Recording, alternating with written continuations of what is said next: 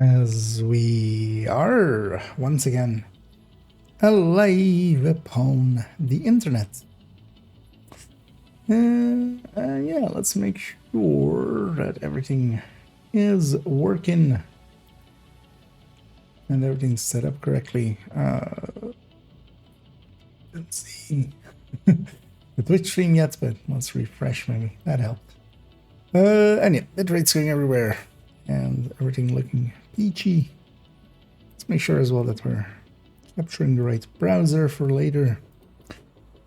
And yeah, let's jump into this character. As the title says, we're gonna go and record character 2 with the build collection updates, which in effect means that I wanna safe area entered. do some of this. Wait, can I? Have I never tried this? Can I just select them all and press enter?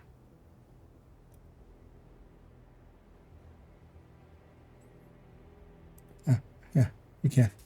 Have I never tried that before, actually? How did it order them? Like, not at all. Okay. That's how it ordered them.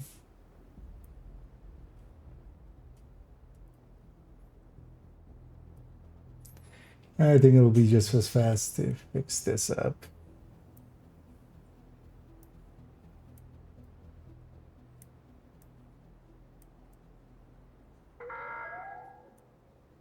Civilians are not permitted to carry firearms inside the safe area. 5, 6, 1, 2, 3, 4, 5, 6, 7, 8, 9, 10, 11, 12, 13, 14, 15. Let's need a refresh.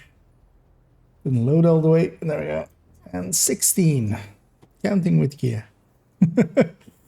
As we count everything. Yeah.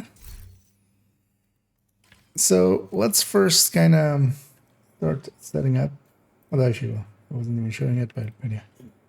Lining up all of the build pictures. So yeah, we have everything prepared now. Everything loaded. Everything's loaded. And then what we really want to do, actually have this, right? Yes. Okay, so that one. We don't need that one. Oh, and and Hater Tasty, and fellow raiders with Tasty. As always, much appreciated. Right at the start as well. And yeah, hope you had a good stream. Although, you likely didn't because I was in your chat. So also, I was about to slash Toasty and then your name. No, slash shout out. Your name.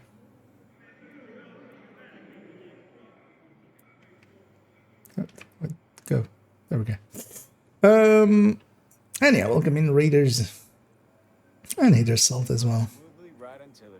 And yeah, we're gonna, as the title says, is the plan for today is to get character 2's build collection update video in the bag. Which means, yeah, we're gonna go through basically all of their loadouts and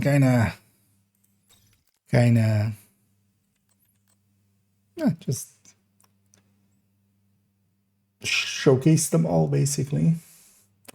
So first things first, let's take them to New York. So the plan is we're gonna use a 5. So I feel this should be character 3. This should be character 4. So maybe we take the church for this guy.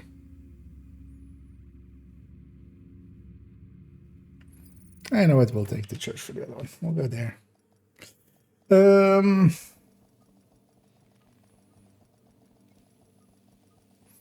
And yeah, welcome on all raiders. And either Rosie Entering and safe Alien area. and Tennyson and Pamic. It's a shadow. Yeah, but I was about to slash Toasty, and then, which was yeah special. And yeah, and actually indeed as well as Assault is thanking you there for the was a good video as well. Actually, I'm liking your foaming videos for the legendaries. I mean, it's in the collection, so yeah. We're gonna, but yeah, this is kind of like the other character where we went through and went per build on their on them, kind of just a few minutes, or well, yeah, trying to keep it under 4 minutes per build. Actually, that's gonna be our intro thing. And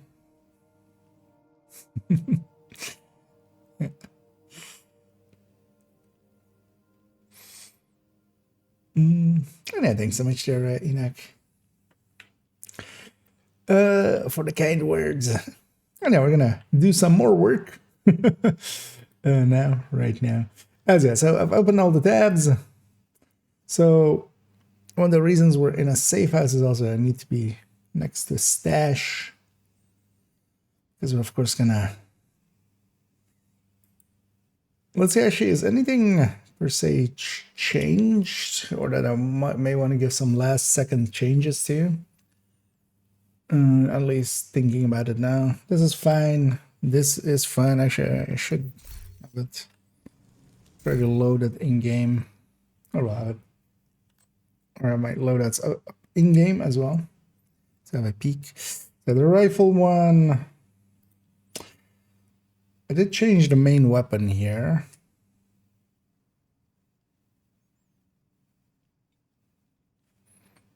Maybe we do a. Maybe we do a bodge job. Yeah, let's do a bodge job.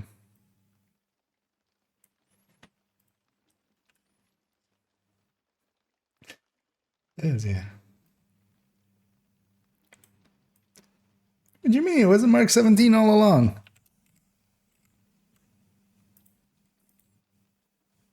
There never was an ACRSS there. What you talking about? Yeah.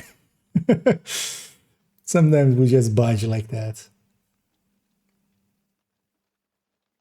Because I very much like the Mark 17s actually, and turns out that they're actually still okay.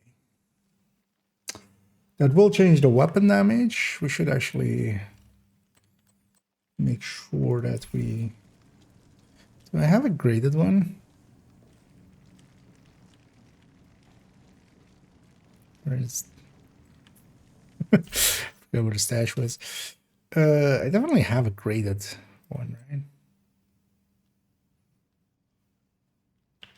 Yeah, let's maybe take that. We'll make this one flatline.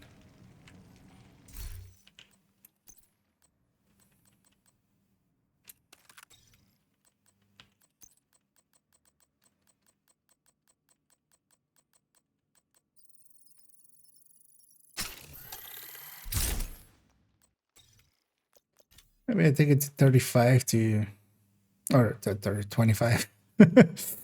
Be impressive if I took it to 35, but that's not.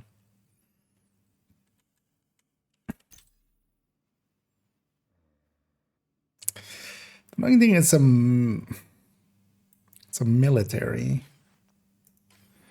I'm gonna take one to 25. I would rather have the police one, which is marginally better. So yeah, instead we'll just fix everything up. So we have this. Although actually, is this modded correctly? No. So I need 2 crit chance, 1 crit damage. Although I mean for this picture it doesn't matter, but for the stats it does in a second.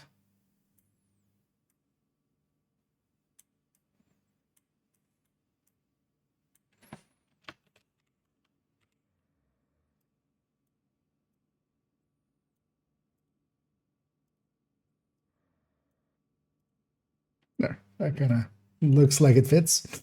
Let me catch up here for a second.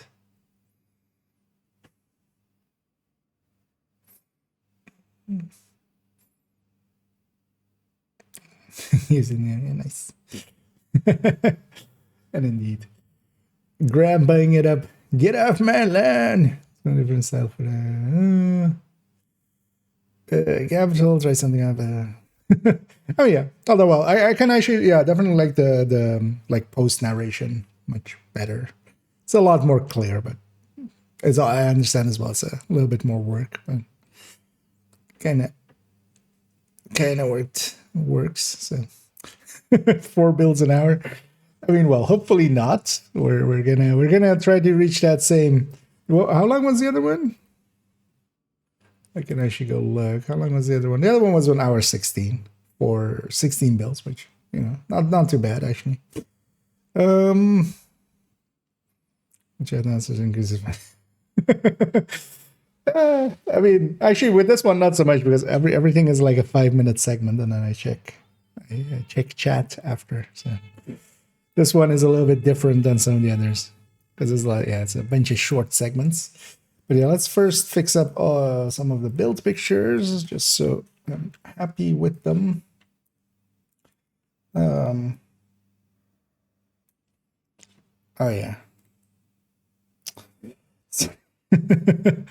And I realize actually we'll get the damage numbers in a second. Okay, yeah. Swapping out a weapon, of course, yeah, also means damage numbers. Technically.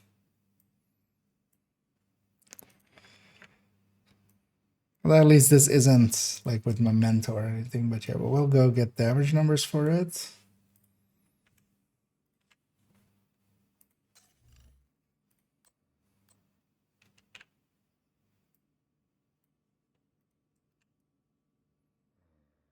Okay.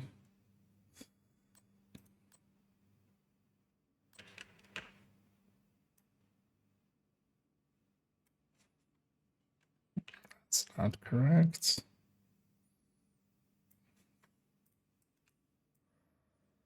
So I should have reloaded on this 1.7. It's not bad. Okay.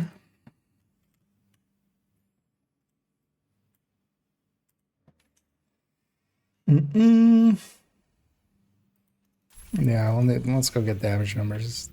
Feels wrong to not have the damage numbers there.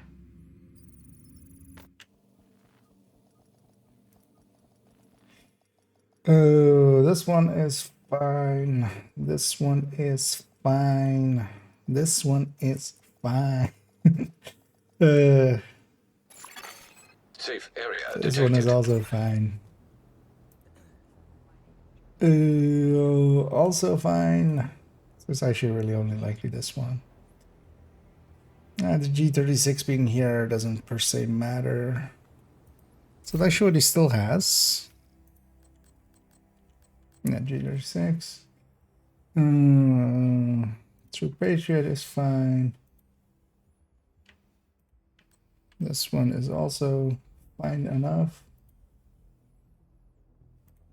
And Heartbreaker Tech Tank, or a Headhunter Tech.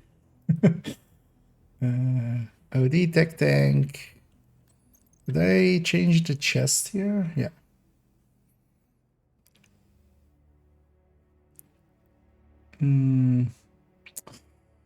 Yeah, that LVOAC got changed as well.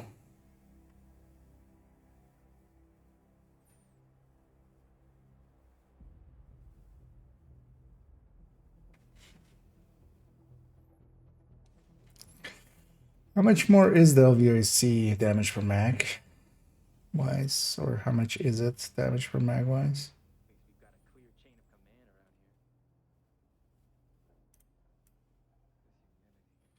It's less than the CQB that I would much rather have there, yeah.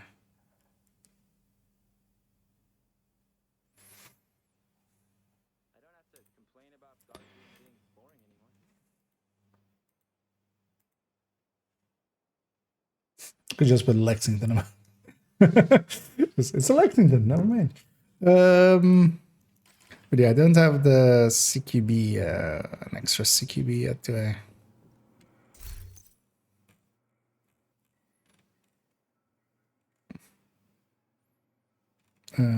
Rifles at the bottom. Oh, no, actually, it's holding a rifle, so it's at the top. No.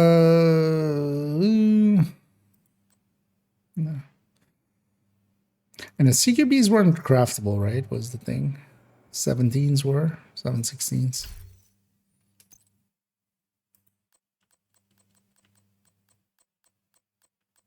No. Nice to see you. I'm okay keeping it with the LVOC. I'll just explain that it's likely going to change to a 6 CQB at some point.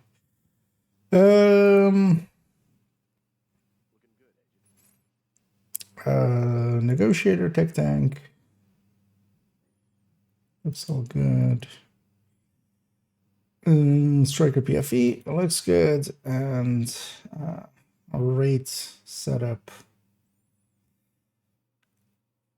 Of note, I should maybe the only thing needed here is to have mosquito alongside of it.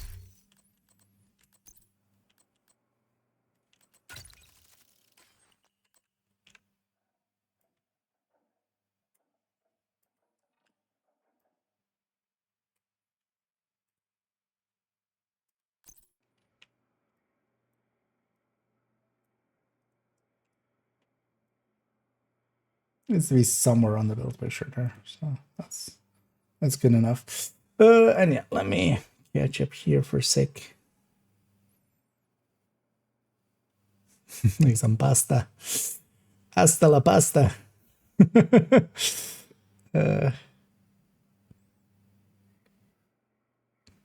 Like a corn. Could have been, yeah.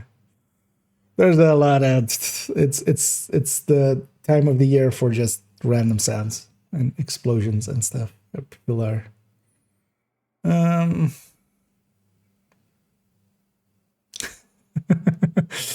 Yeah.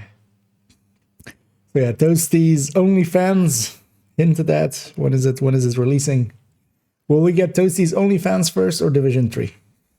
Let's see. Either would be, you know, something we will spend money on.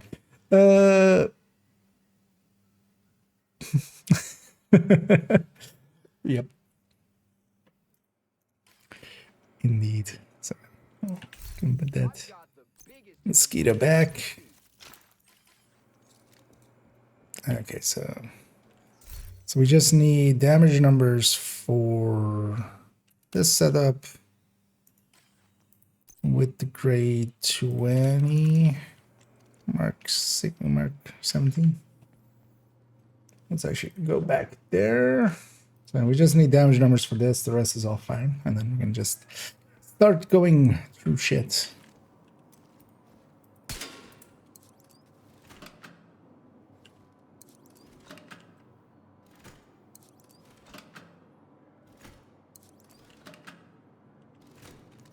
Actually, let's go with invulnerable elite for blue numbers.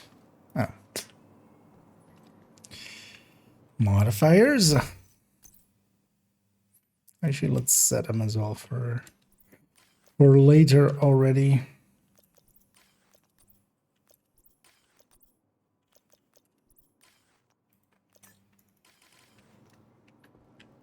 Yeah, for damage numbers, we need them off. And yeah, just pulsed enemy. Oh, this isn't the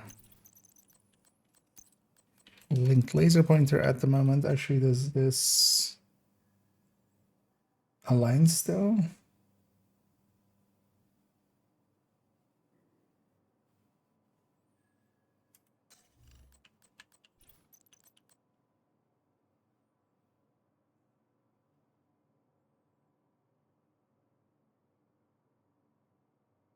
That makes little sense. Wait, why was I this?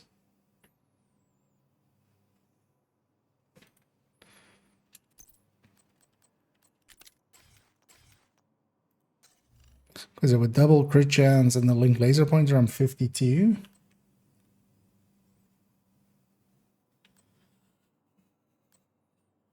Is there like a crit chance somewhere in there shown?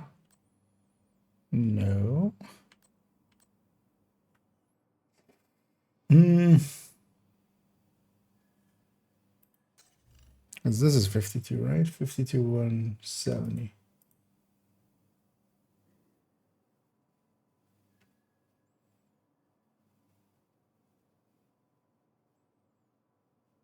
Maybe I was just going for mid-range and long range, but that doesn't sound like me. I'll just do that.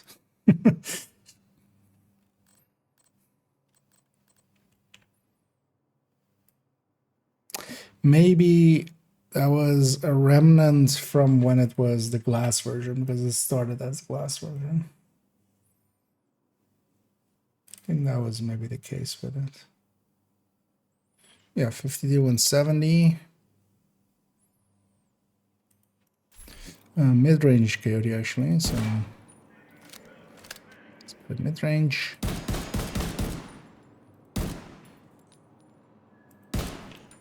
Yeah. I'm still clicking.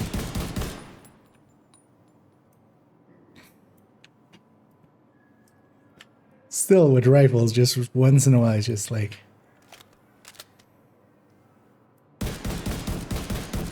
still not completely used to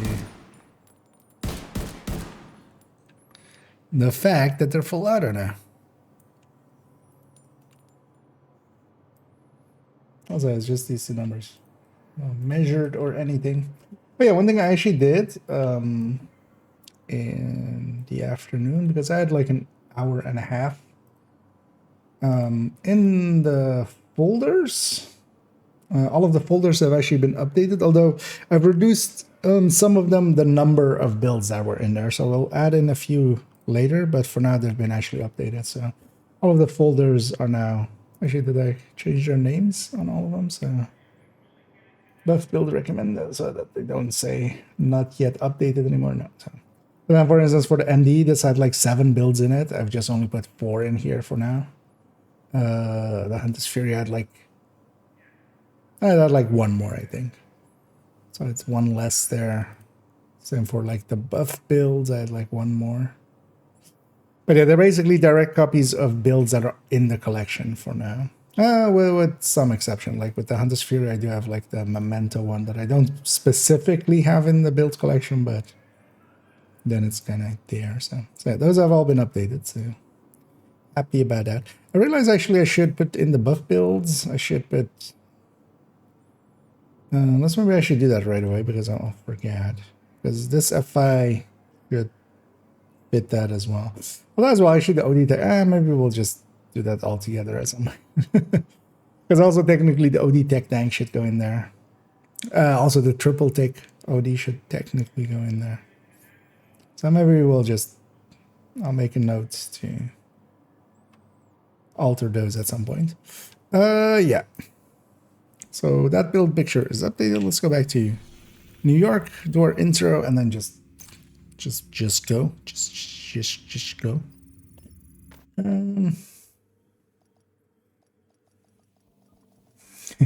Yeah. Yeah, Salt jumping over. I see. Gets more unhinged. Entering safe area. He has that effect on me, that tasty. We'll show you fasting. Yep. Speeds runs everything.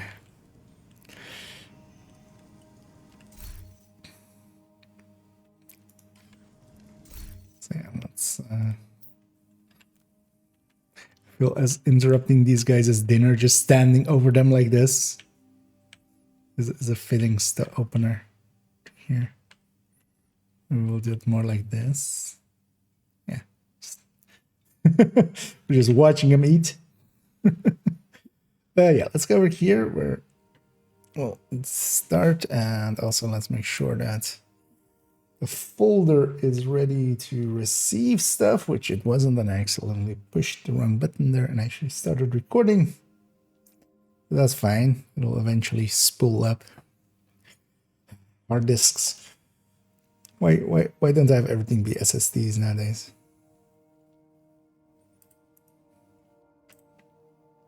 And the answer is storage space.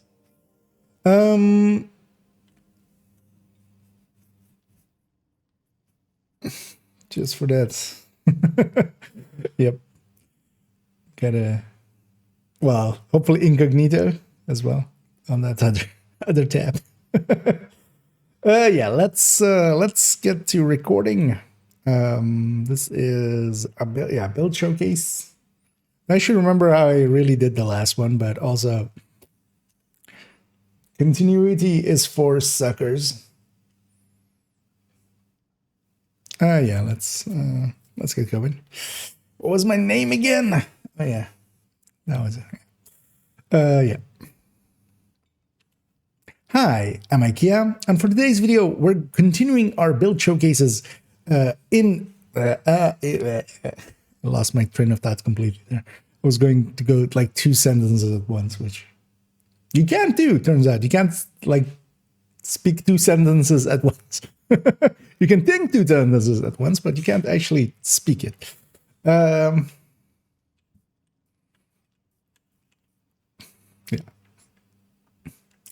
Also, wait, so I need this prepared. Yeah. Let's set that up. Yeah, so indeed. Yeah, let's pick one of them indeed and kind of get going. Hi, I'm IKEA, and for today's video, we're continuing our build showcases into the builds collection, as it has been completely updated, in this case as well, even further than it was before, as even some of the folders which weren't last time have now been updated. And yeah, we're going to go over character number 2, which in the build collection is 2.01 all the way to 2.16, and that's actually basically how the build collection is set up. Character 1 is 1.01 till 1.16, each of them basically being 16 loadouts, of course. And yeah, we're going to go build by build again. If you haven't seen the previous one, I'm just going to briefly actually kind of explain the changes to the build, really, because that's usually what we used to do with build collection updates. I'm going to talk about what kind of changed, if any, and then we're actually, in this case, going to also go into what the build is kind of for, how easy as well it is to put together, because that is, both of those things are kind of important. So I thought, seeing as we have made major changes to basically the entire build collection has been touched in some way, most of them basically changes to weapons, because of course we've had a lot of weapon rebalances going on. So we'll go through build by build, spending not too long on each build. But yeah, I'm going to explain the changes. I'm going to explain what the build is kind of for, and kind of how easy it is to put together, and if there's anything special about it, or if there's maybe some unicorns in there that might be worth keeping an eye out for or such. And yeah, everything is going to be time-stamped, of course, down below, so you can jump around from build to build. I'm going to also make sure to link every build in the description, so you can jump to the collection or also directly to any of the builds. So hoping to make that easy for everybody. And yeah, this is of course then going to be the second part of this, and we're going to also go through all of the other characters as well. In due time, we've already done character 1, so if you're interested in the first 16 builds of the build collection, that is already up. And yeah, let's go continue on with the second set of 16. There we go. Totally one take. If you don't count all the other takes, it was totally one take. Although yeah, in my defense, the other one was take 0, so one take. Wait, reverb? Shouldn't be that much reverb going on, unless my settings are kind of messed up. Although I'm in a little bit. Oh, you have both open. Okay, yeah, that will do that. I'm like, wait, am I sounding like super reverby or something? Because yeah, I shouldn't be. Now there are two of them. And yeah, we're gonna do the same as we did the last time, which is that I'm gonna start in game, say the name of the thing as well at the start of it, and then after in game we're gonna start in the build picture, exactly the other way around. And then once I'm done here with changes, we go into the game. I'm also kind of just explaining it for myself too. We're gonna go in game actually, so we're gonna go over here. Yeah, we go over here and then talk about what the build is for and how easy it is to put together, and if there's any like special items in there. Yeah, let's get going. And yeah, I want to keep them basically, unless it's a specialty build that needs more explanation, it basically needs to be between 3 or 4 minutes. So sometimes you might take a mulligan and like retry just to make it shorter. So wouldn't open, then I got 3 instances of random people. Well, everybody suddenly in your ear. Yeah.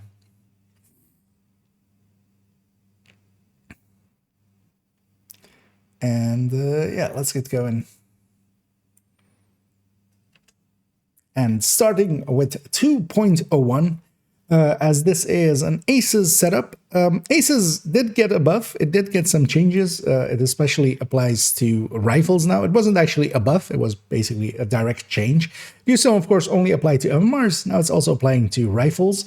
I've been trying it out on rifles and also in trying it out and also calculating it out later.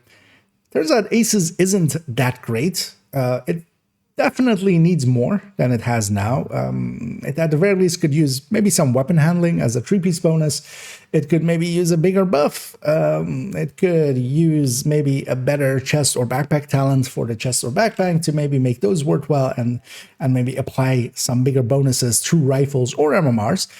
It is definitely usable, but it kind of pales in comparison to things like Negotiator, things like Umbra, and it's actually kind of on par with OD for rifles specifically.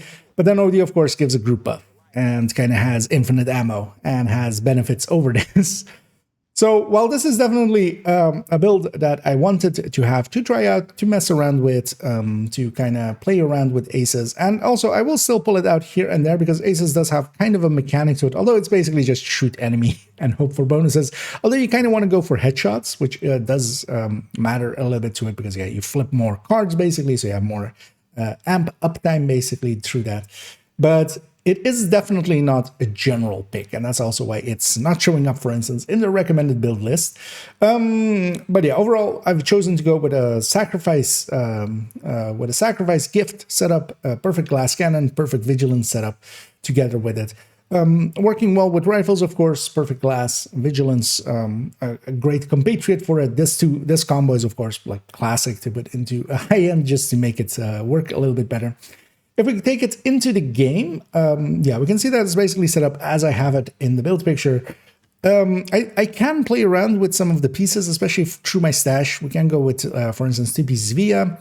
I've also considered going maybe Ninja Bike with it and going Zvia, Fox, 3-piece Aces, with then taking the chest bonus, but the chest bonus isn't great. I think overall, this is kind of the best setup we can make with Aces, especially for rifles. Because, for instance, with marksman rifles, we could go, for instance, focus more, or although even here as well, we could go more with focus, but of course, it being perfect focus being on our LD chest in the pristine example, that kind of lines up with our Mars.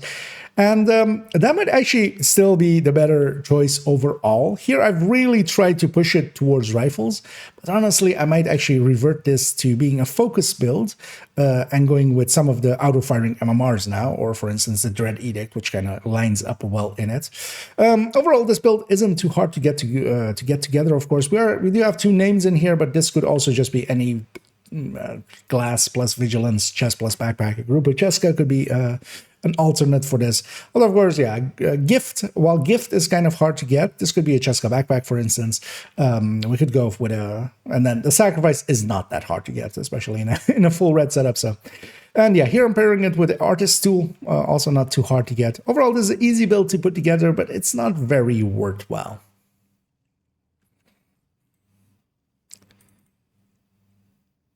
$340.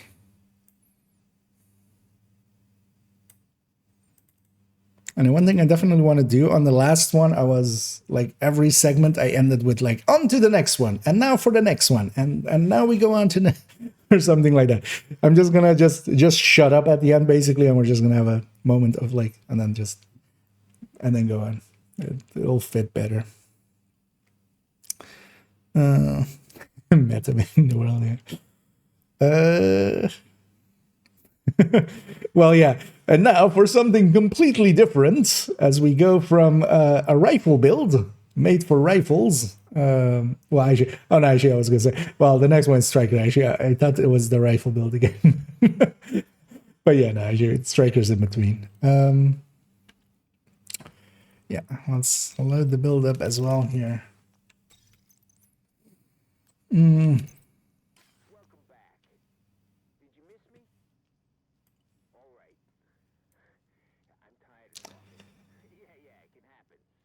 Yeah, let's get that. And for 2.02, as we have it here, as with all of my characters, the 0.2 build on them is Strikers. It's basically my core build that, of course, we quite often grab if we just need to do a lot of damage. There is really no great substitute still for Striker. And yeah, this is the Obliterate Striker shown here with Obliterate Chest Coyote. With a FAMAS actually here shown. Of course, Lexington came in and kind of displaced this little bad boy a little bit. But yeah, definitely, of course, Strikers kind of fits with a lot of weapon types. Strikers, of course, the backpack did get a little bit of change, and actually one of the things we will discuss kind of in the future as well with Obliterate getting a change. There are actually other choices we could go for, especially on the chest and the backpack section, where we could go glass, for instance. Here we can actually go vigilance or unstoppable force, as some of you may have heard already, but definitely as well the backpack is still very usable, and I might actually dive into that a little bit in the future. And yeah, this is just the standard Obliterate Coyote setup. If we then now take it into the game, you will see actually that, yeah, I have it saved, and this is actually how it is saved. I have it saved with a Grupo mask instead of the Coyote there. The Coyote can, of course, always come in here, but like with all of my characters and kind of how I recommend it as well, basically I have all 6 pieces on every character. So we have basically, we can go 6 piece just to be, you know, very noobish for Countdown, but of course what this is for is that I can instead go for instance, a Coyote here, and then maybe an Grupo here, or a Cheska here for a Chest Striker, or I can go for instance as well, as every character of mine has a Bloody Knuckle. So if we go instead for instance, Cheska here, and then Bloody Knuckles here. So yeah, it's set up that I can work with multiple loadouts and kind of alter it as I wish. Although, of course, the core of it is always kind of this Obliterate. You may notice here as well, most of my weapons actually on the build collection show as being highly graded. My highly graded weapons on account 1 live in my stash. So most of the characters have their own weapons on them. None of them are really graded usually, and then the graded weapons live in the stash and I grab them as needed. And quite often, as needed basically means unless we're really try-harding. Overall, of course, Strikers are very useful. The changes to it didn't really hurt it much, which was basically just this backpack went from 1 stack or 1% per stack to 0.9% per stack. But actually that did not change the build or the layout that much. Overall as well, we can pair that with any of the weapons that, well, in this case, for instance, Striker itself does not have really any prerequisites, so we can just pair it with whatever.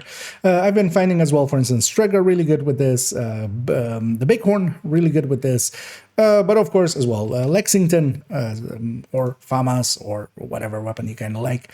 Well, of course, Lexington for the high ends.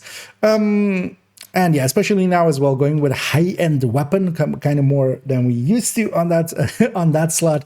Scorpio for a secondary can kind of be a good idea. And overall, this build is very easy to put together. You generally just want a Cheska chest for it. This is usually the harder part to get for it.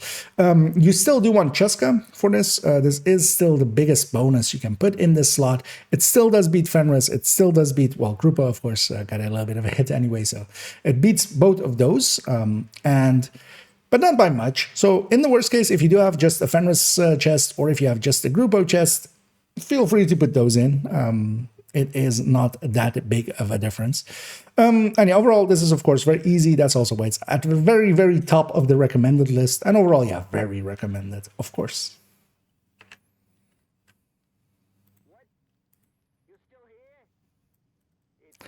I'm doing a better job of doing the what it's for and what it's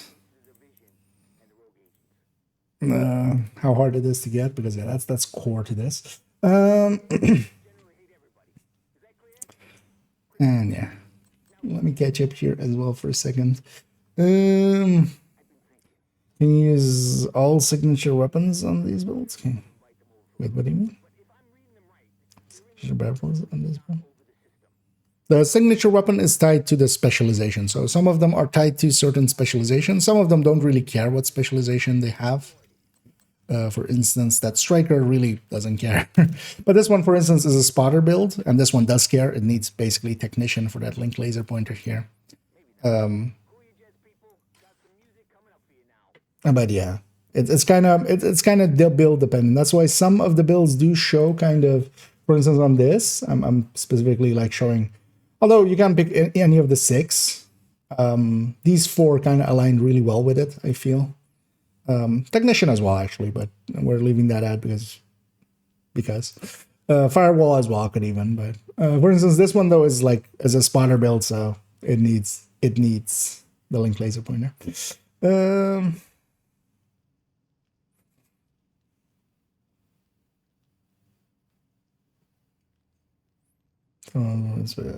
Firewall fries. Oh yeah, that would be cool indeed.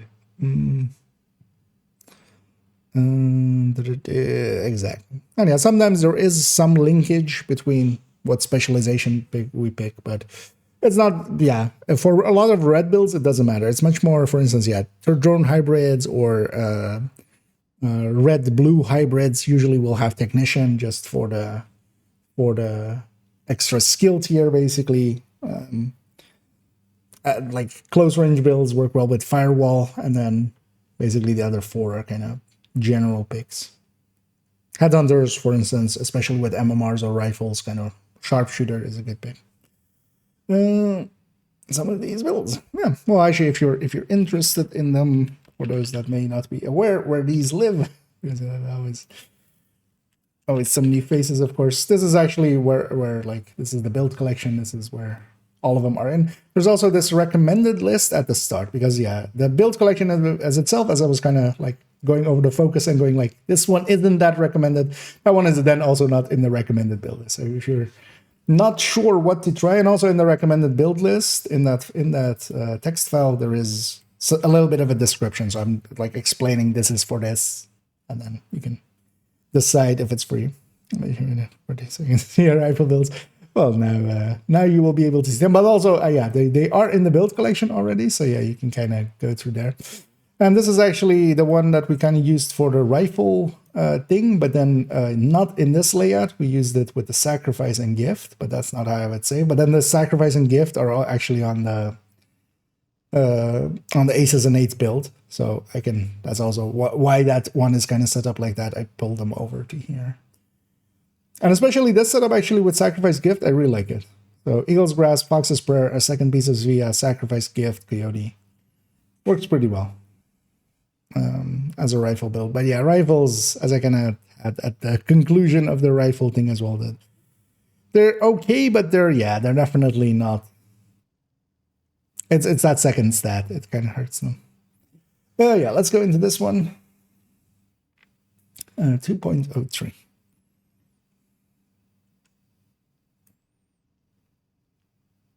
Yeah, actually, let's see.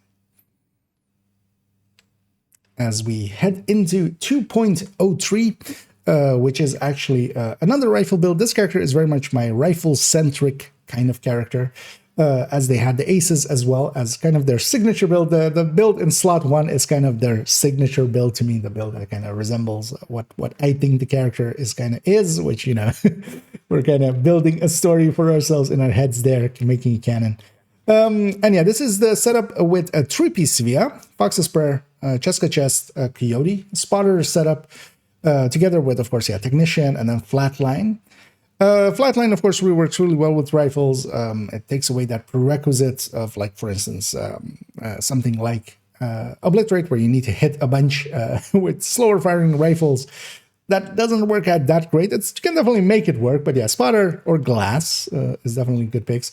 And this was, of course, also the pick that we kind of had for our recent rifle compare, where the chest and the backpack got swapped out with a gift and a sacrifice, giving up this 30 weapon handling, and then basically actually not this crit chance, because yeah, the crit chance is on the 2-piece Providence as well there. Either, I feel, is a really good setup, and I was kind of considering both ways here to show it basically on the build collection. I, in the end, did decide to go as well with showing this basically in this way, because I really do like the 3-piece Zvia. That if you're going that 2-piece part Zvia, especially with the Eagle's Grass as well, going that 3-parter is not as big of a loss, because you're already too deep, you know, you're already 2 items deep into it. For 1 item more, having 30 weapon handling is actually pretty good, especially for a weapon type that can definitely use it in rifles. You basically have 45 weapon handling bonus active available to you. And yeah, that's basically braced, always on, without also the requirement to be in cover, which is actually very handy, because I use cover, but I don't use the cover system much. And then yeah, if we take this into the game, we can see that yeah, it is actually saved as I showed there. What we have done as well is actually from that Aces build. Of course, that's where that sacrifice and glass live. So I could actually always swap it out to that build if I would want to, and then I would go maybe, yeah, without Flatline here, then with Killer, maybe with maybe Sharpshooter, even with even more handling and a little bit more headshot bonuses, basically. We could also go, of course, a Focus route. That is also always an option. But I kind of actually really do like this setup. And going with the Flatline, going with Spotter, and yeah, having this extra really big weapon handling is definitely not a hard-hitting build, but it's definitely a build that kind of works. And yeah, of course, what really has changed about rifles and has made them at least a little bit more useful is that yeah, we do now have auto fire for those not aware of that or have been away for a bit. They do now actually, as you hold the button down, they will continuously fire. You don't have to click separately. That does make quite a big difference. Actually, it makes them much more usable, and yeah, a lot less destructions of mouses happening and such. And then yeah, this is actually not that hard to put together. We do need pieces, of course. All of these are with red cores, and then we kind of, yeah, we do, especially the backpack might take a little bit to find one that either has vigilance and one of the 2 stats that you kind of need, but they come at least as red cores. Cheska Chest, of course, we use them a lot, so that's not too hard. Eagle's Grass, Foxes, pretty easy to get, and overall, not a hard build to put together. And its biggest downside is, yeah, that high ends definitely don't compete that greatly against some of the gear sets. If we're going for a specific rifle build and we're just trying to take rifles and do as much damage with rifles as we want, or can, Umbra or Negotiator kind of do a better job than this. But I definitely like this for just a run and gun, and it's very handleable with its weapon handling.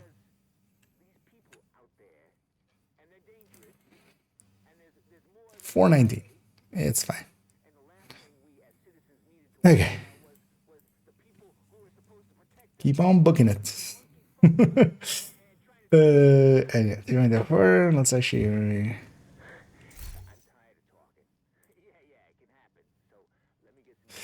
In a slower pace, I'm back for variety now from Rome. Yeah. And definitely some of the Hat Hunter versions or just one-shotting versions with Diamondback can be kind of cool. Definitely might try to put together a crit damage headshot setup just dedicated. Especially now that the reload as well of the Diamondback is a lot better. A dedicated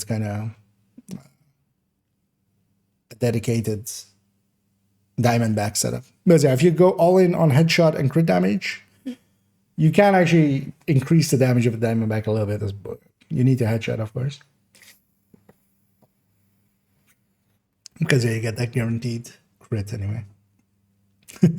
It's fine. Oh yeah, so actually I'm happy enough with that. Kind of got a rambly at the start. But that's...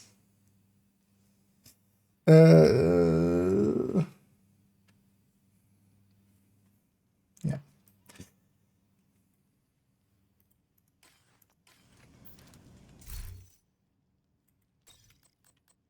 And then maybe I put myself more here.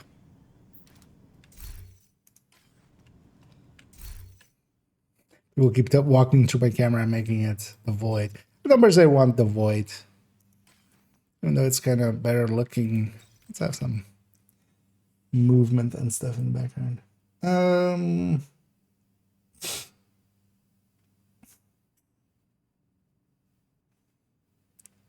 Yeah. 2.04. Yeah. And with 2.04, we have our first FI, full FI in the build collection. There's actually two of them, one showing with Demolitionist, one showing with Survivalist, basically, as I want to, although both of them have kind of the specialization up there as well. And yeah, this is just the standard FI setup, one that you definitely kind of want to have around. FI didn't change at all here. Actually, nothing on this build except for the lefty, of course, now is a 20% amp instead of a 40% amp. And the Scorpio kind of got hit a little bit. But for the rest, the build itself, the gear itself really didn't change here. And yeah, this is just 4 pieces of FI with the chest, and then with the BTS2 glove and a setup, perfect opportunistic backpack. This is the classic raid healer and incursion healer. In Demolitionist setup, as we have it here, to me, that is the way to go for incursion, where we give 5% detox to our allies. We could also go technician, where we give Faraday with our artificer, but that is only really useful for that basically demo. I feel, because what we usually do is we have demo on the healer, and then one of the reds basically runs technicians, and Faraday's everybody that way. And yeah, setup-wise, not much has changed here. If we take it into the game, you'll see that it is actually saved for me here with Survivalist. Actually, that is, I'll grab Demo if we're doing Incursion. For the rest of it, I do want Survivalist overall, as Survivalist can increase your healing, and of course, as well, gives a better, easier tool to use generally for getting some sledges going, where, for instance, yeah, in the Incursion specifically, you can't actually use the fire grenades like well. The initial explosion will apply a sledge, but not the continuous fire, at least not to the bosses. So yeah, it is actually saved with Survivalist here. And then yeah, not much is actually different. We do have that setup as we have it in the build picture as well. And this overall is a very easy build, except for the setup to get together. But you could actually setup wise, because the setup does come still, if I'm correct, from the boxes, from control points. You can get the blueprint and then you can craft it. You really only need one of these stats to be right. You can keep the blue core and then go technician, although preferably, yeah, you would have haste, repair skill, so you can put skill tier here and then go either demo or survivalist without actually losing a skill tier. Overall, this is of course kind of can be a harder piece to get, but yeah, not excessively so. The rest of it is very easy to get together, as yeah, we nowadays as well, the chest used to not drop in the open world from targeted. That has been changed year ago at this point. So yeah, it's very easy to farm together, and of course we're keeping the yellow tiers. So we do need the BTS2, and yeah, the BTS2 is kind of core to this as well. We will be using this supercharge, basically the group-wide overcharge. It is well worth having as a build. It is the core healer, basically the one of the better healer setups. Of note as well, so you'll notice that I have a bunch of skill hastes as well. The mods are skill haste, and some of the slots are even skill haste as well. What I try to kind of hit for is my ideology with it is that I want, especially with survivalist, this healing of the hive to heal a full red up in 2 charges. That's kind of what I target. There is no there's no perfect way for it or anything, but that's kind of the ideology that I go with. And then that's the amount of skill haste that I take. But what you definitely do want to do is, in my opinion, to have at least a few skill hastes in here and not just stack up on repair skills, because otherwise, yeah, you are actually healing way too much. It will still take 2 charges anyway to heal any because you can't with all repair skills still make the point where you're with one Restorer Hive charge can bring full red back to full, and then your chem especially kind of suffers because you just run out. Basically, you want to have more, preferably faster than having just super healy ones that you run out of. Anyway, I'll cut it there. 443. Yeah, I kind of thought that. That's maybe. I was kind of being leisurely, and then let me actually catch up here as well. It's kind of in there. When I should really fix my placements to build maybe come back in. That's what are the stats I should use aside from headshot, crit chance, weapon handling. Also, is there a diminished return amount of headshot in this build? Basically, any stat that is additive to itself in some form is going to basically have diminishing return. So yeah, headshot definitely is additive to itself, and actually even crit damage. And because of that, yeah, it has a diminishing returns. But the thing is, in a Headhunter build, there is no better stat, so you can't really. But then what you can basically pair that with is with weapon handling. So if I, for instance, go in the build collection, so this is just the most standard, the box standard hotshot setup. And then you basically take like 2 weapon handlings there. Helps with the reload. Actually, I'm not showing that, of course. Let's go here. But yeah, the kind of this setup, I'll actually link this in the chat here. I'll just copy paste. But that's basically the box standard hotshot setup.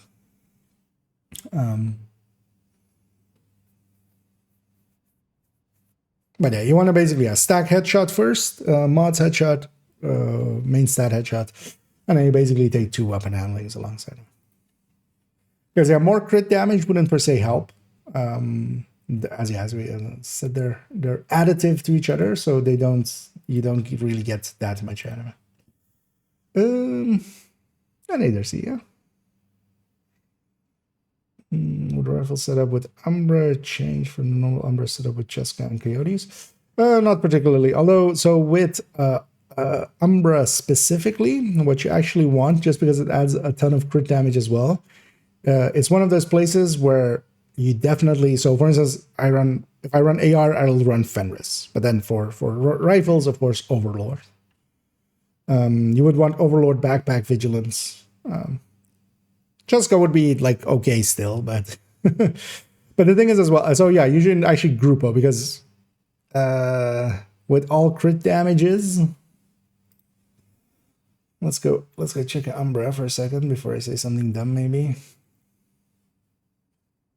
Because I'm pretty sure with all crit damages, yeah, you basically don't have a.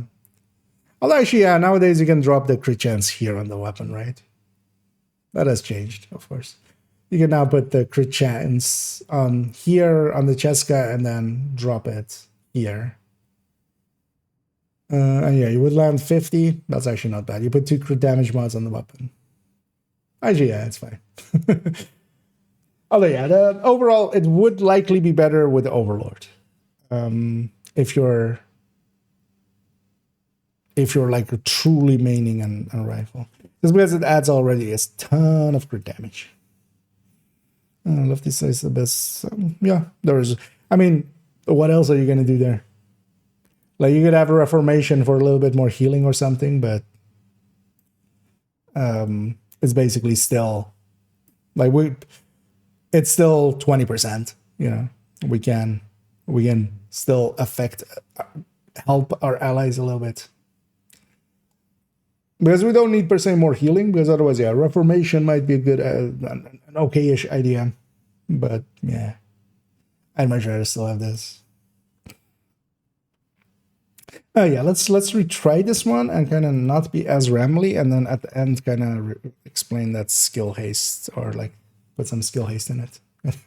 Because I remembered way too late that, oh yeah, I want to kind of explain that.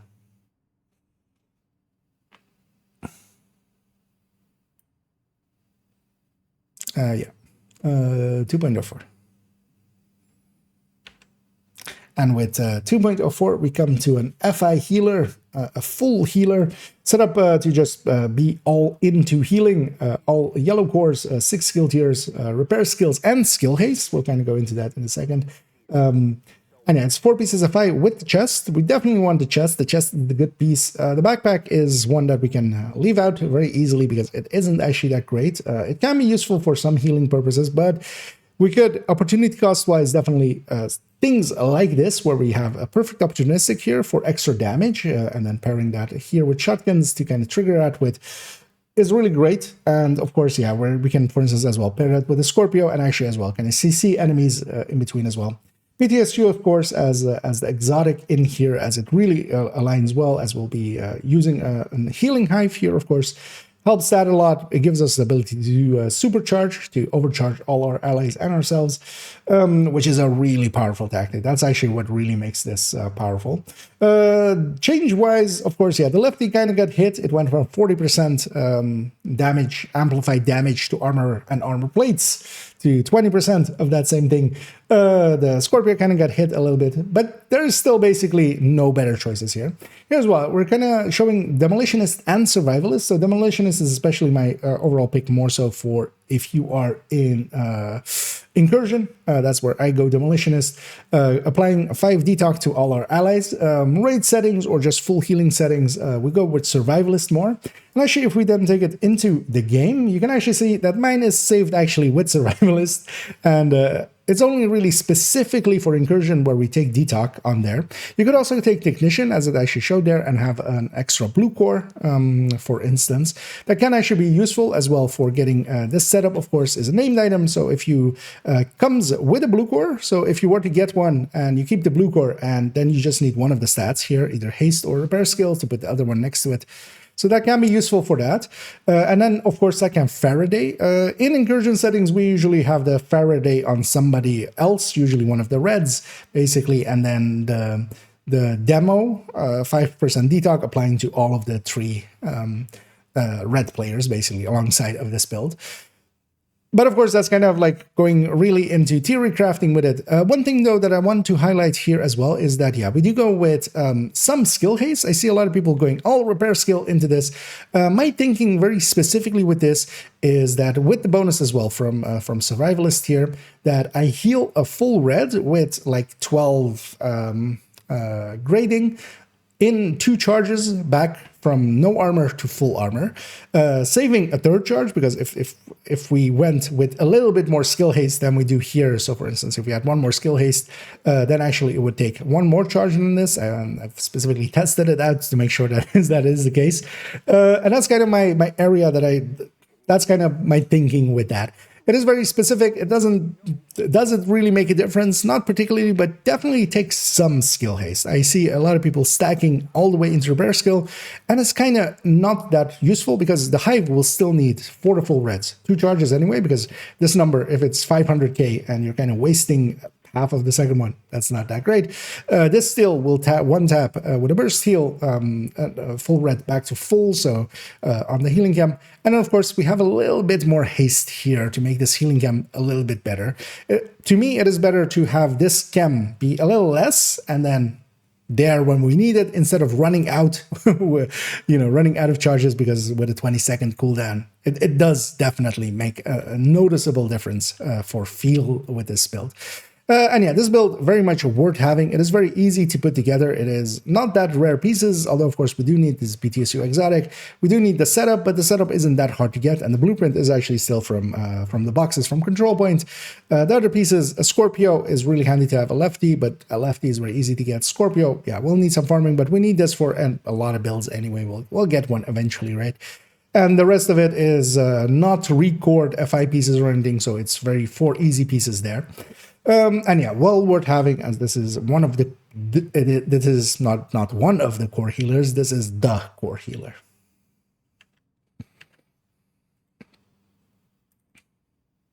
Kind of got nasally in there, man, that's fine. Actually, that's around the same 430 there, but I'm going to keep that one. I'm much more happy with that one than the other one.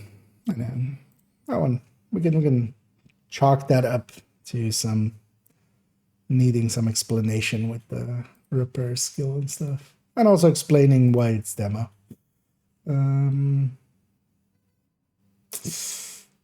For damage, for your damage, no. So they were gonna take it, or they were gonna keep it 40%, but just for yourself. And they instead, what they did is now it's 20% and still for everyone. So they basically reduced it instead of making it personal. So Sledge is still group wide. They just reduced the amount in the end. That was the first PTS was exactly that. It became personal. If I as a full damage skill build, how do I feel about it? Oh, well, skill build not per se, but full damage just build. Where's actually, let's go with the character 5-1. Redify. There we go. I feel pretty good. That's why I have one and several actually. Yeah, well worth having. Redifies are pretty good. You can also go for like skill damage side of things, but yeah, I find actually Redifies are more useful. So especially this for Countdown is a really good buff build because yeah, you're still giving out the buff. You have a tiny amount of healing if somebody's kind of chip damaged. If they get hit hard, they just have to use their own med packs. But yeah, well worth as a. But yeah, that one is much harder to put together.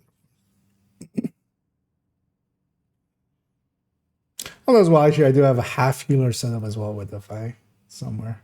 Yeah, this one. So there's more a healing hive plus a turret, a damaging turret. And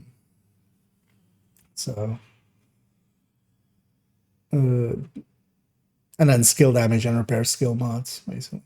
Like this actually also kind of works, but it's a different thing. It's a different beast basically than the other one. But yeah, FI and OD both are really good to hybridize in ways because yeah, you can do a bunch of stuff with them. So yeah. Well, actually, what did the final description become? No, they kept it basically it's the same. So.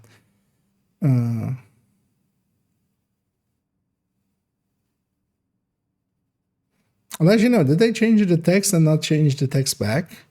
I know. Because here it says actually a target mark will take thermal armor from the agent that applied the mark, which isn't true anymore.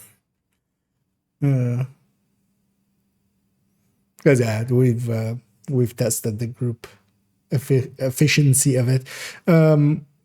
Yeah, so this should go into wrong text. So this was what they changed with PTS 1 to be the text, and then it was like 40% just for yourself. But yeah, no, it is from all sources.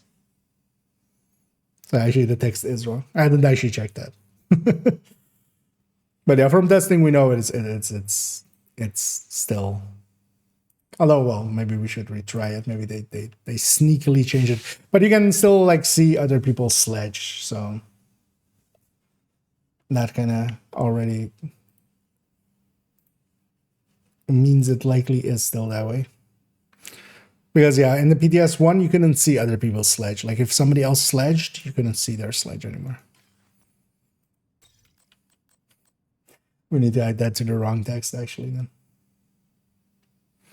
Yeah, let's go over here. I've got an audience there apparently. Yeah, so let's explain this thing.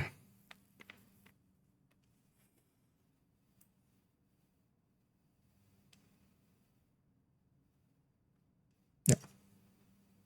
2.05. As we come to 2.05, which is an FI, but kind of set up a little bit differently. It is a fire FI, so normally we would go with a backpack here. But as you can see, I've gone with a setup here. Part of this is that, yeah, as I've kind of set up as a rule, I don't want per se direct duplicates, especially not in the first 4 characters in the basically main account. So sometimes I do a little bit weirder stuff like this, just to not have direct duplicates. But also this can make for interesting moments. So there are places where maybe it is handy if you have a very strong team to help them become even stronger with some opportunistic. Or for instance, mess around with Hermano, which can of course really help with skill haste for all of our skills, for ourselves and our teammates and such. So yeah, this is kind of more of an out there setup for Eclipse. And then of course, as I kind of talked about with character 1 as well, what I have is the option, kind of like with the striker, I do have actually another Eclipse backpack. I have a golden glove here still, and yeah, of course it's golden because I want to act cool. Be one of the cool kids that still runs that. But yeah, we have those to go to a normal Eclipse. That's what all my characters have the ability to do. They have the ability to go back to just being a normal Eclipse because I run Eclipse a lot. I would definitely say I'm kind of an Eclipse main, definitely. But yeah, we have the pieces basically to swap that out as need be. And yeah, that's kind of important to me that I do have an Eclipse on every character, but then we do a little bit weirder stuff with some of them just to not make direct duplicates, but then I have the pieces to go back to the normal setup. And yeah, my setup is generally as well. We're going with a Fire Cam, with a Stinger Hive, a Lefty, a Scorpio. The Scorpio and Lefty still the generally best picks here. Survivalist as my bonus. I generally just run this in a group, just for my specialization here. Survivalist for the bonuses to status affected enemies, and the fire grenades for sledge and such. And yeah, this is in here, especially very easy to put together. We do have the setup here. We could of course forego that, and then yeah, if we're going to go with the normal setup, this would be an electric glove here, which is actually pretty easy to get as those are yellow core instead of having to record here. The Val is usually the hardest part here to get, but you can actually even run around with it without the Val per se. Although for fires, yeah, I would definitely say that I do miss this backpack if it's not there, so I wouldn't. And that is also the thing. For instance, that build with the setup backpack is not per se high in the recommended build list. It is a little bit lower, and especially kind of lower than this one. But yeah, I would definitely run it more like this. And yeah, of course, fire eclipses, they're really great for up to heroic. They don't work that well in legendary. The fire resistances there are too high. But then we swap to a foam eclipse for those moments. And a fire eclipse is, yeah, it can be devastating on heroic content, especially with a good team. And that's generally how I run this. This is my group support. And as long as there is a little bit of damage in the rest of the team, we can make, for instance, special missions like very quick and very pain-free. And yeah, 326. Bag it and tag it. Off it goes. There we go. Yeah, let me catch up here. Technically best in slot for hotshots never built. Technically, yes. It is just more damage. It is also just harder to get. You can kind of compare the numbers on it in the build collection. There is actually, so on 1.01 is the Chainkiller Araldi. On 5.09 is the Habsburg. And if you go into both of them and kind of, you can just A-B the numbers basically. And basically all the numbers are higher for the two-piece Habsburg. But yeah, the two-piece Habsburg, these are two super unicorns. So, and you basically need, you need to record them. They come with blue cores. So going from one to the other, you basically kind of like, actually, let's kind of compare. We can kind of like 400K. kind of consist on that first shot, which is like the important shot.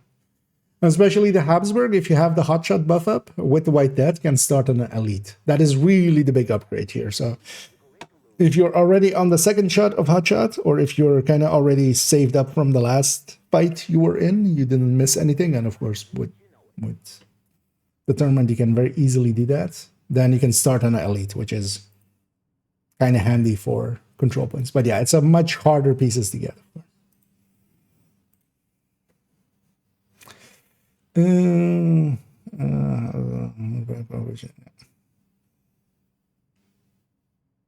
What is that? Oh no, that 2-piece Habsburg is a lot. Because just think of it as this way: the Chain Killer is 5% weapon damage. 2-piece Habsburg is 20 MMR damage. Like it's the same bonus basically. You do lose a little bit on that second shot, of course, but just barely.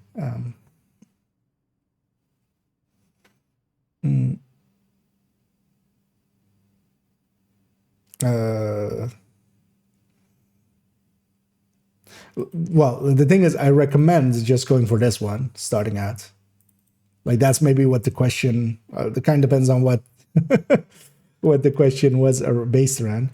On like which one to get. This one is so much easier. Chain Killer, our earlier Chain Killer gift is super easy to get, but yeah, the Habsburg is more damage, but it's super hard to get.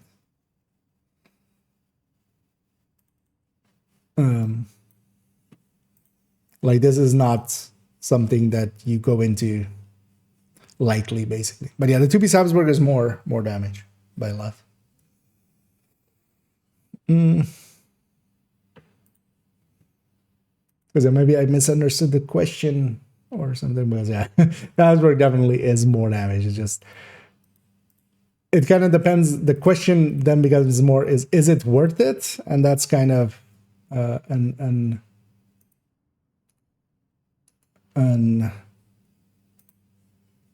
a question that only you can answer, because yeah, it's kind of like 18k. Like it cost me, for instance, 18k worth of spec points, or spec points of SHE points, SHE watch points.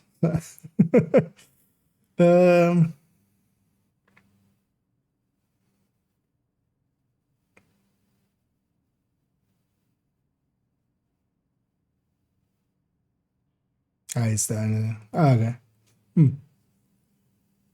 Weird. But yeah, no, the Habsburg is definitely the higher cap.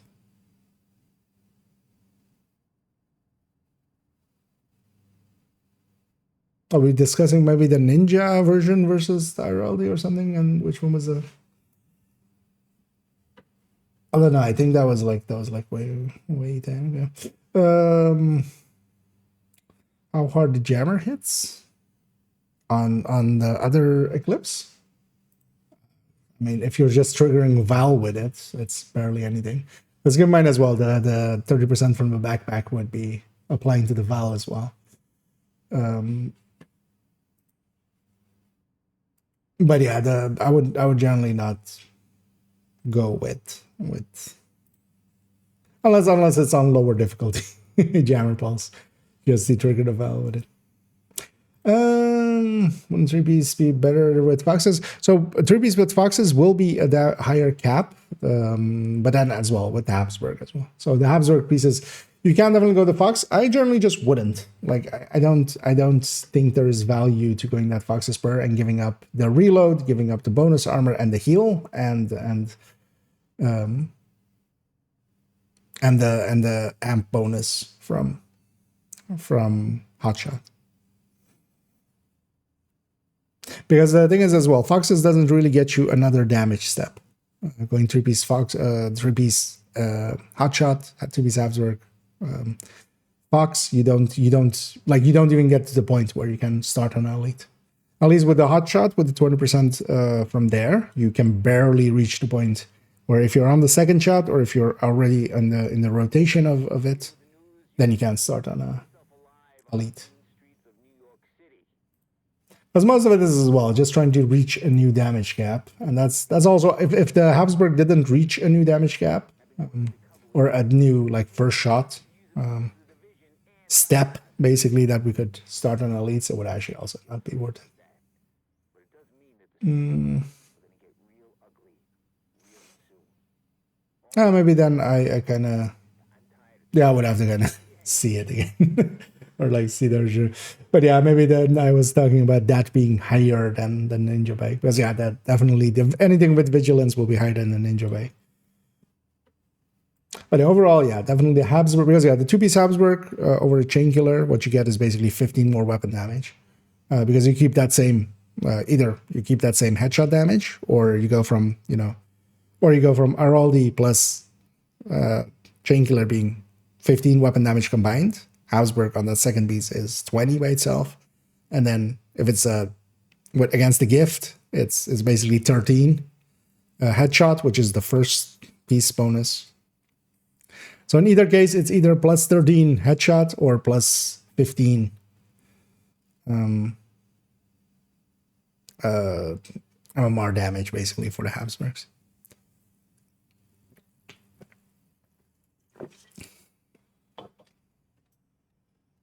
And you do lose the Habs or the the Chain Killer's second shot bonus, but actually I think, let's have a look. Because I think it might even, the head second, you might have so much more damage that it might not even be a head with the 20, although 25% likely will, but nobody cares about the second shot anyway. So if we look at the White Death, second shot is 21 million, here it's 20 million. With a great 25 as well, so you lose a little bit on the second shot, but yeah, going from 21 million to 20, that's still unnamed. So, because that's kind of what you lose with him. Instead of a will look stronger. Strong one, or you haven't played with the. Wait, you mean just status? But I mean, well, the Eclipse we just were kind of, although, well, not per se this one, but the just the normal version, which is character trees one. But the Eclipse is really good, but not for a Jammer Pulse, more so for fire and such. So for instance, this setup, which is 3.05 in the build collection. I'll just link to the build collection. But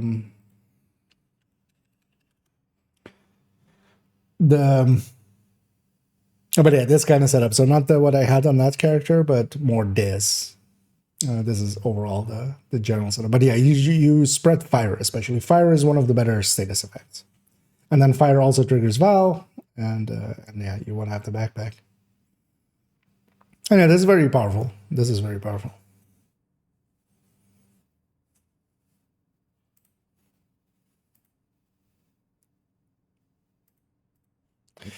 Yeah, let's go on to this thing.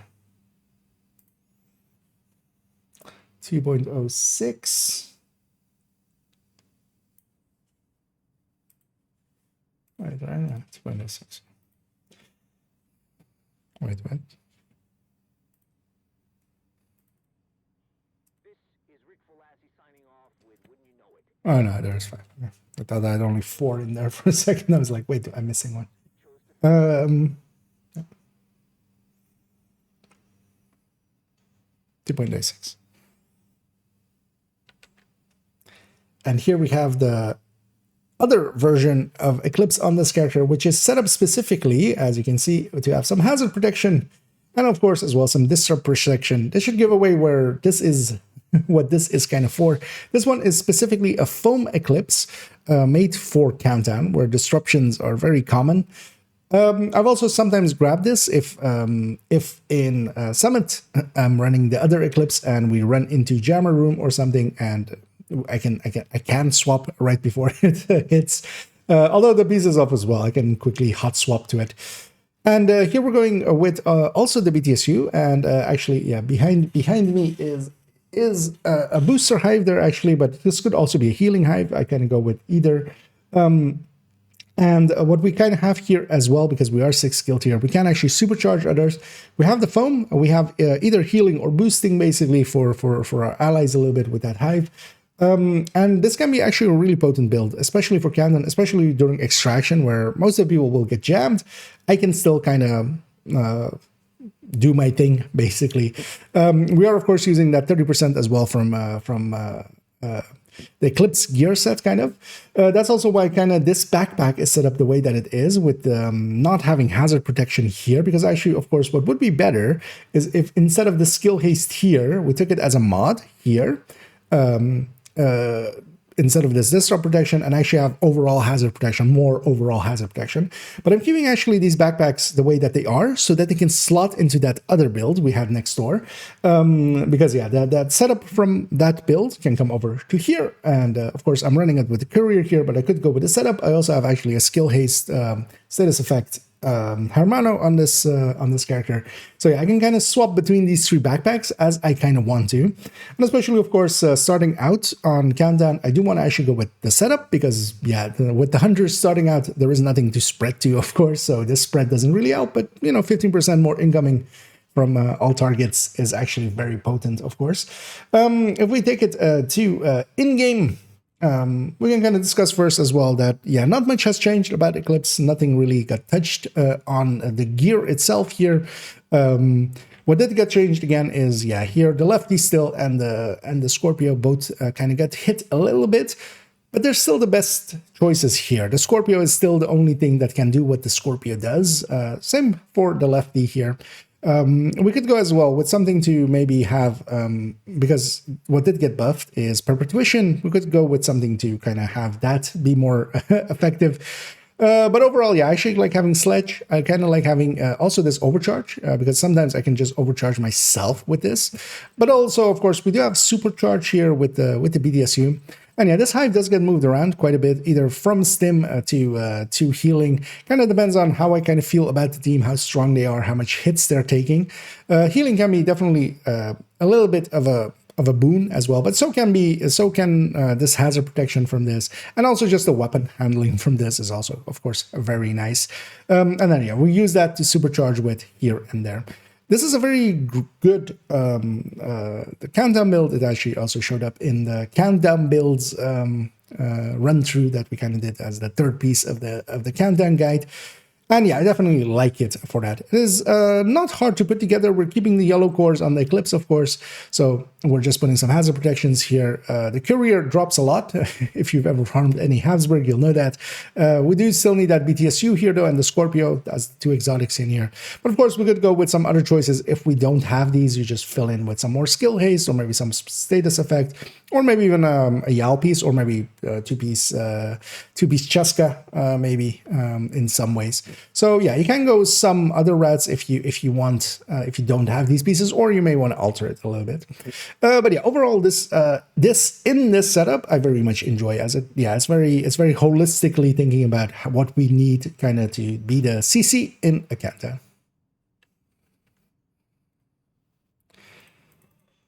Ooh, 423. That's actually not what that build deserves, but it's fine. Let's not redo it.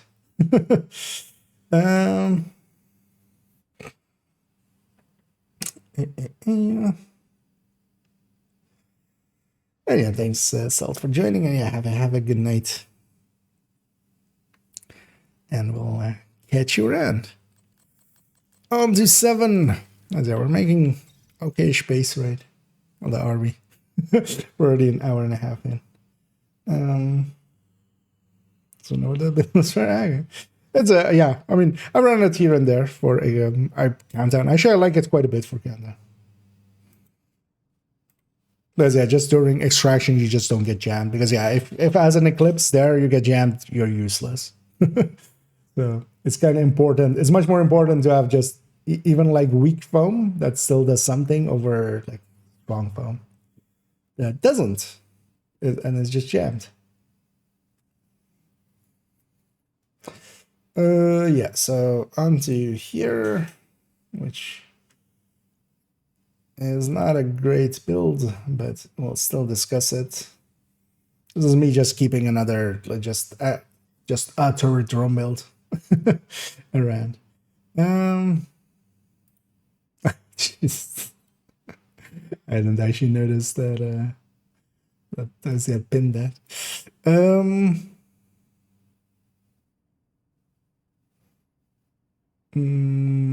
So I don't care for perfect hand honor. No, I didn't say that. So What it is that the two-piece Habsburg is much harder to get, but overall more damage. That's way harder to get, makes it so that, yeah, for instance, actually on like my main account, I don't have the two pieces of Habsburg because I don't have watch outs there. So I'm just chilling with this Chain Killer and Early. This is so much easier to get than the two Habsburg pieces. The two Habsburg pieces, yeah, you need to get all of the stats, or at least the headshot and the talent, and then record it, because yeah, those need to be recorded. The Habsburg pieces need to be recorded. That's the expensive part of them. And especially the way that I kind of have them on that on the like basically the perfect way on this with headshot weapon handling. This like took me 18k worth of watch points alts basically. So this account was like 6k when I did that, so it took like a little bit more than 3 watch alts runs, and then also buying from the vendor, deconstructing, crafting, and then like sitting there for hours.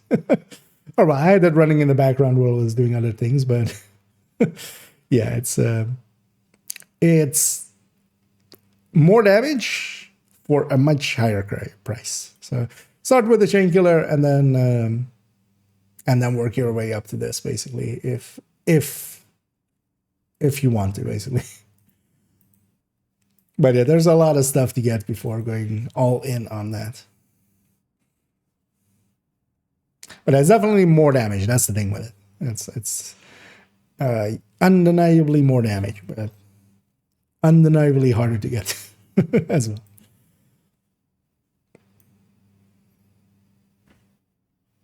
Yeah. Let's go with this.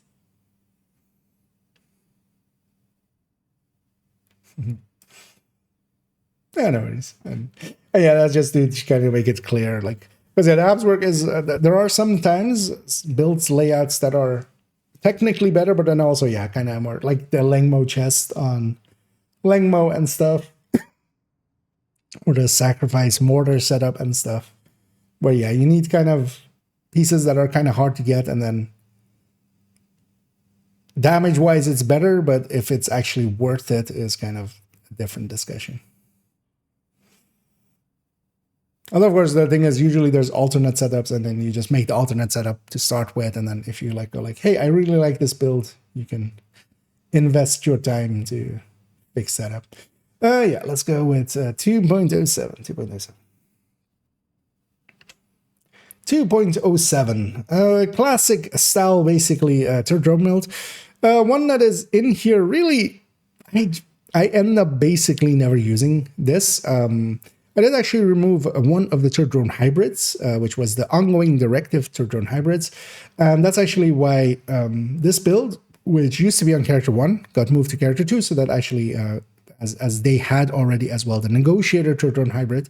The ongoing I took away because they actually did remove the bonuses that ongoing did give to turret and drone, which kind of made that one interesting in some ways. But yeah, now this has basically moved to here, and actually I don't, of course, use this that much. I much prefer turret drone hybrids, so either made with negotiator or striker, where we go that route, and then we have a much weaker turret and drone, but the build itself does a lot more damage. Of course, changes wise, we did actually lose a little bit here. We got a little bit less on the Wyvern, with 2% less on the one piece. We had a 3-piece of Empress. We went from 10 skill efficiency to 8. So we lost a little bit there. But yeah, overall, not too big of a loss. One thing to consider now, definitely more so with this, is that here, for instance, I am going with glass actually, and then glass does actually apply, of course, both to the turret and drone and also to my main weapon. But kinetic momentum also actually got a buff to its damage side, and if you're kind of more maining the turret drone, that might be the way to go. I generally don't, well, as this isn't, for instance, as well, a pure turret drone, because a lot of people put a lot of skill hastes here. I kind of disagree with that. I feel the capacitor does actually do decent damage. You have also 10 crit chance and 30 crit damage there from it. if you kind of pump up some of the crit chances and stuff, you don't actually lose much in the form of how long it takes for the drones, because this goes from, for instance, if this was all skill haste, from this basically this 18 seconds to like just over 9 seconds. A difference, but actually not that much, because you don't lose your skills that much, especially on a 6 tier one. Well, the drone loses to some jammings here and there. If we take it into the game, we see that it is actually saved as is shown there. One thing of note now actually is that, for instance, with the Wyvern being less skill damage than it was, a sacrifice now would technically beat this, but I haven't actually altered this build, partially because I just don't use it much. It is kind of in there for just having a turret drone build be in there, a full one. But I generally recommend, as is on the recommendable list as well, the turret drone hybrids, making a striker turret drone hybrid or such. The downside of that, though, is that those are much more expensive to make than this. These come, of course, with all of these gear pieces of brand.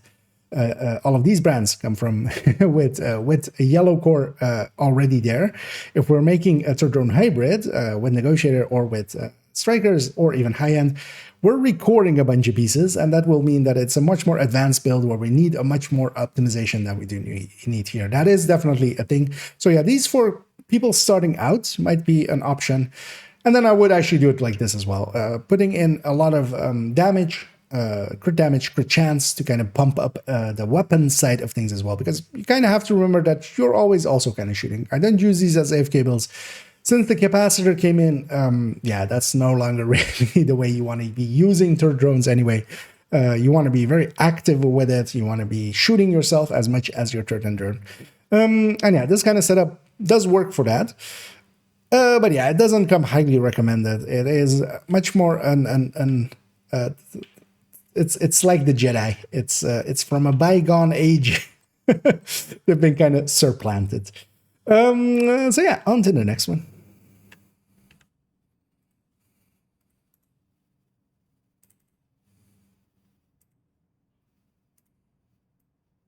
Kind of actually went, yeah, I kind of lost the joke there. I was going to go from, it's a more elegant weapon from a more civilized time, but kind of almost wanted to redo the segment just to like, if I get there, it's not worth it.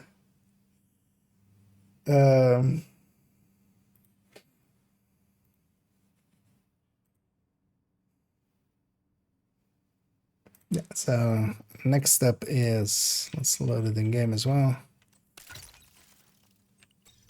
Seek a spam. 2.8.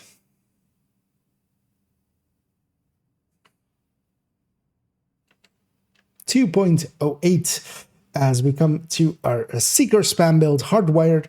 Hardwired did, of course, receive a big change. Its backpack, basically, the main bonus went from being 20 seconds activatable every 20 seconds to 10 seconds. And with the backpack, that went from 10 seconds to 5 instead. So we can actually now very much Seeker spam. I've been actually kind of enjoying this build here and there. It is much more effective. 5 seconds is actually so fast that it's kind of hard to actually get that rotation going. With 10 seconds, there was definitely more than enough time to kind of get that going. And I've been kind of actually considering maybe dropping the backpack still here and going with maybe a damage bonus on the backpack and just taking that 10 seconds version. But yeah, as this, especially with the BTSU, as we have it here, where we have also a Stinger Hive behind me there, this is kind of my preferred setup with it. Tossing the Hive basically as the secondary way of triggering the refresh. And of course, with the BTSU as well, we can supercharge, and that also helps the Seekers and such. And this to me is kind of the quintessential rotation build, doing rotations kind of like in some MMOs that we have. And yeah, the changes to it really did help here.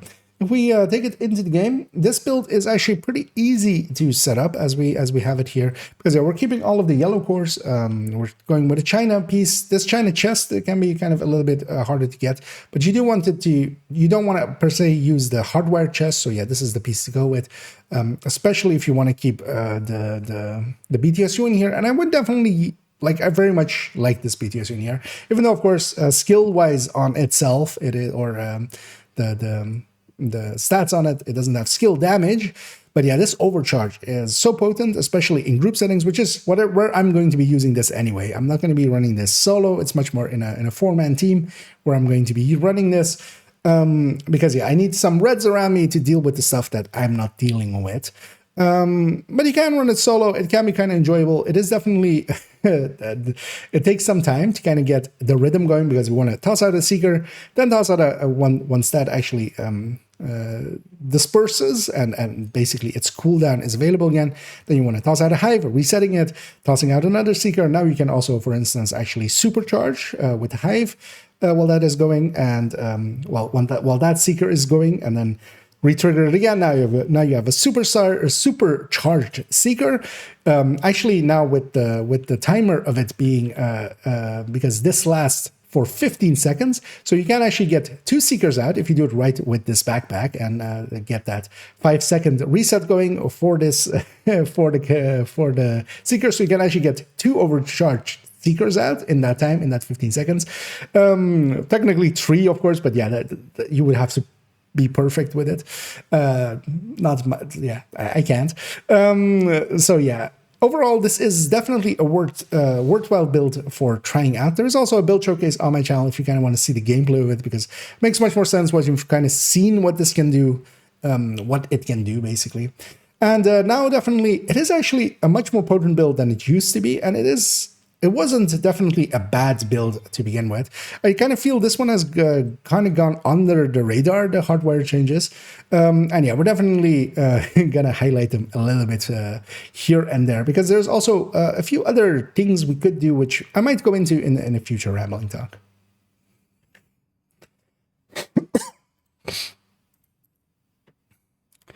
Um, 344. Kind of perfect. Because I want to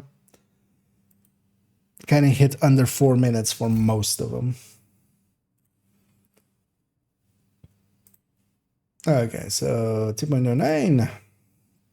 This one will likely go over 5. Because it's the Combat Medic Striker.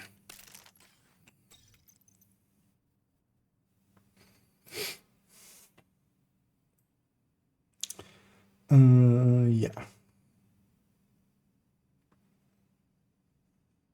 2.09. Yeah.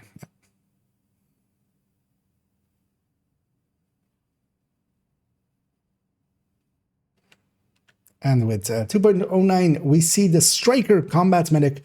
It is a Combat Medic setup, but then with hybridizing it through Strikers, basically. We're going with a bunch of yellow cores, as for instance here on the holster as well. But basically 5, of course, on the gear. We have a 6th from a Technician coming in. And then, yeah, we're kind of going for that Striker, damage, basically, a little bit. Getting its stacks, from its stacks, some damage. And this is definitely one of my preferred combat medics. And hybridizing Strikers in this way, and in many ways, basically, is of course a very much a go-to setup. Here's what we kind of have, for instance, in the corner, Ferocious Calm. That did get changed, of course, to be a little bit more potent. For 8 seconds, we now get 14 instead of 12, which is actually, we'll see in a second, is actually how the build is saved. Strikers, of course, did take a little bit of a hit in this setup that we're using as well, where the backpack, of course, is a little less potent, but actually the capacitor got a little bit of a buff overall, damage-wise on its base damage. So actually, this build is doing kind of around the same damages that we went to. And of course, yeah, we're putting in here, again, a BTSU. This is very core to this, of course. We don't have any skill haste here. It's all crit damages on the other stats. So we kind of need that for this hive that is behind me, the healing hive. That is actually our main healer. We have also a healing chem that we can kind of use. Neither of them really heals that well, but it's enough to kind of keep a 4-man team going, for instance, through Summit and have no regen on. And that's actually the great thing about these, is that they work pretty well for where you have no regen. You can just have that on, and this kind of has its own damage still, but then can kind of top people off as they take hits. And of course, also in between combat, where we don't regen anymore, we can kind of just take the time to heal each other, well, to heal the others up. If we take this into the game, you will actually see that, yeah, as I kind of highlighted there, the Ferocious Calm, it is actually now saved with the Ferocious Calm. But then, of course, as with a lot of my builds, I have the other pieces kind of course, for instance, this Cheska chest is used in many another build. So yeah, we can just bring that Obliterate version back in here. But I actually kind of like it with Overwatch, although also sometimes I don't like it with Overwatch. This build is very mentally taxing as you're kind of trying to shoot quite a bit and then also kind of keep an eye on your teammates and then kind of heal them, which I very much enjoy and is actually very engrossing gameplay, basically, as I really do try to shoot as much as possible. Adding the Overwatch into that and having to also like be in cover and such is sometimes quite a bit too much. So that's also why on the build picture, yeah, I do show it with an Obliterate chest. And of course, yeah, with that Obliterate chest, we kind of just land a little bit better. Although, of course, I flip, I think, crit chance at that point. Oh no, the Ferocious Calm is actually saved with a crit chance mod instead. So actually nowadays as well, with Cheska being a little bit less on its on its bonuses, we can actually get because yeah, if we take the Ferocious Calm, we're 50 crit chance. If we take and then with that mod in there, of course, here with the other one we get 52 with the Cheska. And yeah, this setup I very much enjoy. You can, of course, also add in, as I have with another one that we'll see much later on Character 5, which is set up with all repair skills. Here, actually, on the mods, we could just swap out our crit chances here, for instance, for some repair skills, and then maybe take some crit chances on other places. You could actually make a better balance of healing if you wanted to. I kind of like this setup where it isn't that potent on the healing, but yeah, it does provide an overcharge. We can supercharge our allies. We don't have to do any shenanigans as well for it. It is just a 6 skill tier, and the capacitor does actually do decent damage in this setup. And yeah, once we need to stack up basically Striker just by hand. We could as well go with an ACS, for instance, secondary, but actually I find that going with the capacitor by itself, it's kind of fine enough.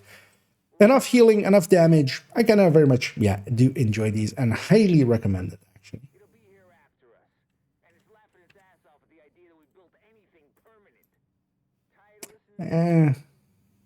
Yeah, it's kind of long, but also I really want to wait. Let's retake that. I really want to talk about how like that this is a much harder build to get together than I didn't explain that. I just recommended the thing, but this is all recalibrated course. Yeah, let's retake that. Also, that was like 5 minutes, so let's just toss that. Yeah, let's take 2 on this one. Yeah, 5.09. And on 5.09, we have, or 5.09, what? 2.09. How did I go to 5 suddenly? Let's delete this.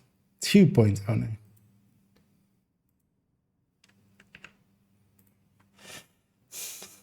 I'm losing it apparently. Yeah, let's go. And on 2.09, we see the Striker Combat Medic. I very much enjoy Combat Medics. They are set up to have quite a bit of healing, although actually in this case not that much. We're going with 6 skill tiers. These are Record Striker pieces with a BDSU for our 5th core, and then of course our 6th core coming here from Technician. This is basically a healing plus damage hybrid. Kind of in the style of well, the other combat medics which we do for instance with high ends, or maybe for instance even a red FI, where the red FI does healing or doesn't do healing well and does some buffing and some shooting. This does a lot better shooting, around the same healing, but doesn't have the buff basically. And this works really well actually for no regen. I really enjoy running any combat medics for this season, especially with no regen, because you don't need that much healing to kind of offset no regen, but you kind of need a little bit of healing here and there. And yeah, this does more than that. And then, of course, with it being a Striker, it does hit decently hard with that capacitor. And yeah, our layout-wise, of course, we did have a little bit of changes here, actually, where, of course, yeah, the Striker backpack kind of got hit. it did lose a little bit of damage that way, but actually the capacitor's buffs basically made up for that, because the base damage of the capacitor went up a little bit, while nothing else of the mods and stuff would changed. Of note as well here, I've put in the corner the Ferocious Calm, that'll actually come into a second, and that did get changed, of course, as well. Went from 12% from the normal Overwatches that it was only 2 seconds faster for 8 seconds, but now you do actually get a little bit more buff, basically, for yourself and allies to 14% instead of that 12%.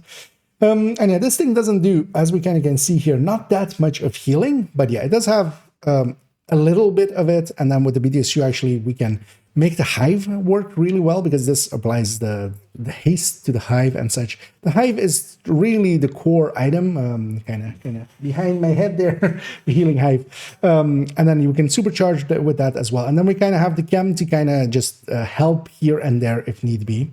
Overall, this works pretty well for that setup. If we kind of go into the game now, we see actually that saving wise, it is actually saved with that Ferocious Calm that we were kind of talking about earlier.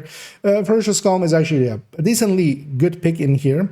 Instead of the Cheska chest, we just put this crit chance basically in here, and now Cheska being just 8% instead of 10%. We're just 2% less crit chance here, landing on 50 instead of the 52 we had on the build picture there. So this actually kind of works well for this setup. And then, of course, what I can do is just go with that Obliterate chest. And the reason I actually, on the build picture, went with the Obliterate chest is one of the things is with this build, it is actually very mentally taxing. You're kind of, at least the way that I play it, I very much am shooting just as much as a red build generally would. And then on top of that, I'm trying to keep like a mental map of where my allies are and kind of looking at their stats and kind of, seeing when they get hit on their armor bars and such and trying to heal them. So I'm trying to do 2 tasks at once, and that can actually be quite enjoyable. I very much enjoy the gameplay style of this. It is much more than just playing a red, and it's much more than just playing a healer.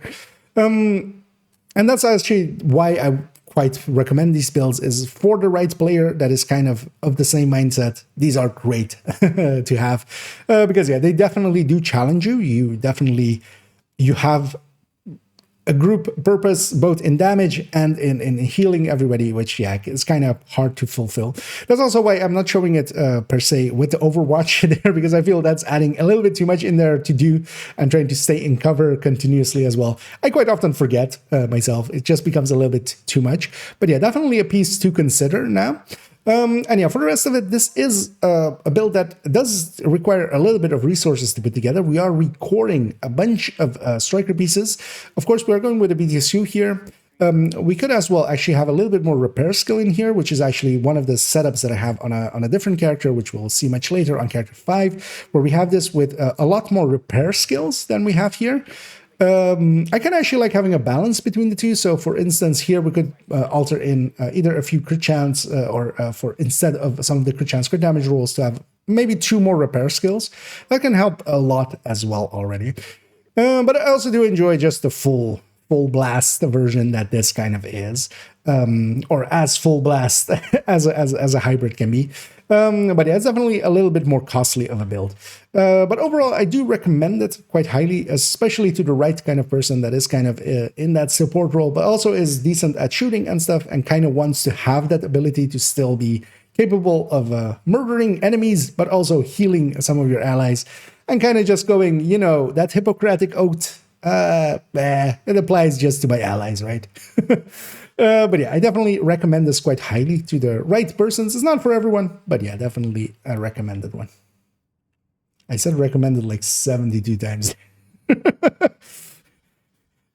you guys guess that I'm recommending this build? It's still 5 minutes, but it's fine. I feel better about actually explaining that it is an expensive build to get together.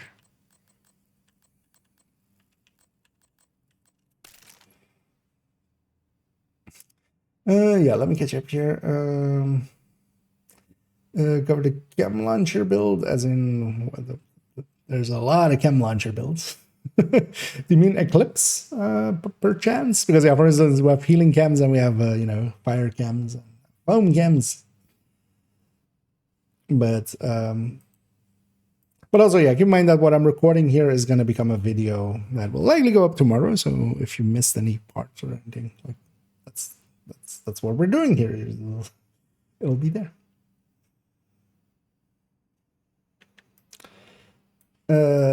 Yeah, on to 210. Okay, we're getting there.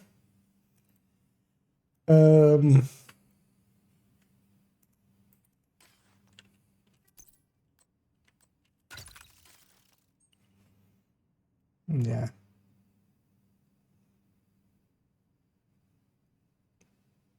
That's just a piece of shit. I should just do that. Don't make this, don't do this. What are you doing? Just say as I do. Nah, let's go with it. And the Red Patriot on 2.10. A Red Patriot is definitely a setup that I wouldn't recommend now anymore that much. It is still in the buff builds in there. Situationally, there are some places where this can still apply a buff, where, for instance, OD and FI might not, although, well, FI generally can still apply a buff in basically any situation. And that's kind of the thing with this. This is kind of a legacy build, one that I've definitely made to kind of try out, just to know. And that's also the reason it kind of still sticks around is at some point, I'm hoping they will actually buff our dear Red True Patriot. And at least they've kind of acknowledged it in a recent live stream that they might want to do that. There haven't been any changes to True Patriot by itself. We have, of course, had some weapon changes, alterations.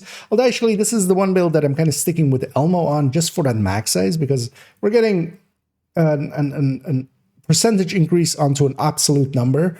The higher this number is, the more rounds we can get out of that. So an Elmo, if we're kind of going to go with AR still, or want to have an AR main, this makes kind of sense. Although, of course, we could pair this to be with other types of weapons like an LMG or such. But actually, I kind of do like it with Elmo. And then also, we do get 91 rounds of shock every 100 rounds, basically. So there is a little bit of purpose there. But yeah, this is kind of a hard sell. If we kind of go into the game, we can see that, yeah, we have True Patriot pieces record to be red cores, of course, because these comes with blue cores, making this quite a hard build to get together. It is definitely requires a lot of optimization, although I've here had this for so long that, yeah, I've beautified it here and there, and yeah, it is with just one optimization there, but this is not an easy build to put together as well, which is kind of a downside of it. And yeah, we're kind of just pairing it with a Cheska group, although with the build picture, I'm showing it, of course, with a Coyote, although as well. If this was used solo, it would need kind of the Coyote. But yeah, without that, we actually can go, yeah, if other people have the Coyote, we can go with a group up. One thing we can do here as well is have... yeah, as LMGs would actually be quite a bit of a better fit for it. So actually how I have it now set up is that the LMG is especially pretty high in its crit chance, and actually this would be better in the close range. And we would actually want maybe one more crit chance mod, which is actually, I think, the way that I'm showing it on the build picture. I haven't actually altered it here to have one more crit chance mod for our Elmo.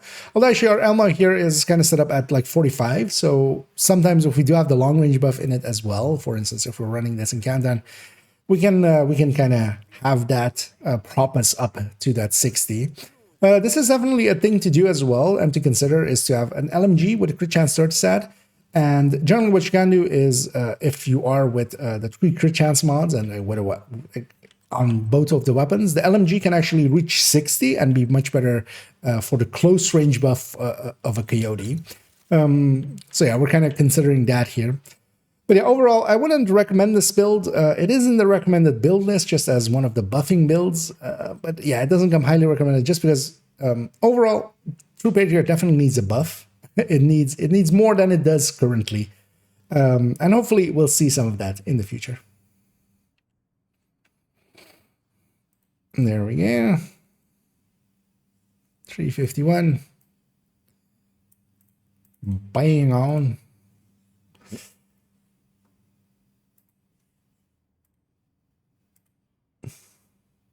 Oh yeah. Forgot I had this.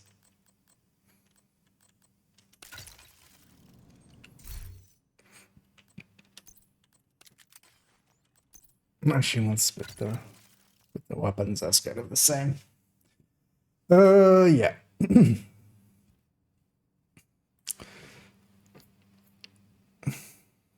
LMG damage buff, yeah.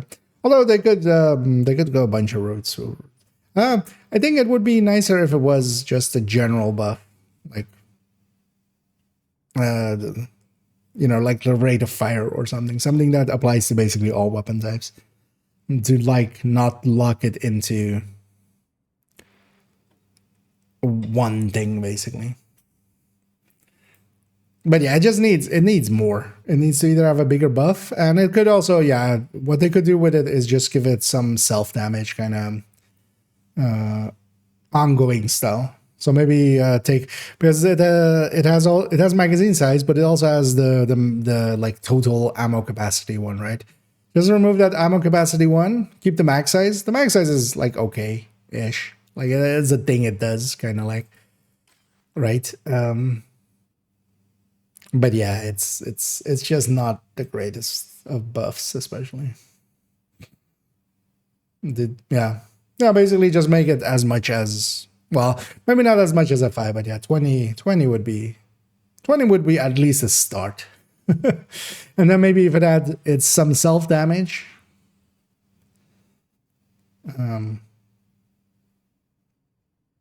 Because one of the things I would like, or maybe that could be interesting for it, is to, although then you would make another gear set that's kind of RPM related, but to, instead of having it be rotating on a timer, rotating on hits. So 5 hits, you apply the damage buff. 5 more hits, you apply the white, basically. 5 more hits, you apply the blue, or something like that, right? And then you give it an RPM bonus. That would be kind of like what I would do with it, but let's see what they do with it.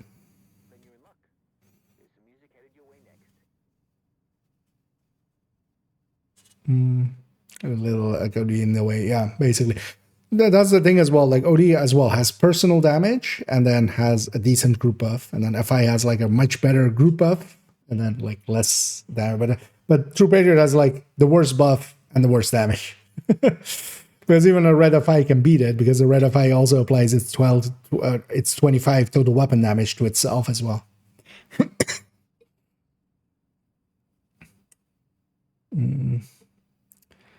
So I guess it really sounds ONG. Yeah. And yeah, definitely LMGs is a way to go with it. I specifically go there with Elmo because it still kind of fits with it, with the extra shock rounds and stuff as well. The downside with LMGs, of course, is just the although Bullet King would still also be a good fit in there. The suppression and stuff with it is just not, especially if I'm trying to do like beast support. Especially if you're like, at least if it's on a full red, I'm okay with LMGs, because if I can kind of kill them in like 3 shots, it's unlikely to suppress them, or like, a red in 3 shots. If you're not doing as much damage, you're much more likely to suppress. Yeah, yeah. Or yeah, that could be indeed a way to go, giving ourselves a bigger damage buff than others. But yeah, let's see what they do, and if they do anything, like, because they've just said, they're looking at it. We've all gone like, they're doing something. They might not actually. We'll see that. Yeah, let's record this one.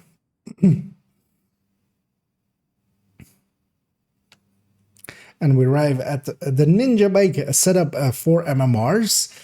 The Ninja Bike with 3 different gear sets here: Hotshot, Breaking Point, and Aces, together with Araldi and a Habsburg piece. This setup is something you can go for going for Headhunters, and it does do decent enough damage to be usable. What I kind of have with this is I would much rather be on a Hotshot. One of the reasons I have this in here kind of is both as a testing build, as sometimes this setup does come up, and I wanted to just have it to kind of know what it does, and also to run it, so I made it, and then I had it, so I kept it as well then. And also, this fits the rule for myself, as for instance, on character 1, of course, I have the hotshot. If I wanted, if I don't want duplicates per se, so this is my way of having a different setup that is an MMR Headhunter. This can do control points pretty easily, just as easily, kind of like the hotshot, although you're kind of missing that automatic reload, the bonus armor, the healing, and the amp the 3-piece or the 4-piece hotshot provides you. What you can get in return is a blue and a yellow core, and especially here, I don't feel you're really doing much with them. Gives a little bit more to the drone here, but I'm like, we're not using shield or something because, of course, we're using MMRs. Overall, a setup that kind of does work. Damage-wise, not much has changed about this. The numbers didn't change much this season, although the 15 headshot damage that we had on the 1-piece Habsburg and the 2-piece Araldi, those are not 13s, of course. That did change a little bit. The White Deaths kind of came back in, and that's become our main weapon once again. If we take it into the game, overall, yeah, it is an easy enough build to set up, and this might be actually one of the reasons to go with this. If you do get a ninja bike early on, of course, getting the ninja bike might be kind of hard, although it's kind of luck of the draw, of course. If you have one, this isn't that hard to go for because, yeah, you just need, all of these are with red cores on the gear sets, and then as well, you just need, and you don't even need this one, because you can go with other pieces here if you had to, but yeah, you do want, per se, like, this 1-piece Habsburg is kind of an important piece here, but at least you don't need it to be a chest or a backpack. That's kind of the bonus that you would have here. But then I would say that the Chainkiller, Araldi Chainkiller Gift 4-piece hotshot, definitely I prefer that over this. But this is not as bad as I was fearing, hoping it would be. So yeah, I did keep it in the end, and this is because it's become basically this character's, for if I need a headhunter on this character, it's good enough. There aren't many setups that kind of compete with it well. We could go, for instance, 3-piece hotshot and Fox's Prayer, but I feel that kind of does the same thing as this. That extra blue core does help a little bit with gaining, healing back a little bit more and getting more bonus armor out of the, what am I saying? What this doesn't have the 4-piece. That's the other one I'm thinking. This used to be 3-piece hotshot with these 2 pieces, and we had the 4-piece hotshot bonus, and there we get the blue armor to kind of help out. But yeah, let's retake that then, because I went on. Because I think even at some point I even said like 3-piece hotshot there. But there I was talking about the healing that hotshot would do, which 2-piece hotshot doesn't do that. Yeah, let's try again.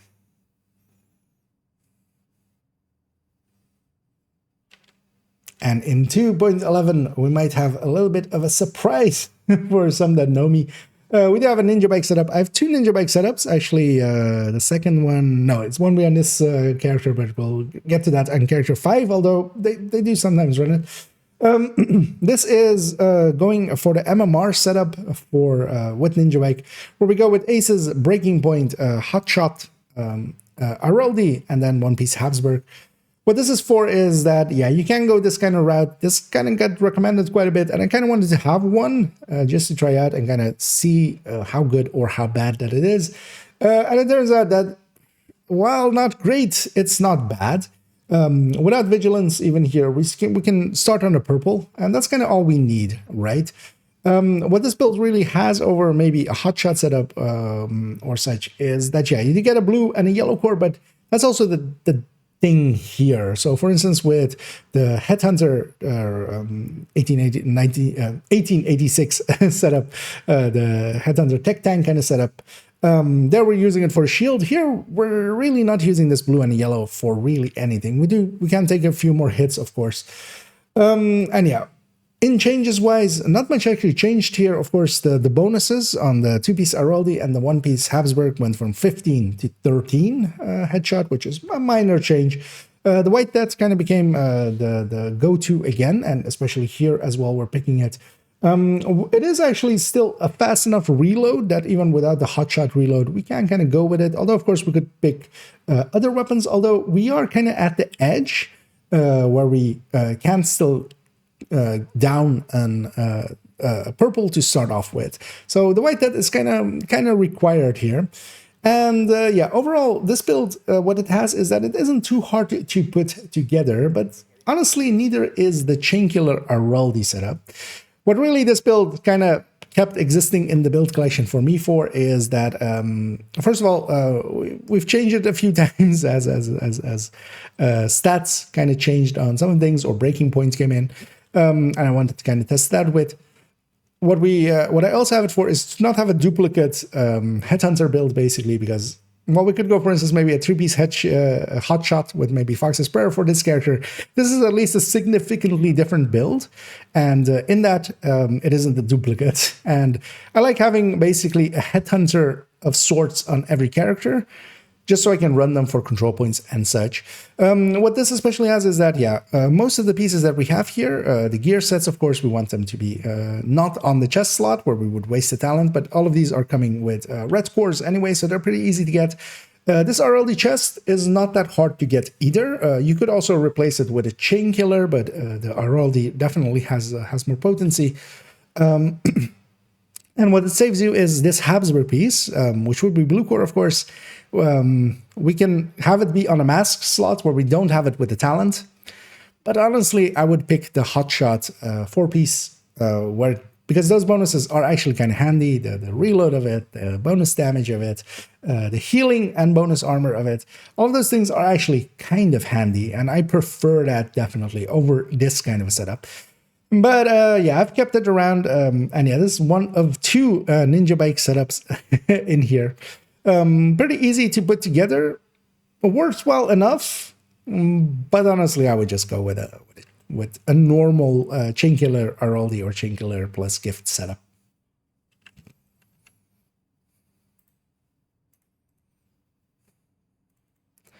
This is the 350, perfect.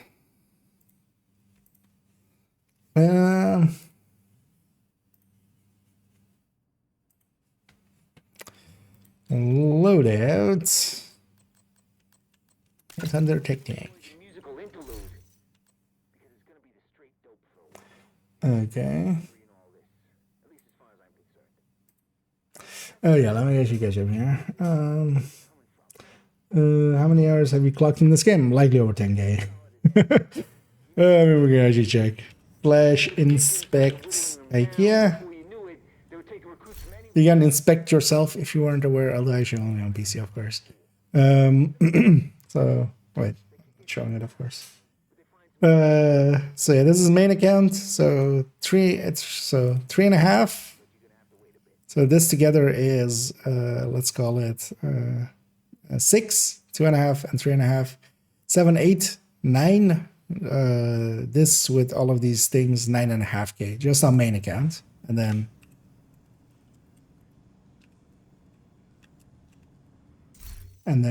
on second account a further 2K. So we're way over the 10 basically. So and then there's a third account even. Underscore Kia underscore.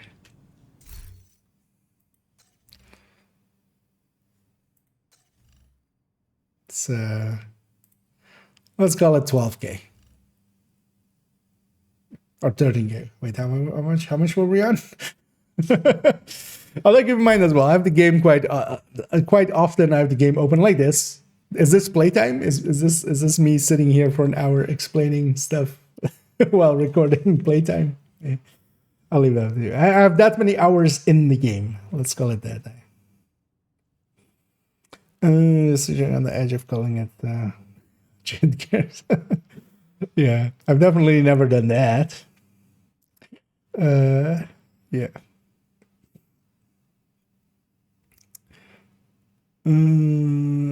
So yeah. Oh yeah, hey there, Andy. Yeah, welcome in.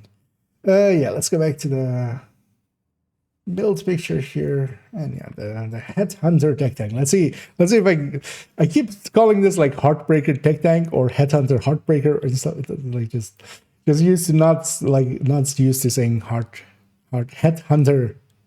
Like, yeah, T12.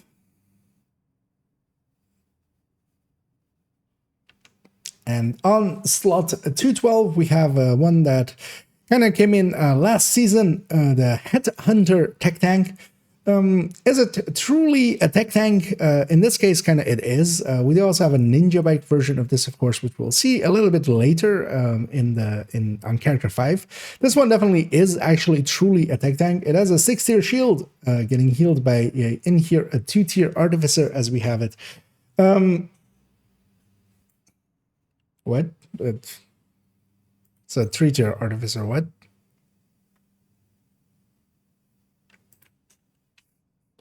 My brain was just counting the tiers there and just going like, wait, what? We have Brazos in here.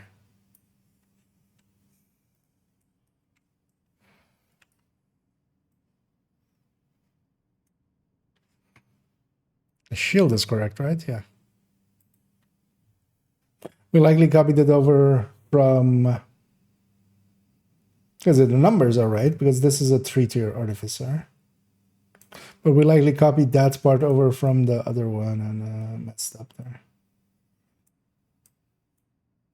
But yeah, that kind of, sure, let's get this with a black background. It's bothering me there with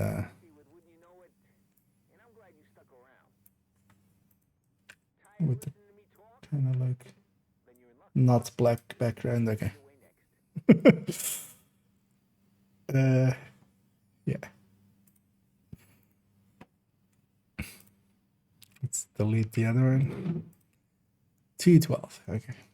Let's go back here.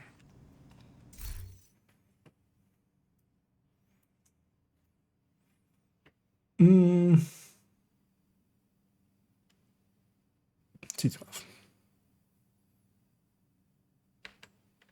And in 212, the next one, we see that we have the high-end Headhunter Tech Tank. And yeah, this is set up, of course, that kind of we added to the build collection around the start of last season, so not this season, when they added Zvia. And Zvia was enough input into here to finally kind of make an 1886 work well with Headhunter, together with kind of like tech tanking it, because this is truly a tech tank. This is with the memento. We also have later on character 5, we'll see, and also what was shown in the builds showcase for this one, with a ninja bike setup, where we're not going with a memento, but then we still have an artificer and the shield, but then not getting the bonuses, the skill efficiency we would get from a memento, which kind of to me really makes it a tech tank. And this truly is a tech tank. But then that other setup is going with 2-piece Zvia, 2-piece Overlord, getting 60 from brand bonuses, weapon handling. It's a much more weapon handling setup based. This one is much more charging up the memento, a much stronger shield. We do have a 6-tier shield getting healed by 3-tier artificer, because here we're going also with the Brazos. So we have 1 tier there, another, and then 6 for the shield with the blue cores on top. And yeah, this is actually not... this build didn't get changed much on itself. What especially got changed is actually the base of the 1886. The 1886 actually became a much better weapon than it was. Its base went up, its reload went down, and yeah, overall that made it a lot more usable.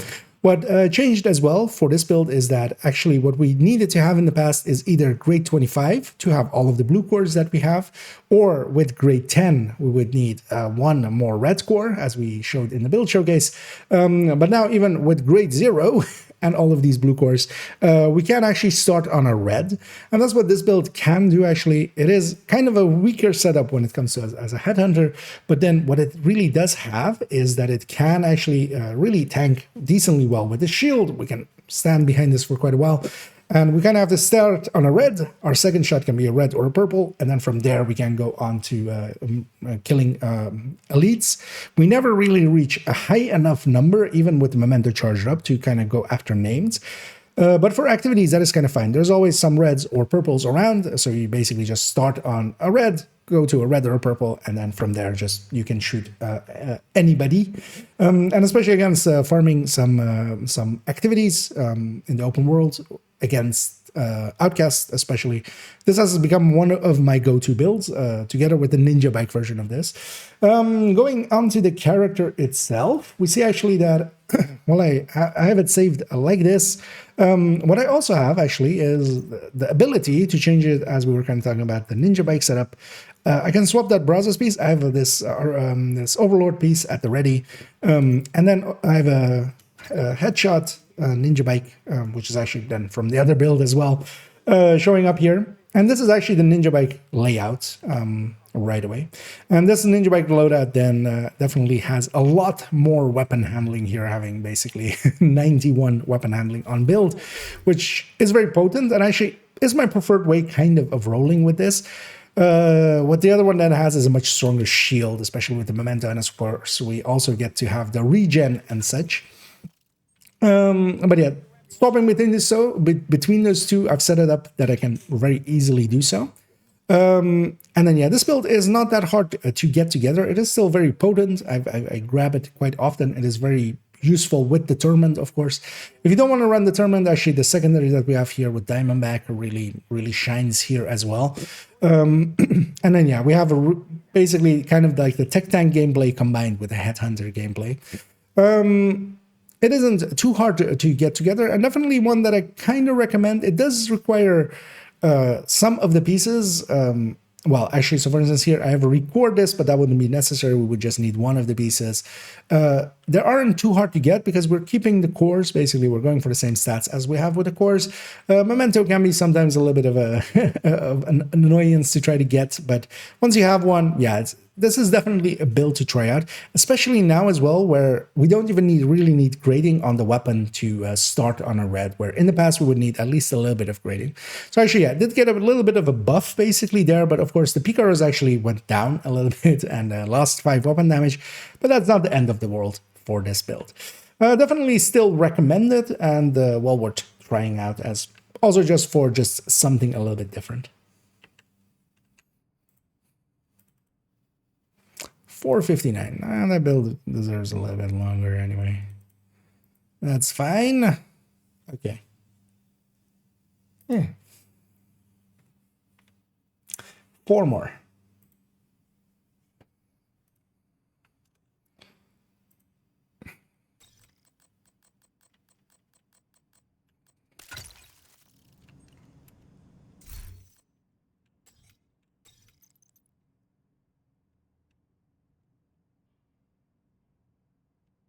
Yeah. 230. And now we have the OD Tech Tank on 2.13. The OD Tech Tank used to actually be on character 3. I moved it to character 2. That kind of spreading out my ODs a little bit better because that character already had the red OD, which was kind of nice as well for sharing some parts, as for instance the chest. But actually I've been feeling that I kind of want to have an OD kind of almost on every character, even if it's not the best setups for them. So on character 3, then we have the full red OD. On character 4, we have actually the triple tick setup. All of them, of course, just to provide the ammo bonuses to allies. OD, of course, did get a little bit of a change, not per se a buff, but a change. The chest became now a very usable piece, 30% basically additive to the 20%, making it very usable here as a 50% if we combine those. So we can actually go with the OD chest. There are some downsides and such to it as well, but generally I've actually swapped, except for the triple tick build, to having the OD chests. And then this one is, of course, yeah, just the standard OD or the Tech Tank setup with the memento, 3 other pieces being blue cord, artificer, shield. We do have the standard Tech Tank bonuses to those. And yeah, here I'm actually pairing it with the LVOC. Actually, if we go into the game, we see actually that I'm no longer on a LVOC. I'm in a 716. Well, actually, with the recent rifle, as we went through it, the weapon I would want here is a SIG 716 CQB or Mark 17. Those two would be my go-tos. I'm actually farming for a CQB, so yeah, I don't have that here. But also likely that LVOC that is on the build picture will eventually kind of be altered to be a CQB. because that is actually my preferred weapon. I feel now. I did start out with the LVOC thinking that I would enjoy it, but yeah, it has actually a lot of a pull-up, especially on a build that has no weapon handling. And yeah, overall what this is a tech tank, and then it has the ammo capabilities of OD, but we give up quite a bit of our damage up for that, because of course if we're pairing it with a Heartbreaker or with Strikers, we're gaining quite a bit of damage, especially from the 4-piece bonuses there. We don't have that here, but we do have a group buff. For small groups, I've been enjoying this, but also just for going in with low ammo or with Pistolero, because yeah, once we kind of get a little bit of ammo going, getting a pistol kill in, usually for instance for this, or running Gunner with some of the other ones, although this one I would definitely stay with Technician. Yeah, it does work really well. And yeah, Sadis being buffed quite a bit has made OD a lot more potent as well. Not really a standard setup, not really a tech tank setup that I would just generally recommend, but it is usable for those moments where you kind of need the combination of kind of tech tank and OD. Although that doesn't come along often, but yeah, I definitely have this around and it works well enough, especially nowadays with the modifier. You can just kind of get by with whatever, basically. And this then lets me have, for instance, yeah, the Pistolero. I would need to get a pistol kill to start off with, but this has enough damage to start off with that. And then once you get one pistol kill, basically once you have a little bit of ammo, that's enough to keep going. Yeah, let's move on to the next one.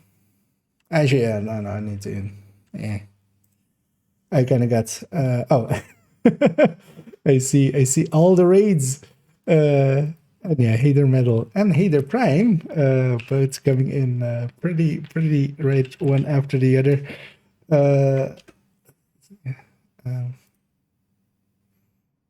Let me get the shout outs out there, but yeah, let me catch up as well.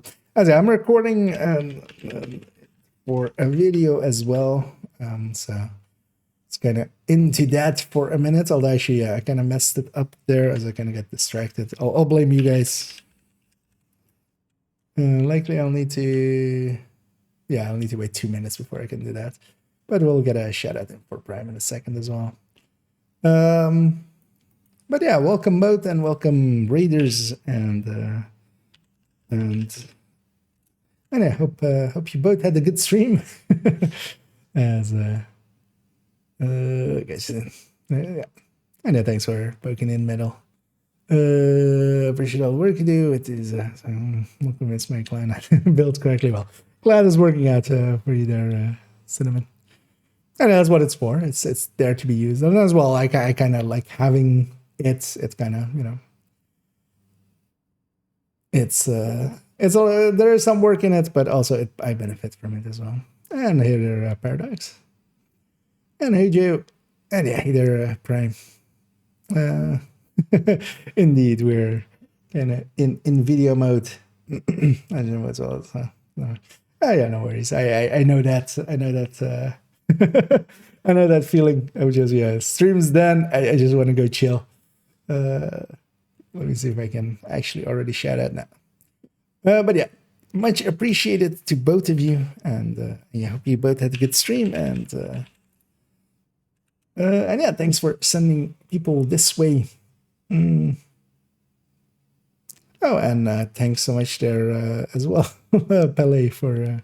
Although I'm not sure, am I saying that right? Is it Pele, or do you prefer a different pronunciation? But yeah, welcome to the the membership on the YouTube end. Always appreciate it. I didn't realize it would actually say it like that. So welcome to contribute, which was just the name that I put on the tier, right? So actually I need to maybe change that. But yeah. So whatever I wanted to be watch out with that, right? We could go very silly. But yeah, no, thank you very much. I won't go, because yeah, we could go like, you know, something very, very silly.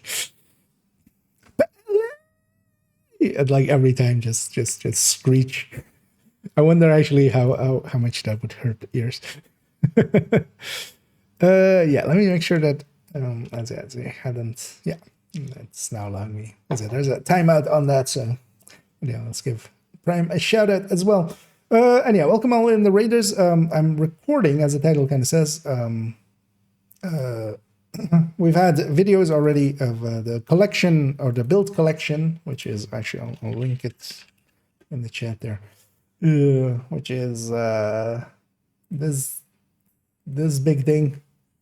Anyhow, we've upgraded a bunch of stuff here, so I'm kind of going in several videos. I'm kind of going over it and updating people on what has been changed, as that is what we're kind of doing. And yeah, so what I especially forgot with that OD one, how long was it? 329. So it was actually pretty short. What I especially forgot there was to also talk about how hard it is to put together, which is an important thing that I want to include in any of these. But yeah, let's actually retry this one, because I kind of like stumbled the whole time on tech tank and stuff. Yeah, let's get it going. What was it? 213. And we head into 2.13, which is the OD tech tank. This used to actually be on character 3. If we moved it to character 2, kind of separating out my ODs, as this used to actually be on character 3, and we were kind of reusing some of the pieces, like the chest here, between their full red OD and this build. I started to separate out my ODs a little bit. They are very useful for the ammo directive, of course. OD itself, changes-wise, it didn't change much. Here, we're definitely going to use the chest. The chest was the big change to it. The other change was that Sadist became a lot more potent. Also, now rifles are kind of out of fire, so I've been going with a rifle here, especially for its damage per mag. We're using it, of course, in a tech tank setup where we're using a shield and artificer. So with a shield, we can't use an LMG. So for instance, the Carnage is kind of out. So we're kind of having to have, for instance, here a rifle. And actually, rifles do work well for OD in this case, where I'm also using a shield and then I can't go LMG. They aren't, as we kind of talked about, that strong, but they're definitely usable. And actually with this build as well, it's definitely more usable than it used to be, because yeah, it used to be with an obliterate chest. The chest now on OD, especially if you're doing it right and you always have basically ammo up, which with a rifle is pretty easy to do. So we do actually go for that bonus quite well. And furthermore, yeah, this is just a tech tank. It does tech tank things. We have the 6-tier shield. It's getting healed by a 2-tier artificer. We have the memento to charge up. It is pretty weak compared to, for instance, a striker tech tank or a heartbreaker tech tank, of course, because we don't have those bonuses that those gear sets would have. But then we do have basically infinite ammo once we kind of get going. And that's kind of the strength with this, because even with solo in the open world and such, I can take Pistolero, for instance, this season, or for instance, the reduced ammo in the past seasons was even easier. Get one kill with the pistol or get some special ammo to start with.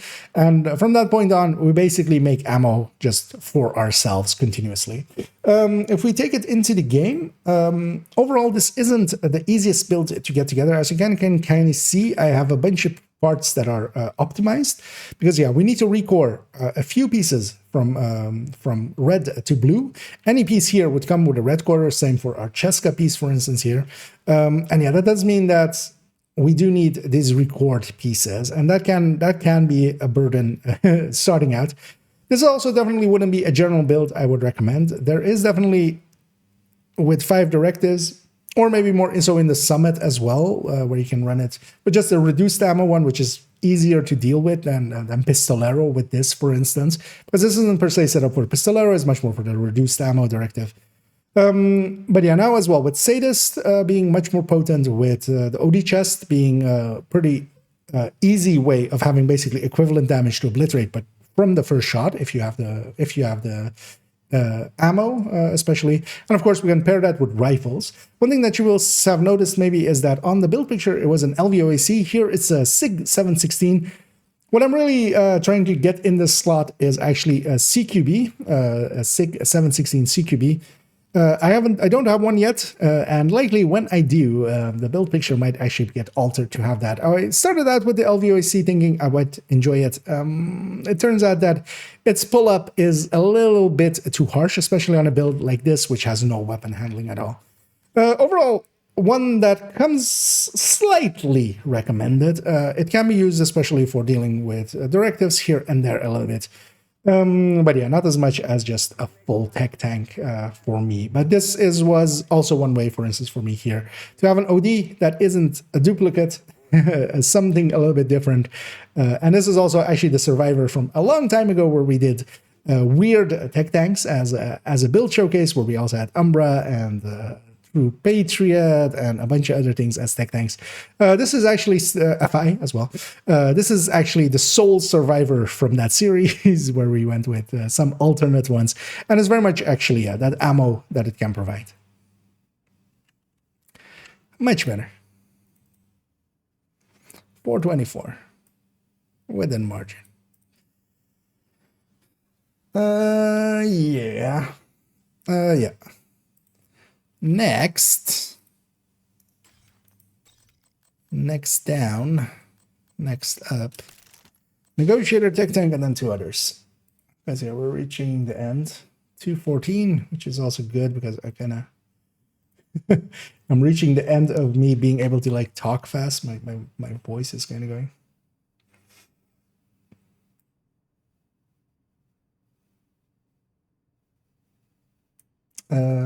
Yeah, this is all looks good. Like, right? Yeah. Yeah, let's get going with this. 214.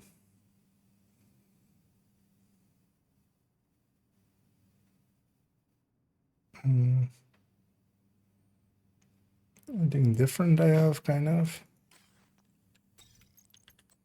Nah.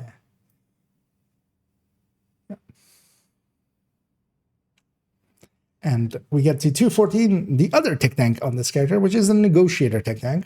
As yeah, we kind of were talking about it in the last one. I was kind of recommending the Striker tech tank and the Heartbreaker tech tank. The Negotiator tech tank is also one that is decently useful, but kind of more situational. I kind of like this for control points and such, but in a lot of content, it is definitely inferior to some of the other ones, just because, yeah, we have to do the Negotiator thing, where the other ones just kind of just go birth, basically. And especially the tech tanks kind of do align well with being close range and stacking up Heartbreaker or Striker really quickly with an ACS. Although, yeah, this one can fall back a little bit, can kind of take its time and kind of just deal with the enemies. Negotiator-wise, nothing much changed, of course. Negotiator did get a buff to its backpack, but we're not using that here. On the main Negotiator, which we'll see several of later on, we do make some uses of some of the backpacks. But yeah, here basically we do want that memento. I prefer it to be a tech tank mostly, and then kind of Negotiator is in there. And yeah, we are doing the tech tank thing here again. 6 skill tiers on the 6 tier on the shield, 2 skill tiers on the Artificer. The shield is getting healed by this Artificer continuously. And then yeah, of course the Lexing thing kind of came in, displaced a lot of high-end ARs. It is definitely the top pick high-end AR. We're picking it here as well. We could go with some of the exotics and such as well. The weapon choice here is very much, of course, up to you. Strega is the one that I would love to kind of have be in here, but also Strega doesn't actually align well with the Negotiator, where if they get killed by the Negotiator transfer, they don't actually provide Strega stacks to enemies nearby. But yeah, Bighorn, Chameleon, all of those could be okay here. I do like just having a high-end AR here and actually pairing it with a Scorpio. Sometimes if the going gets tough, the tough grab their Scorpio. That's kind of the go-to here anyway. We're keeping it obliterate here as well. And yeah, it hits hard enough. It can, especially if you're doing the Negotiator thing well and marking enemies and then kind of spreading the love around, it can definitely be very potent. If we take it in game, we see actually that my secondary is what I generally have. If there is a Scorpio on a build, I'll generally save a different weapon underneath there, just a weapon that I want to kind of have around on their character. So here I have an ACR SS with flatline there.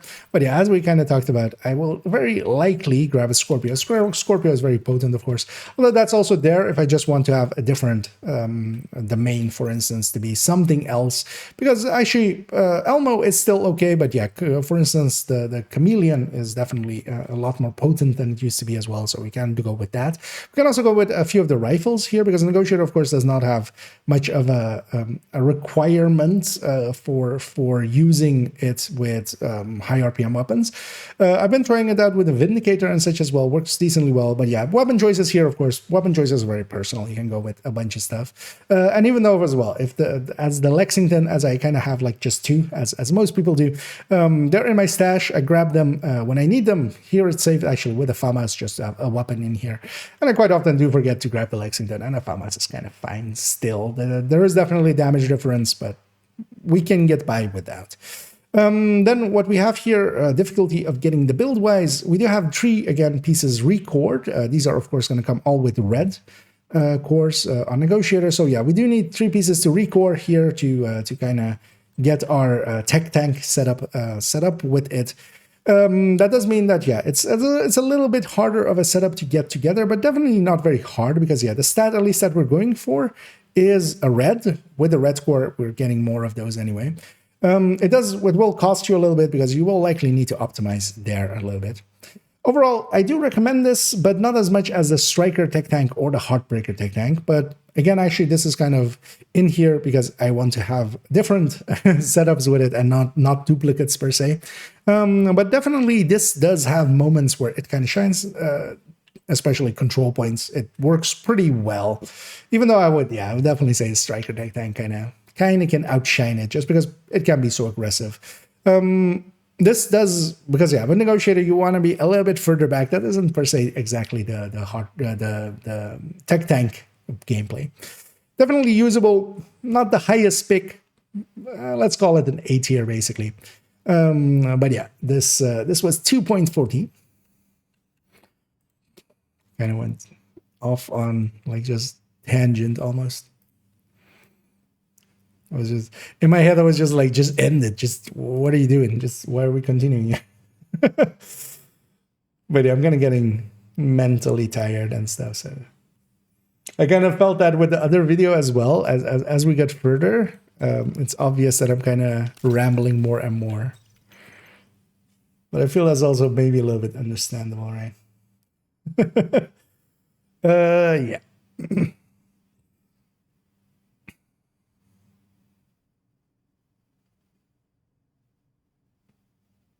Yeah, 250.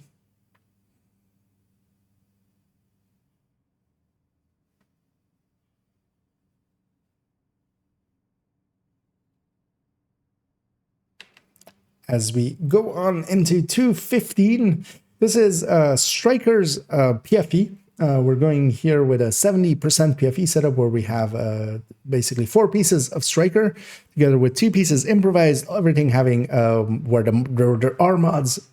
We have 12 PFEs getting us to 60, 70 together with Survivalist. Here, of course, not much changed build-wise, although actually the chest Striker has gotten a bigger hit than especially the other Strikers. The reduction of stacks from the backpack hits this, of course, a little bit more, because where this used to be 200, or well, the main one used to be, of course, 100 stacks with just the chest, with the obliterated chest. Then we had that going to 90. Here from 200, we're going actually to 180, where you're losing 20 stacks basically worth. You definitely feel that difference. It isn't major. Part of it also is that we do have a bunch of good weapons still available for it. This is one of my preferred ones, especially for Countdown as well, where we don't really require too hard tanking, because yeah, this 70 is definitely on towards the lower end of what I would like from a PFE. I especially like being above 70 kind of. But then this, of course, can have a lot of output, because yeah, it is a Striker. And while we don't have any, we have basically 2 red cores. We're keeping 4 blue or 2 red. That is kind of my ratio that I like having for PFEs. It works pretty well, and once it kind of gets going, it doesn't hit too hard. Of course, here we're with a vector for these numbers, so we're at 1200 RPM. So these are not horrendous numbers, and we get pretty close, so we can actually go for a little bit of headshots. If we take it actually into the game, you'll see that I'm kind of cheating a little bit, and I still have the Oreo here. And the reason I still have the Oreo here is that the Oreo is still good, and I don't have enough tech vectors yet. So this is one as well, kind of waiting for me to farm tech vectors, although I've been set to SMG for quite a while on countdowns and such. But yeah, kind of Oreo here still good enough. One thing that is nice, especially for this PFE, when we're going with, once I have that tech vector, is that, yeah, I can pair it with the Scorpio. The Scorpio really good, of course, when we kind of run into bigger enemies, for instance, hunters or such in Countdown, where it might behoove us a little bit to maybe just CC them more than just all-out damage. But yeah, this setup was always kind of good. It is, of course, yeah, all pieces that are kind of harder to get. Here, for instance, I've recorded all of the strikers, 4 pieces of strikers that are record. We're also pairing that with improvised pieces, which are kind of harder to, because you have to craft them. If you're going to craft them, you might as well as actually have the blue core basically be on these, and then you have much easier time with the striker pieces, and then also you can share the striker pieces. At least if it's the glove with your main striker setup, or you can even just alter them in to just give yourself some blue cores on your normal striker. And yeah, this is just with 12s. With all 13s, this would be 75 with survivalists, and that would actually feel a little bit better. I'm keeping my 13s on a different build, mostly on 2 other builds, basically. One is fully, but yeah, here, yeah, I'm just giving it with 12s. I'm not going to move those mods around between characters. And yeah, the Oreo is still doing decent enough work here.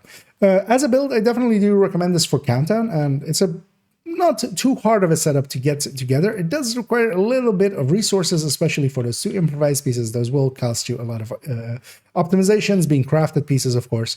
But yeah, the striker pieces themselves aren't that hard to get together, as for instance here, actually I have no optimizations on them, but that's over a lot of time of farming, of course. Definitely comes somewhat recommended for countdowns and such. They don't do as well during extractions, for instance, as some of the high ends can do. But yeah, they do have a lot more damage than some of the high end PFEs. So yeah, that's a consideration there, basically. So yeah, on to the next.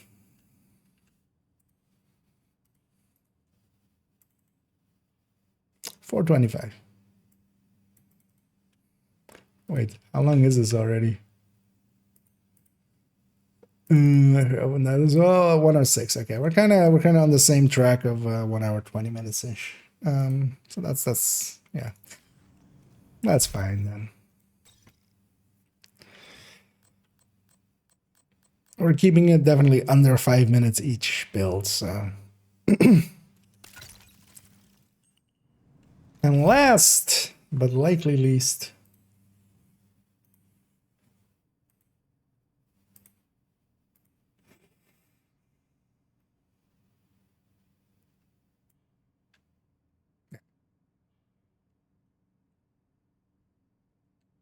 and lastly, and likely least, actually, we have what would be the raid, the Iron Horse, basically, hazard protected tank setup.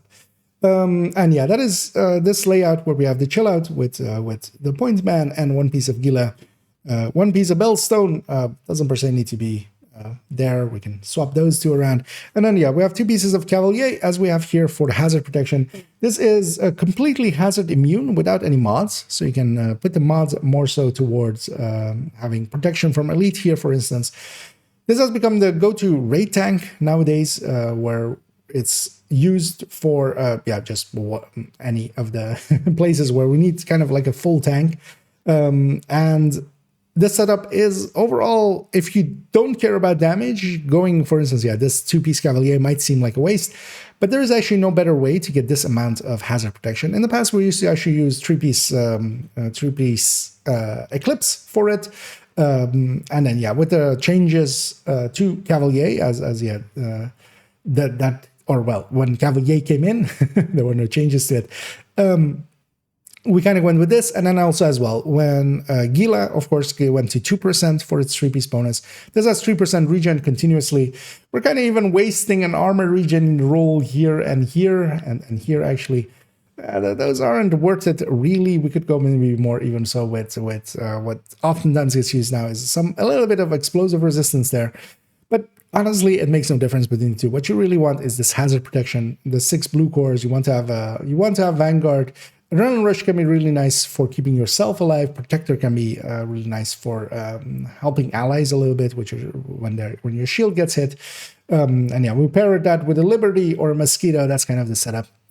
This build didn't change much or at all, really. The Mosquito is really the only addition because now it has basically a group debuff, kind of like Sledge, where if you shoot an enemy 5 times, you will apply a debuff to them where they take extra damage from others as well. That has actually been one of the changes because otherwise, yeah, we would use the Liberty to kind of heal our shield, of course. The other weapons on this are not per se of relevance. We could have but yeah, we do have a lefty here we can maybe Sledge here or there if nobody else is doing it. But generally, that's more the healer's role anyway. And yeah, if we take it into the game, I have it basically set up in the same way. Although actually, as you can see, it's kind of saved with other weapons. And the reason for that is I use these 2 slots basically for other weapons that I want to kind of have in the character's inventory. Although actually these 2 kind of need to go. There's an MPX here and a Black Market RPK. Neither are really good anymore, but yeah, they're still in here. I might, definitely put a secondary SMG for him to lug around and maybe some different LMG on that one. But of course, we're not really using those. We're using the pistol. And yeah, this chest, what I would recommend generally is, we do have the Point Man, of course. We do have the Chill Out. And the Chill Out is, of course, now available still for a little bit from the Christmas Goblin, basically, the seasonal Goblin. You kind of do need this for the setup. There's actually in the build collection a different setup where that is without the Chill Out. The Chill Out does outperform it slightly. The other setup is to go with it is with 2 pieces Golem, Emperor's Guard, Bellstone, and then together you don't need that Chill Out basically at that point. And yeah, that's overall basically this. It's half or it's a 0.5% less. Am I saying that right? Yeah, fine. Wait, is the how am I not? My brain is kind of gone. Where's this thing? That's the setup, right? Oh no, you keep the points, man, for the perfect Vanguard.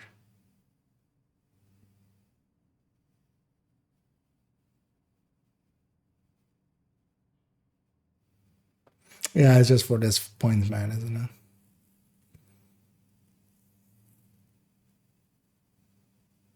But wait, wouldn't 2-piece Golem? Wait, why don't we do that? 2-piece Golem?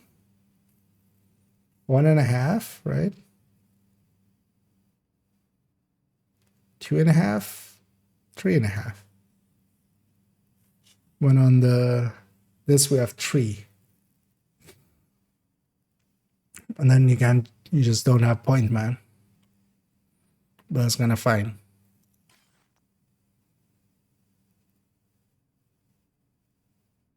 I mean, yeah, overall, you also have less protection from elites and stuff like that, right? This is 48. No, this is also 48. Come on. 53.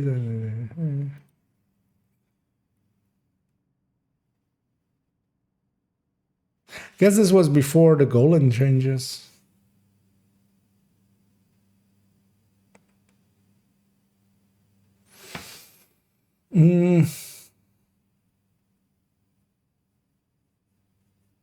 Because 2-piece Golem is also armor, right? Oh no, it's armor region. No, 3 pieces though. Armor. Okay, so you would lose that and the health.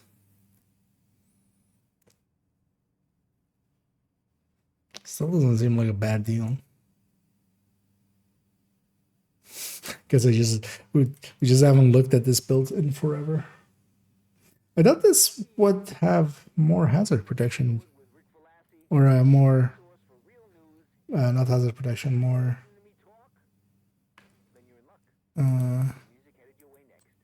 PFE. There's no 48.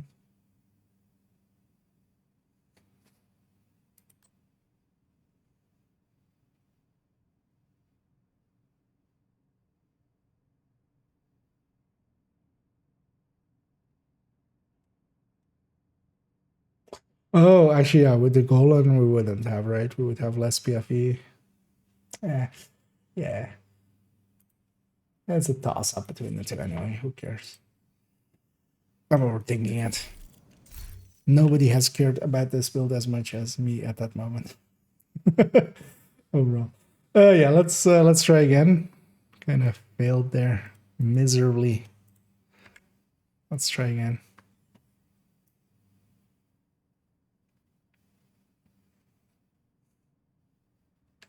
And lastly, on 2.16, and likely least, let's be honest, this is a raid tank setup for especially Iron Horse, where we want to have a full hazard protection. If we compare that with something useful like armor regen, we go that route, which this kind of is.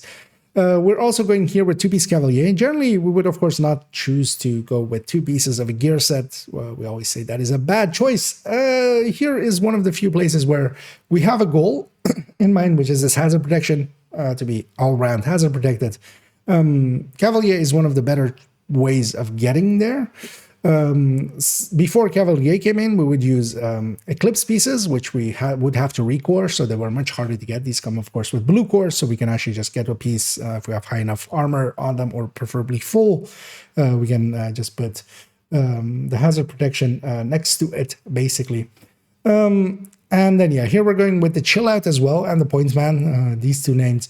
The Chill Out, of course, is only available from the special Loot Goblin, basically, which still, by the time of this video coming out, should be available for a little bit still until they patch him out.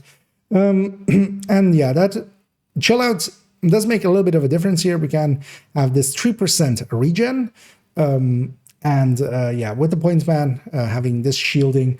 What we can do as well, actually, in the backpack, and I should maybe add this to the build picture, is having Protector as one of the backpack talents instead of Adrenaline Rush. Adrenaline Rush is really nice for the player themselves. The Protector can, of course, apply bonus armor to your allies, but the Vanguard generally is enough if used correctly. And then what we have as well is 3% regen together with full hazard immunity. This has become kind of the go-to raid setup for Iron Horse, for the tank, to be hazard immune. What we are kind of wasting here, and might be up for debate, is this armor regens, but then swapping out those armor regens to become, for instance, explosive resistance maybe. But honestly, the difference will be very minor. What we definitely want is the hazard protection. The PFE can be very nice as well to kind of reduce incoming damage from those elites. Build-wise, not much has changed here. Nothing really. The stats for nothing on the gear changed. What did change a little bit is that the Mosquito, of course, kind of became kind of like Sledge as well, where if you shoot an enemy 5 times, we apply a debuff to them, they'll take increased, basically the same as Sledge, increased damage to armor and armor plates. And that can be worthwhile, especially using here instead of the Liberty. The Liberty can, of course, heal our shield. So yeah, kind of depends on what you're doing with it. We're going with a Lefty here as well, just in case we can do a Sledge here or there. The other weapon should never likely need to be used unless everything is going sideways. If we take it into the game, we can see that actually, yeah, the layout-wise is kind of the same.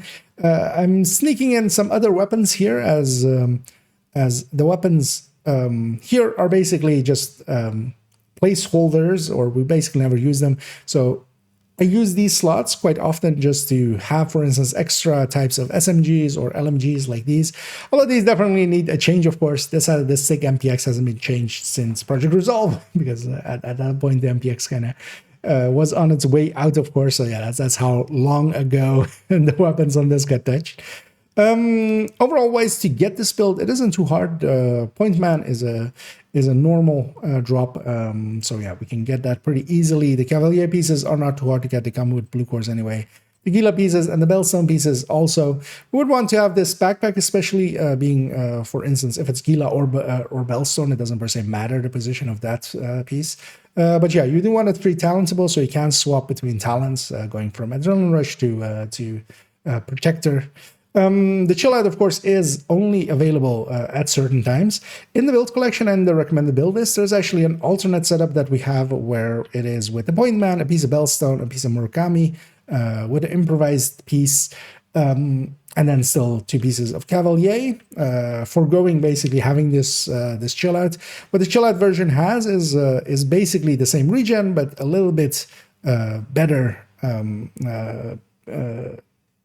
PFE, or well, actually no, it has better. It has better regen. It has the same amount of PFE. What you could go as well is to go with 2 pieces Golan in that other setup, just for completeness sake, where you can have 3.5%, but you would have less protection from leads. So yeah, there are several ways to set it up without this, but overall, yeah, the go-to has become the chill out for this, where we can have, this layout as it is here. Not very useful unless you're going to go raiding or you have some purpose to test. As I quite often actually just grab this if I need to test something with hazard protection or such. We can move around some pieces and get to some points of hazard protection and how much we need. But yeah, tanking in Division isn't that useful. I do here and there have some tanks lying around. I haven't used this one much recently as I haven't been into Iron Horse for, at this point, years. Likely more than the 1 year at this point, so likely years.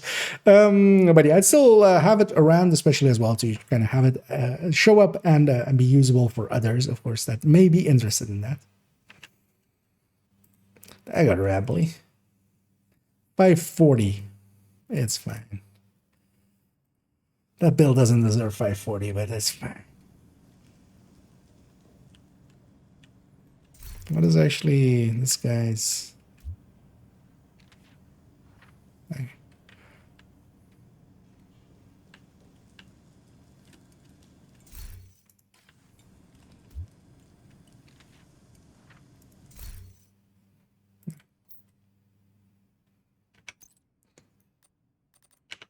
Yeah, let's do an outro.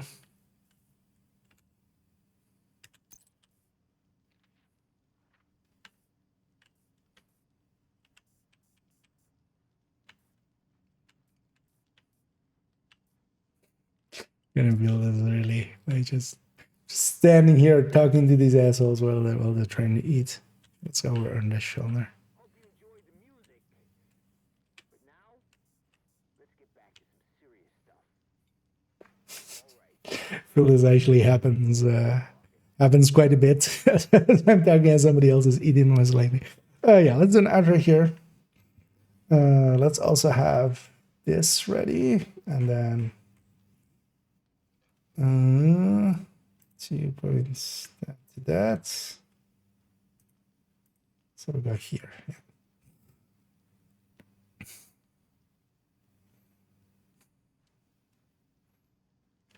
Yeah. Yeah, build here.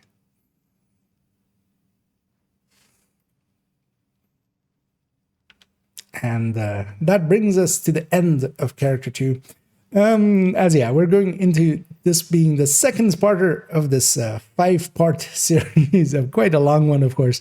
But yeah, we're kind of going over every build on the build collection, and I think it's kind of worthwhile to kind of discuss all of the builds and kind of explain what they are for, because not everything is obvious. Of course, I've made all these builds. I kind of know what they are for. I've ran them here and there, but yeah, that's not, of course, instantly visible there. So yeah, I hope you enjoyed this as we went basically through the second part here, basically the second 16. Coming up, of course, we'll go into Character 3 next, which seems obvious. You might also notice there's a black spot there. That'll get filled in before we reach that part. As well, actually, on some of the other characters, some builds are set to change, and we might revisit that as well. But likely as the next video in this kind of series, although it's not going to be in the series itself, is actually we're going to go over some of the history of the build collection kind of around a New Year-ish, where I'm going to kind of discuss how the build collection kind of came to be, show some old build pictures, some really old ones, basically just at the start of Gear 2.0 and such. And we're going to reminisce and kind of talk nostalgia and kind of explain as well just the story of the build collection for those that aren't aware of it and kind of how it started and how it kind of grew. I think that could be fun. But yeah, afterwards as well, we'll go into character tree. Although, yeah, for my upcoming videos, we're going to go into the shotgun video, first of all, as that big list is already as well very much done. Same as well, actually, for the MRs, the pistols, I'm still kind of working on, as I've finally decided on a build. That's also going to be one of the additions to the builds collection, although on character 1, so we might revisit that when we reach character 3. We might kind of have a addendum for character 1 there, and yeah, those will be all upcoming together, of course, yeah, but the future characters, and then yeah, we'll continue on as well with a build collection, of course, or a build showcase, and that's going to actually be on one specific build in the build collection, which is actually nowadays on character 1. We kind of already went over it briefly when we talked about them. And that's going to be the Lengmo Pestilence setup. So yeah, that's going to be the next build showcase, but likely in the new year. But yeah, hope you enjoyed this video. If you did, please do any and all of the algorithm things down below. That is always much appreciated and does help out. So I'll do that little bit of shilling here. If you enjoy my content a lot, do consider joining the membership and providing me for some funds for my crippling apparel buying addiction that seems to be going on, as we do, of course, spend that basically just in game on apparel most of the time. And yeah, we're gonna just end it off here, and I'm just going to say thank you for joining me, and as always, have a good night. And that's, of course, the outro for the video for those watching live. And I am not going anywhere yet on stream, but yeah, that's for the video. 317. So all of it together will become a length of way too long. 150. Actually shorter than character 1's one. So I'm happy enough with that. As we went over 16 builds, so actually I'm actually impressed somewhat with myself, even that we're getting that like that. Yeah, let's take this character back to DC. Let's kind of see. Actually, let me catch up first on chat a little bit. 511 taps indeed. Don't think it's going to cover enough my bleach like coordination. Yeah, that's what the turbine is kind of for. You're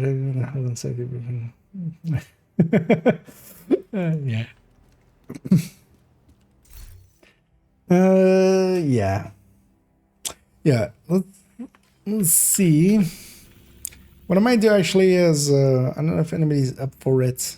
If we can get a group together, I wouldn't mind doing a weekly. That sounds like a decent idea. Capital is also the season pass project, so that's kind of nice.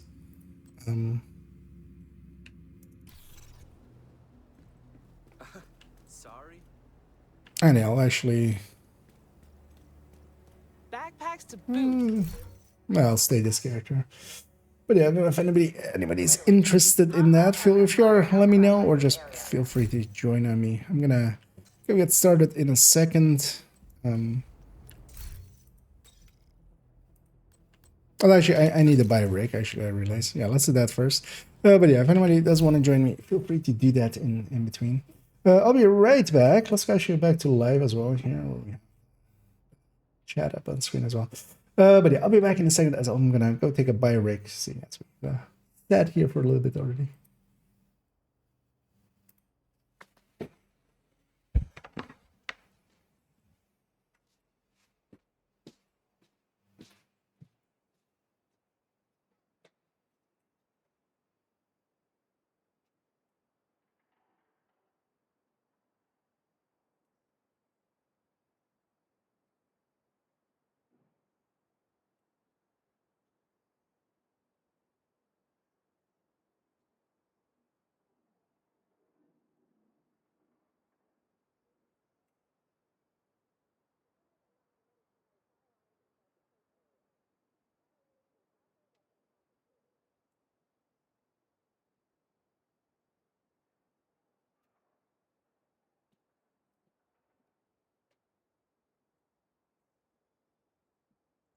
that was kind of needed.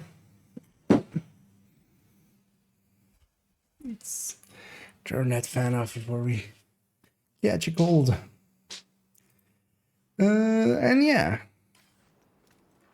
Well, actually, if we're Undertakers, let's actually swap characters real quick. I didn't do any of it on character 1, right? I might actually try it on 5 directive with that bulwark setup. Kind of giving that bulwark setup a little bit more of a...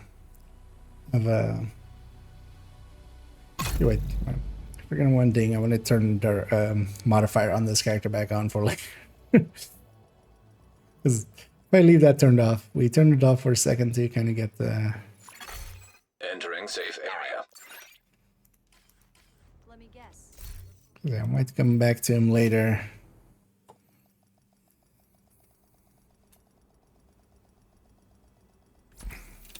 Okay, let's grab this character. If I'm going in solo, I'll go... we'll go 5 directives on that shield build. Let's give that a try. Safe area detected. That's not what they have on. Do I have enough resources? It's 45 right now. Oh yeah, plenty. Let's take this at least to 10. Just to try.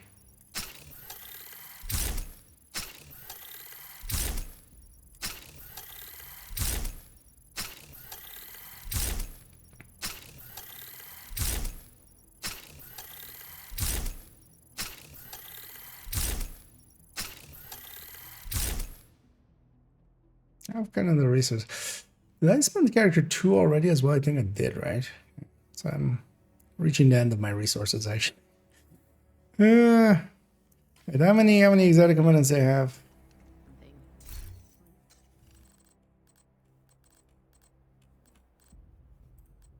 There's so many weapons still to do there.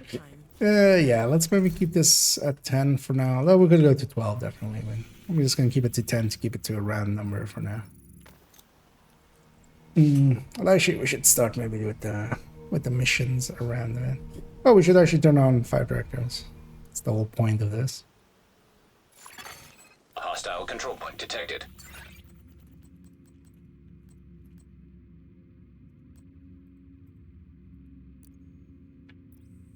It's gonna put us safe house anyway. Let's already take ourselves there.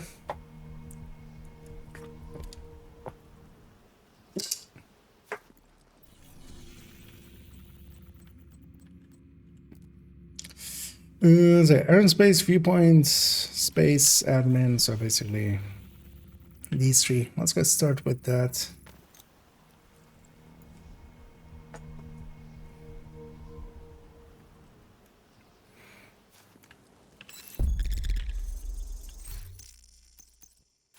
Make sure the modifier is in. That isn't a command. But do you want to join me? I'm gonna...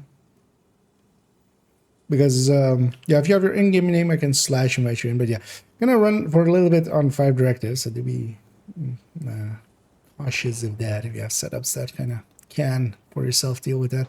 Although I'll likely generate some ammo. Them away from Yeah. True Sons will make it a lot harder At for them least to that's the coordinate their idea. troops and spread misinformation. All communications coming in and out of the building will be controlled from the production studio on the top floor. You can't We can leave, find it and comic. secure it. You're chained.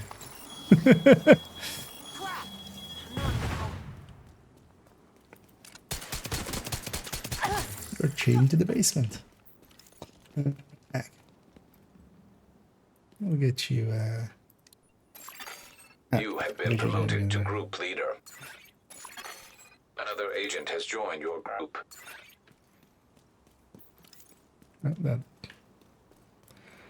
That invite didn't. Let me try again. Sometimes the invite system is a little bit particular, especially if you have maybe. Kind of wish something would happen. I'm falling asleep out here. Because yeah, are you logged in and everything? their manual. Fuck the division! You're mine now. Otherwise, yeah.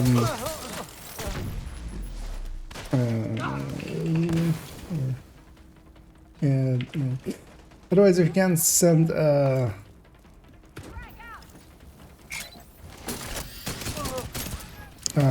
request to that. Immediate medical assistance needed. Is that true? It was trying to shoot its allies, but it was shooting for me.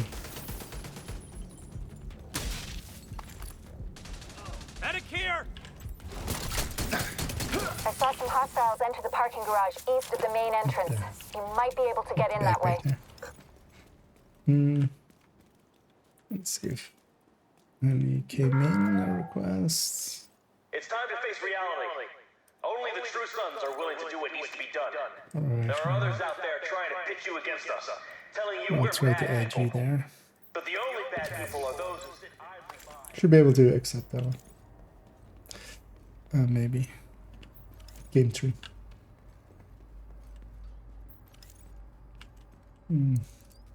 Howdy then. Hostile radio intercepted. Well, I mean, these This still is needs to Wade. generate. So, the division thinks they can just come in here. They don't know who they're fucking with. Go dark. Wait for the signal, then corner, and kill. I don't know worries about that. Another agent is now in your group. And if anybody else wants to join as well, we got one slot remaining.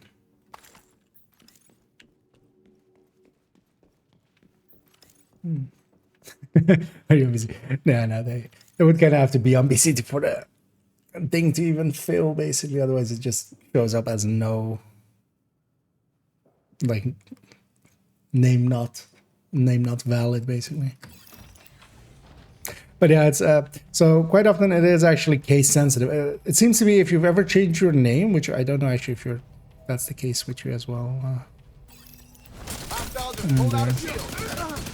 If you've ever basically changed your name, then it seems to become case sensitive for the slash invite, which is just kind of odd.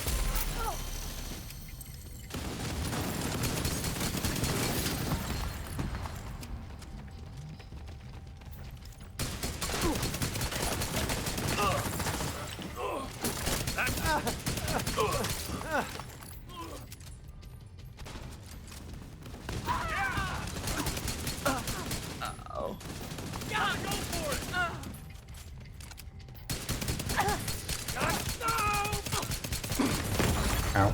Serious trauma detected.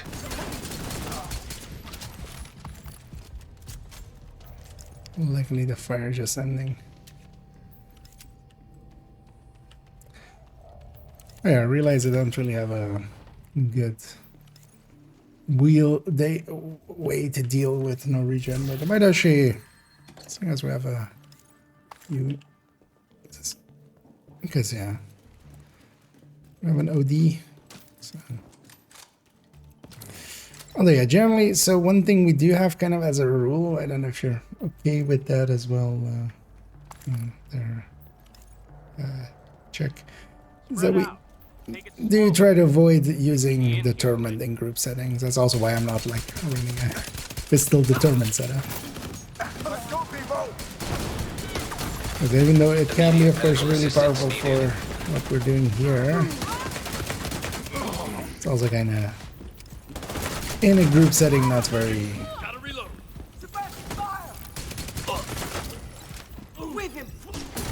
It doesn't shell all things. Ow. Agent incapacitated. Well, that's okay. No need to apologize. You couldn't have known. But yeah, that's just the general kind of. If you're okay with that.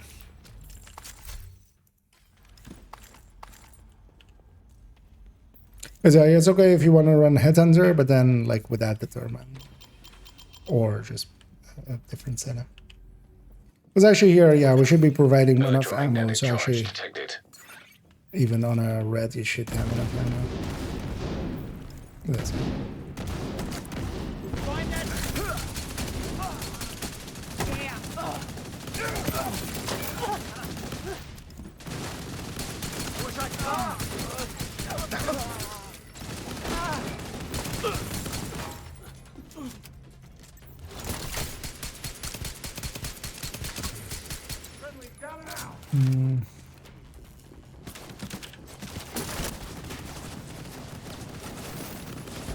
Crap! I'm coming for you!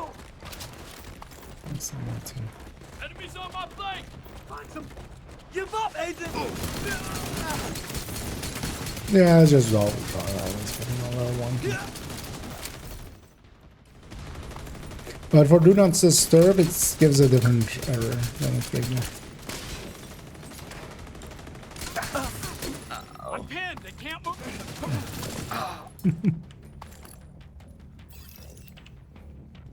It's kind of neat. And the fun from in group. Yeah. Well, just yeah, poaches a lot of the kills and stuff. Makes it overall a little less enjoyable indeed for the group. Fuck the division! Although yeah, if they were like hard farming and stuff, we're kind of more okay with it. But seeing here as we're just kind of casualing.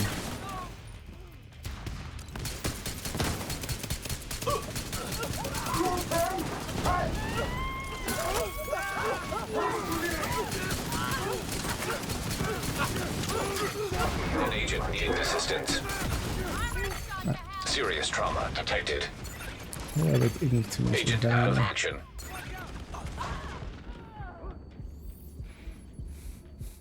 But fire is very annoying because yeah, that prevented me from being able to to actually ADS and get the backpack on that guy.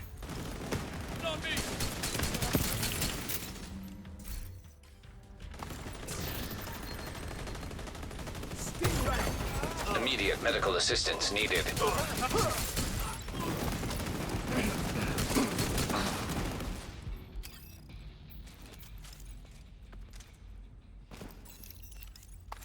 Because I think actually I might go because I might provide better use in this group, seeing as we already have OD and some ammo. Might go combat medic and then make no region a little bit more handleable.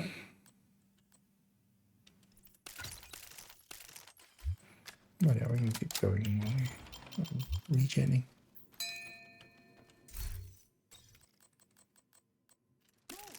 Get out of here! That must have been Wade. Would have been nice to bag him, but it's not your primary objective. Get to the TV studio and get these guys off the air for good. Alright, cool, let's go to the first one. Got about that. Well, that's actually okay. Oh. Okay, good. Spawned right on top of us.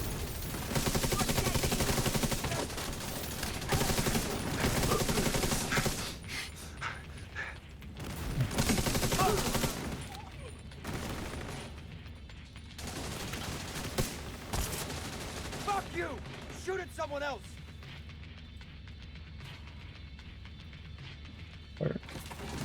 Help! He's up! Look for the transmission control module. It handles all communications going in and out of viewpoint. If you reset it, you'll lock out the True Sons and we can take over the channels. Okay, stay by the module and make sure it completes the reset sequence. Phasing wise, likely have them on this side. Actually. Move it! No, I didn't. Why did I even come down here?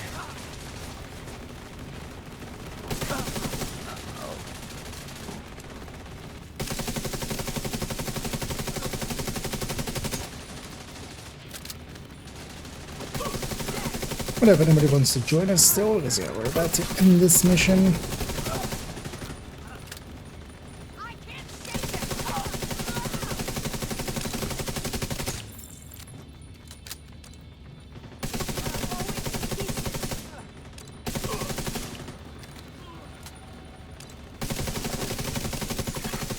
All site facilities are reset to default or under direct Is it referred to SHD the- control. That's good to And hear. our weekly. Our comms are coming online, and the true sons are in the dark. Fluctuations in local power detected. Communications facilities offline. What the hell? Give I'm seeing yourself some multiple hostiles on the roof. XP They're in setting the up triple EMP XP. jammers around the radio mast. It's Wade. He's trying to sabotage the mast. Without it, no one can broadcast from viewpoint. Agent, get to the roof. You gotta stop him from taking out the mast.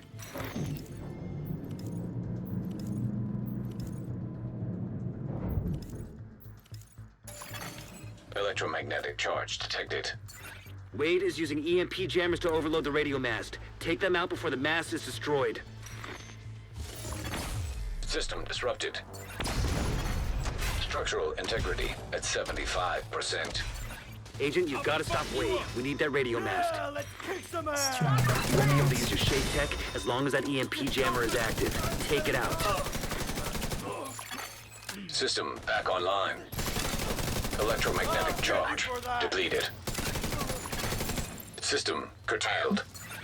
I was farting myself System there. reactivated. You think this is over? I'm gonna finish you! Fucking division! Keep them off me!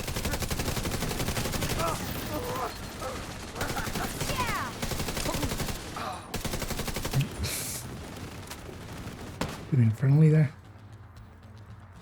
Right there.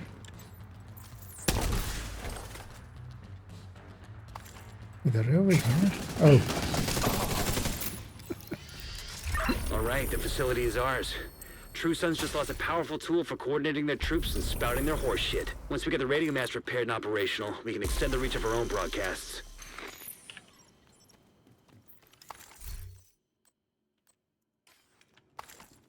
there she is. Okay, that's our sub gunner. A double gunner issue. We'll get some ammo from that. Yeah, let's go earn space. What's the next one, right? Yeah, earn space and space admin. Let's go set up there. Yeah, let me catch up here. Yeah, they're Samus. I'll go. Hostile broadcast detected. I mean, yeah, definitely. It's not, yeah, it's not so much about like that it's bad. It's just more it was very good. It's actually that's too good. Kind of. It's kind of why we unless we're like really hardcore farming or something, we just kind of ban it for keeping it fair. The ramp to the parking garage There's looks like actually your some best special way in. ammo here that we can even use as our start.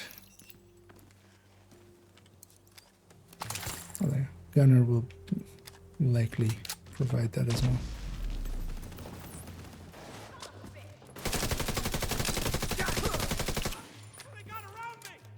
Enemy found a med pack on the way.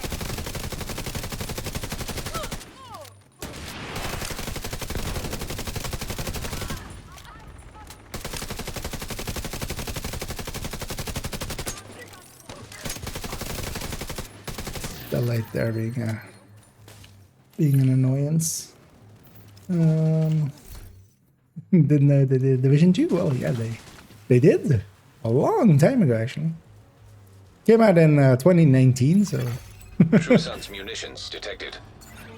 But of course, that's, you know... understandable if you're not keeping up with stuff. But yeah, they did, in fact, do it too. There is even some rumors and some early work being done on 3. I've kind of We need to figure out what they're doing here. let it be See if you known can find that any there is intel a on their 3 in the operation. way. Yeah, let's get the Seems like secret room as well. salvaging We'll get the and balloons repurposing anything there. they can from this place. They're crafty bastards. I'll give them that.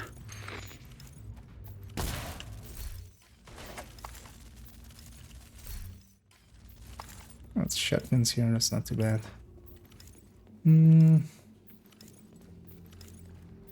Go SMG, kill the game. Tag anything I useful and I'll send in a wasn't recovery aware team later. SMGs killed Division 1. out of anything too dangerous. You mean maybe more so in PvP or something? Military With explosive D3 residue setups and detected. more like... Although they're like field strikers kind of do that more, but that was more ARs.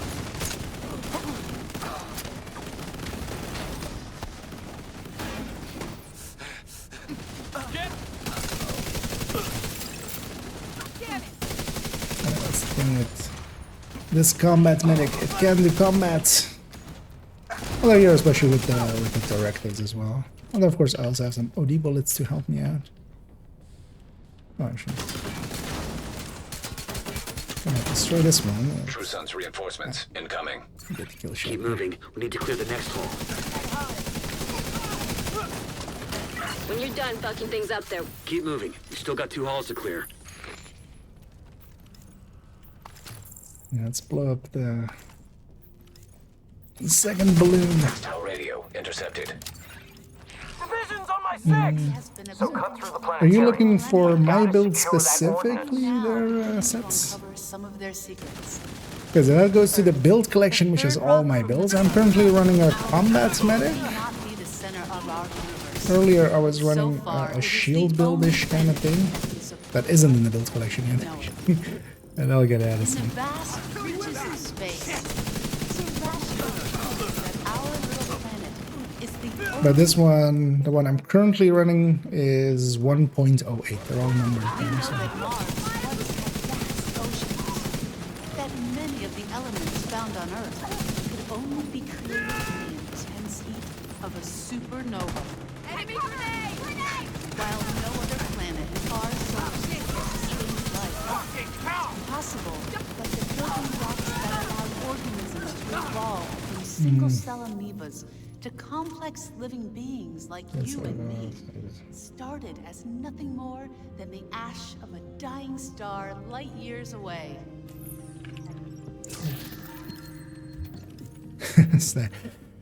Well, just definitely worth having. Like, there's not much that can compete with it, especially for control points.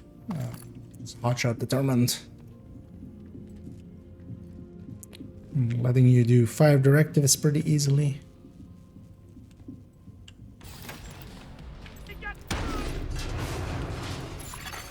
Another agent has joined your group.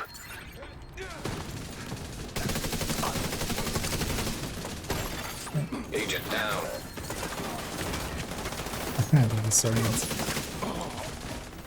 Once stomach's loaded in, I'm actually gonna push forward. Actually, I'm gonna supercharge. Because I can.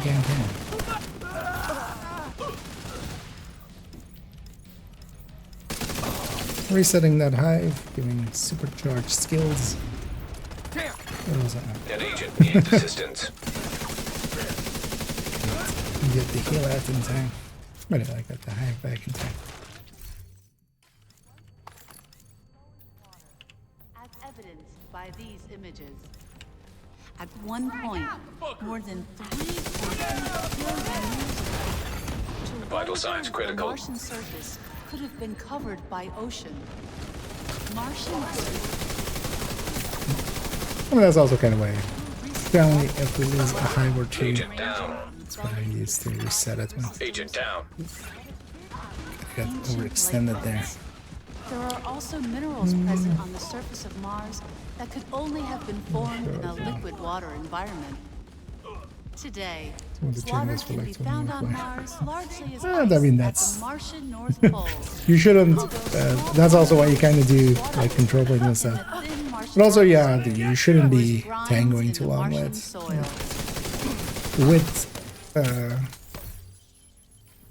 heavies, because yeah, you can just use your head under to crack them real quick.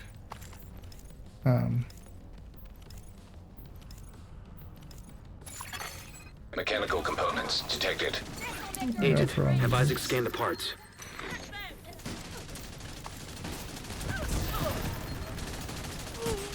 I keep forgetting that to do that. Oh, well, they jumped.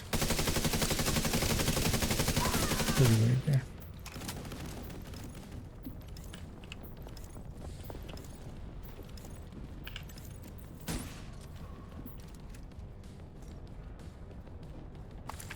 Bring everybody down there.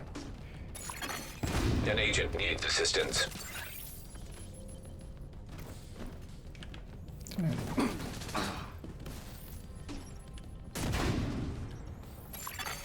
Agent down.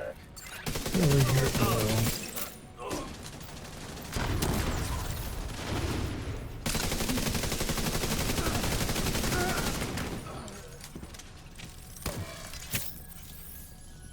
It's getting got. Oh, it's back there. Here's something over here, but we found them.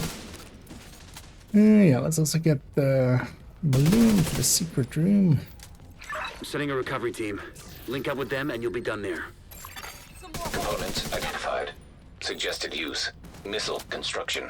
They must be using a casing from the museum's collection. That's right, from the If new they can rig it with items a warhead and from some the means of Delta. propulsion, Okay, they wouldn't that even need a guidance system to hit the White House or a settlement. Kinda goes is without odd. saying, That's- but if you see any missiles lying around, Don't feel- make sure they can never, ever be used. I've heard much of that.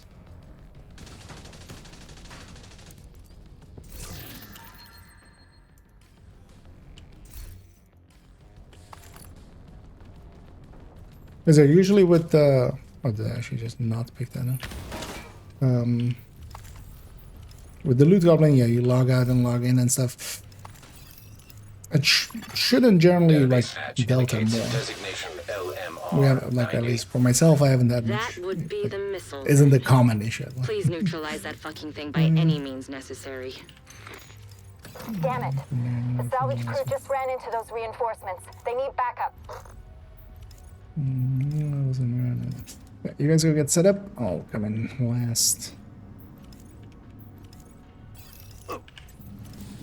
Because here, it doesn't start till the last person goes in.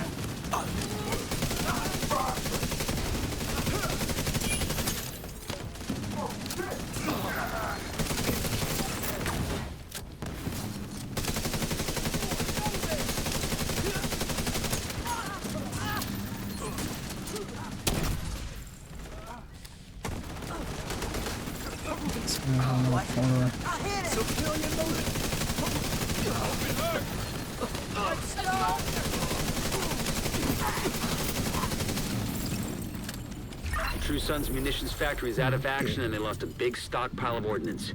Throw in the fact that the settlements can scavenge those workbenches Delta, and that tools. sounds... Have you It's been a pretty tried good checking day. on your end if there's maybe some network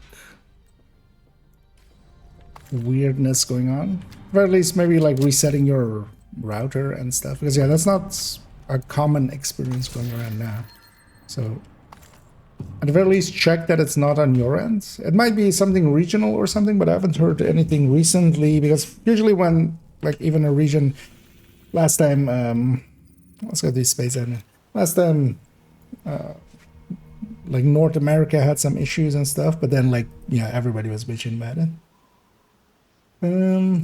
It's only with Division, yeah, but that can still be network stuff. It could be that, like, just the routing to Division is, like, super messed up. At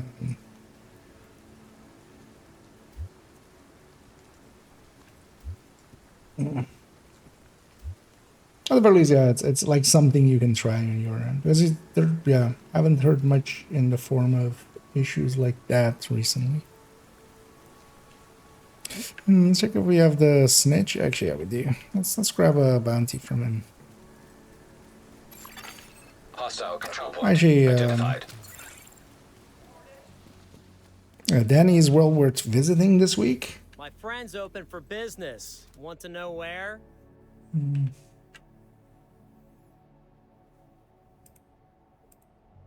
This is well, let me jump into a voice channel there. This stuff won't sell itself. Nobody loaded yet. This is where you need to go. Is Danny open? Oh, actually, yeah, they're open. So have you, for those that haven't yet, well worth. Danny has 3 exotic components, so well worth getting. This is another one. Yeah.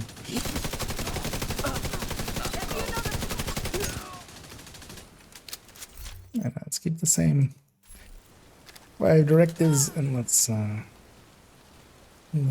get ready for this one.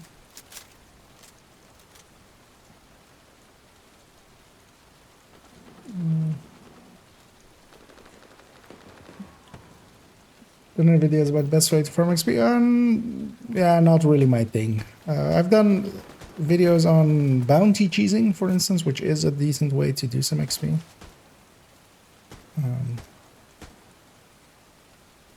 Didn't balance the menu for a sec. But yeah, I'm not of the. But overall, it's because also it's pretty easy. It's 5 directives, open world, and then just hunt the public executions, especially. But there are some things like bounty cheesing that can be decently good for. Actually, what is the target there today? Hello. And hey, Bummick. How you doing? I'm doing good. How about you? Yeah, doing pretty good. Also, yeah, actually, for Hojo or check if you guys who are in the Discord. You don't have to join if you don't want to, but sometimes it can be handy just for the not having the background noise. Even if you don't have a mic, you can just we need to reconnect the local system to not the have my satellite background network. We should be able to do that stream at the on NOAA it. You can headquarters just building. have Get to the control just room. my. I can walk you through the process from there. Actually, I should maybe link the. That.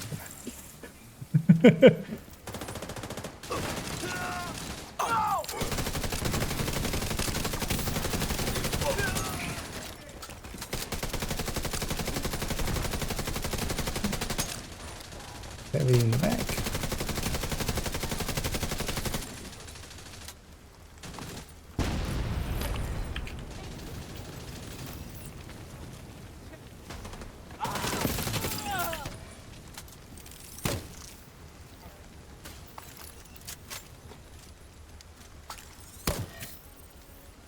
The control room is at the top of the atrium.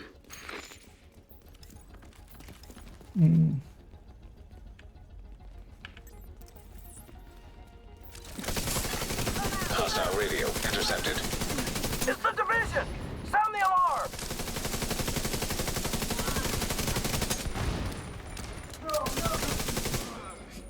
Triggered my all out correctly there.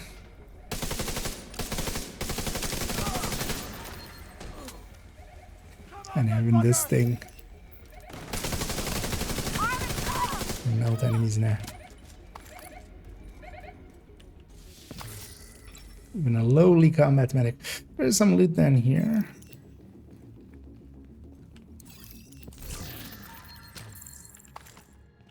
No, we're kidding.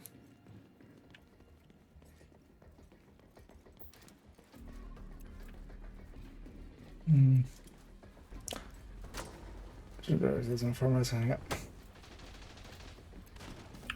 I mean, yeah, especially the XP bonuses are so large now as well.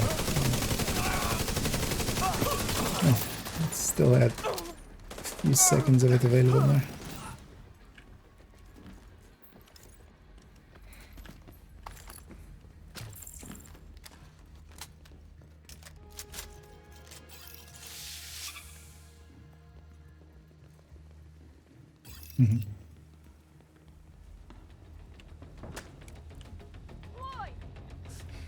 Right now! Almost here!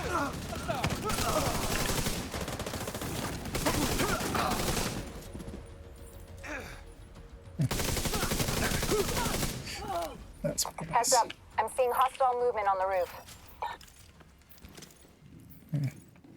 You can actually grab everything still.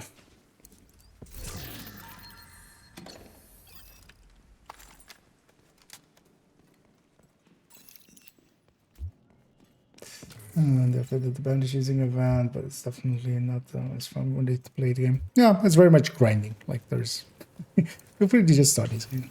You don't have to wait for me to catch up. I'll catch up basically.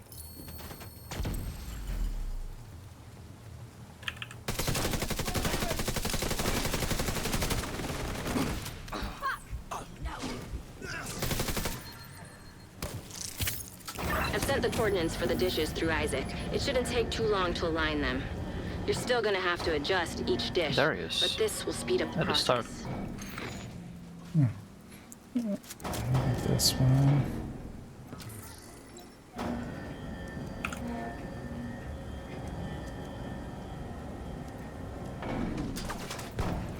Oh, there's a changa somewhere. There he is. Broken chest. An agent needs assistance.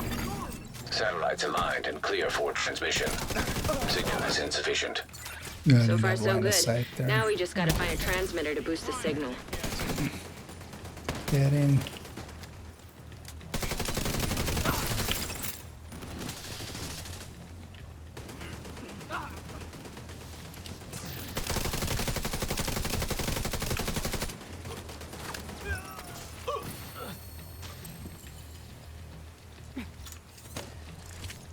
Heal up all. Plenty of bullets. Who's this one? What? Oh, there. You like that? Couldn't find him.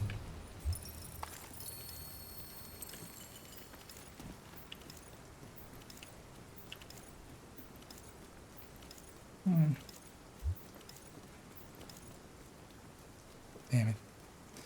There's so much loot.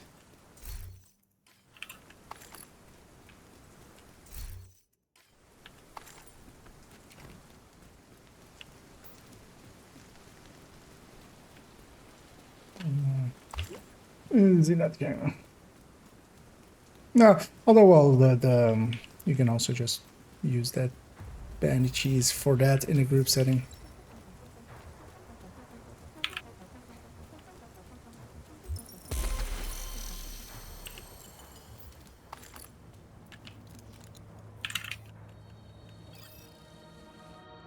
That kind of depends as well how interested you are in grinding shit out. And somewhat, not too much. That's it. We I should think it's be able to mostly extract the I radio wouldn't mind once it's grinding docked. and not having the levels. Like I don't want the levels more than most things.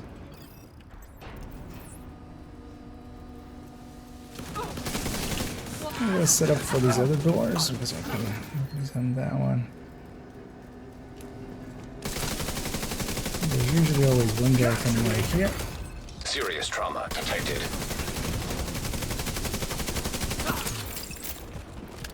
And a bunch from there.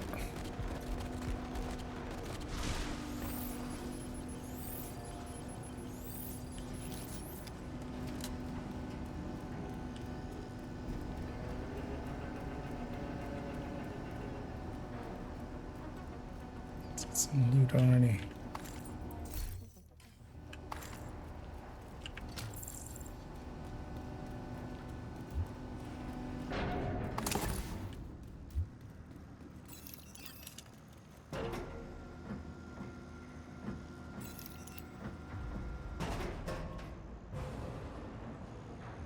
And this guy's just gonna have a rude surprise.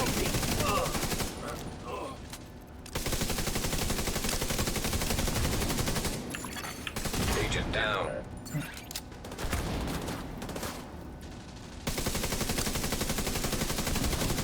Get my all out on the long range here.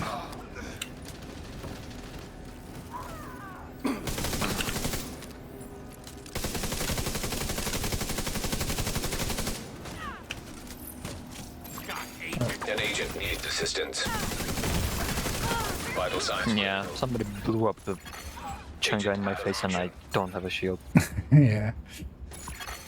Agent down. Oh shit. Oh, we don't.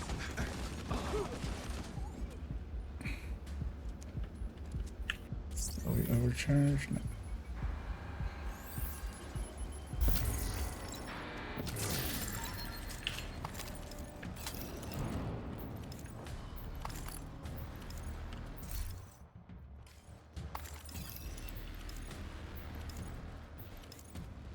Yeah, the dangers of being close.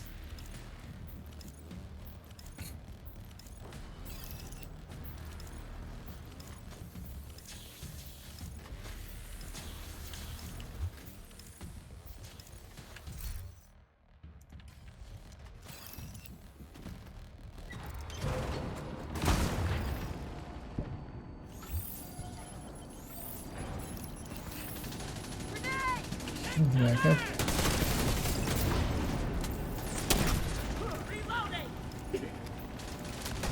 Straight to the face, I see.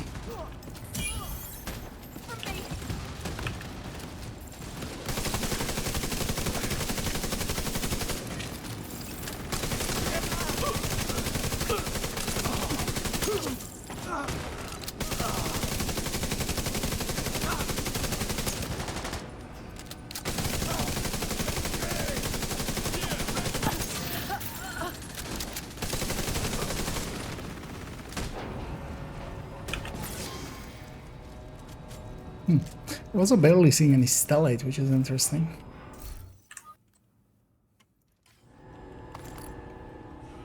Which is not great. Now be all stellite. The boss is gonna have stellite. But mostly Changas, what I see, have the... This will extract the Dark Widow. transmitter from the module and connect it to the rest of the facility. Then we can link up Most with the weapon division the enemy satellites. types can have it. Oh, that recruital, like, not very dangerous anymore.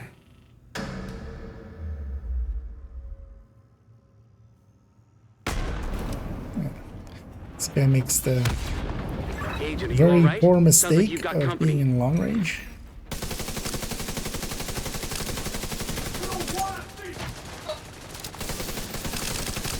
Sorry! Memento! Sorry, I said it wrong. Momento. About to kickstart it?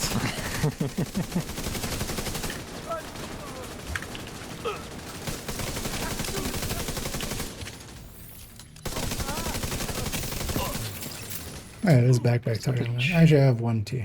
I have a Costa. Daily Acosta.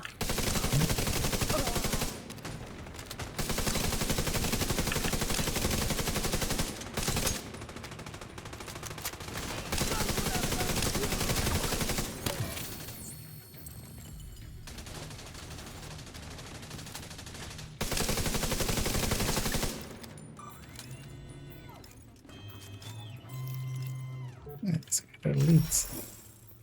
Also, we got the key chest Satellite upstairs as network is well. back online. I'll send a team to secure the transmitter for safekeeping. Good work, Agent.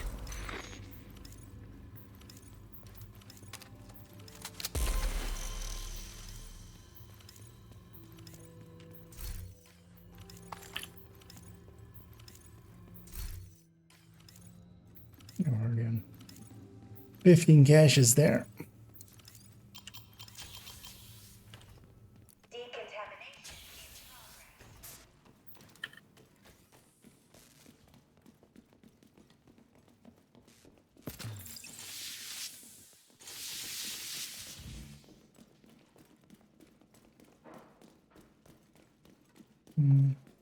Everybody should be in range.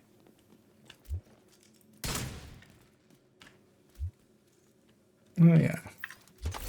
They can fast travel to us. Get this loot too.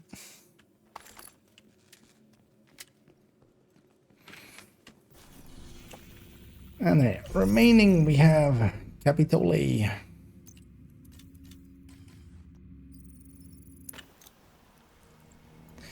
And then some activities in some of the zones to round it out.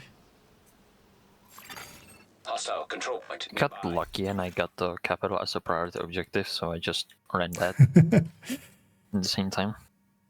That's not a bad deal indeed. It is a good lead to have a peek at whatever he's running.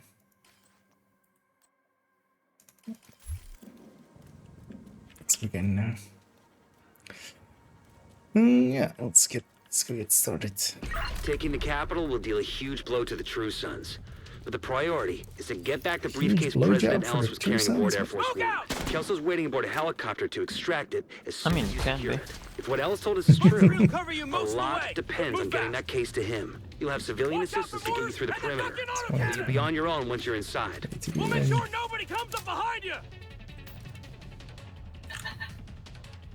So what do we need afterwards? 5 east mall, 5 southwest. I don't have set my modifiers. You know what? Why not? I'm running it until let's run Tapper. Yeah, okay. Work at. Where's it? I'm seeing mortars on the roof, and you've got a Is lot of it hilarious? hostiles ahead. But it looks like Although the apartment the is, autocannon seems to be I would firing generally wide. pick just a normal measured. A little bit higher of a weapon.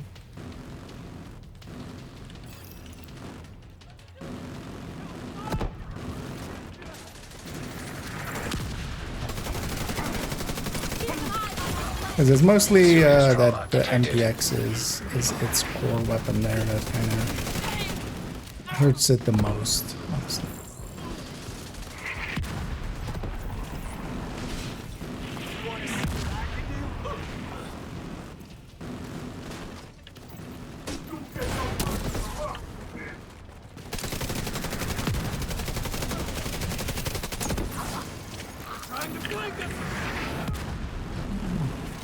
I'm gonna die. Maybe.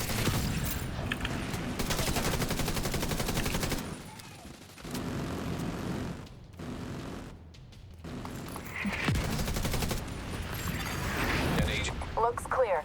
All right, push forward. Yes, that's the last kill happens.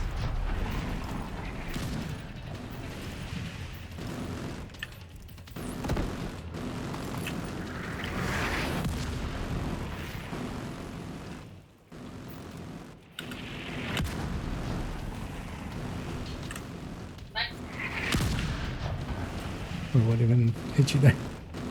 It's I was mortar? climbing up. Oh, so it's and worse. mortar hit me. Yeah.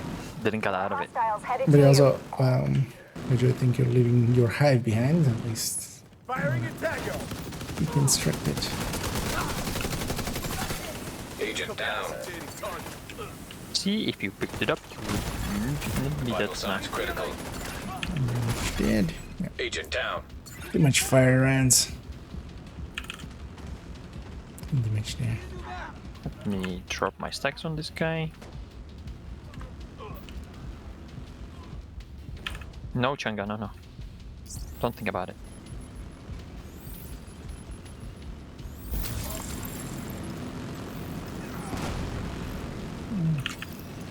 That was the last of them. You should have a clear approach to the entrance. Then it's time to get in there and finish this.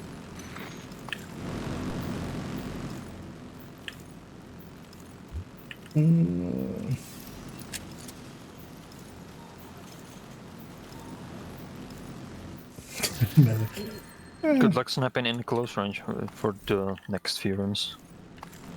It's gonna be hard. Okay. For the later parts of can work out. Yeah, for the end, yeah.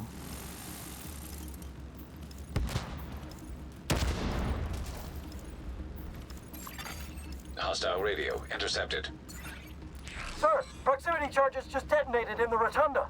They're inside. Move to intercept. Electronic signature detected. It's the RFID code we're looking for. The briefcase must be close. You copy that, Kelso? Loud and clear. Standing by. System disrupted. Once you acquire the briefcase, head to the roof of the rotunda and wait for the helicopter. That mortar team is still up there. Right, wait. Understood. They'll need to be cleared before the helo can approach.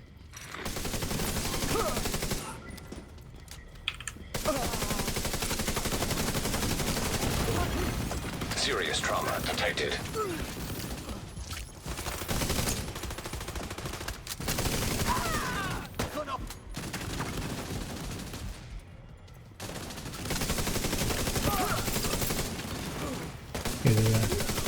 Quite the flip.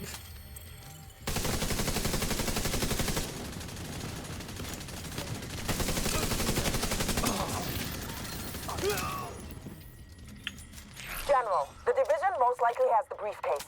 They'll try to evac it. Do what you can do to delay them. Sir, yes, sir. We're on it. We're on station outside small arms range. Good visual on the capital. On loot and then shoot and shoot.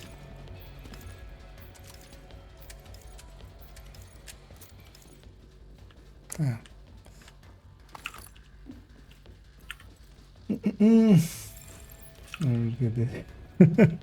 Yep. Oh, there, Chatterbox definitely one in there. Close to the top picks. Hey, I was about to actually say we haven't seen Rose in a while. Where's BFE?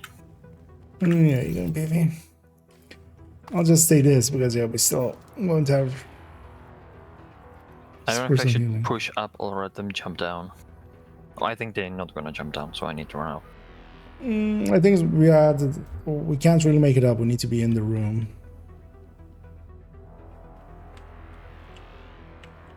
I would say just because there's 5 of them, some of them are gonna jump there.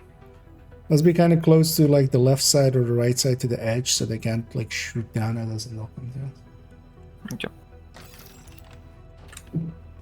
So kind of, yeah, around here-ish, so they can't like shoot down at us, and then we just let them come.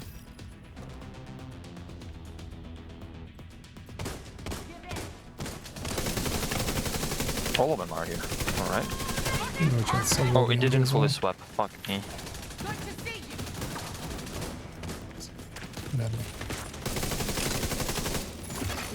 Hostile blinder firefly detected. There's one on the far right that's almost dead. Right in front of me. One is almost dead. It's 2 down.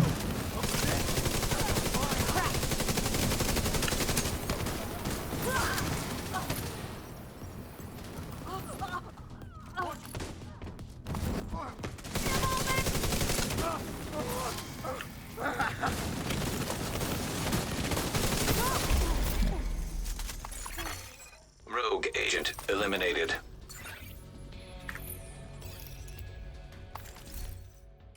Yeah, a little bit of modifiers make for an easy execution. DTM Bullet King generally crit chance or rate of fire. Like crit chance preferred. Bullet King is maybe the one place where it's kind of hard to sometimes lose the amount of crit chance to kind of make it make sense. When the roof is clear, send up a flare to signal us. But that's really only the only place where then rate of fire. DTA is always just less than rate of fire overall. 5% against everything is much more useful than 6% against only armor. But then, yeah, for Obliterate Striker, so the thing is, if you have Peyote set up, although you can just go, you can go Contractor setup, but for Coyote setup, it doesn't fit in perfectly, just because you can't swap the mods, right? So the thing that happens is that Immediate medical assistance needed. If you take crit chance, you have to kind of fit in 24.5, which for the contractors actually, yeah, you can. Spawn left side.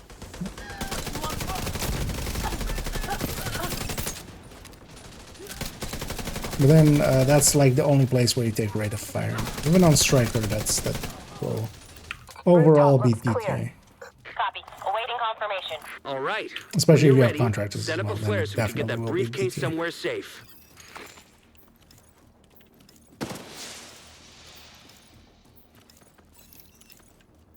I know, let's just do it normally, right? Yeah. Because we can't really oxy it anyway. They can all have still light armor because the game is gonna know when we try to oxy it. Just got Sam. That woke me up. We need to bug out until the airspace is clear. Copy that. Let's see if Those our anti-air PC defenses have to go. The missile came from the east side of the building. I'm seeing 2 radar trailers on the east front. Must be guidance for the SAMs. Take them out by any means necessary so the helo can approach.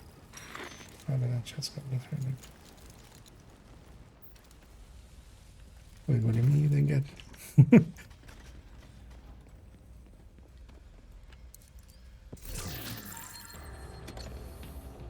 Okay, I have eyes on you. You're coming up on those radar But trailers. yeah, Bullet King overall just out crit and let's get this chance. shit done. But then yeah, on that you would actually go crit chance, Obliterate chest contractors, and then 1 crit chance one. And just specifically for LMGs, if you're solo, I can leave out the crit chance one. But with the Bullet King is like the one place where, because it has 15 crit chance as mods, so you would have to deal with 24.5 if you're using the thing. That's like the only. But yeah, never DTA basically.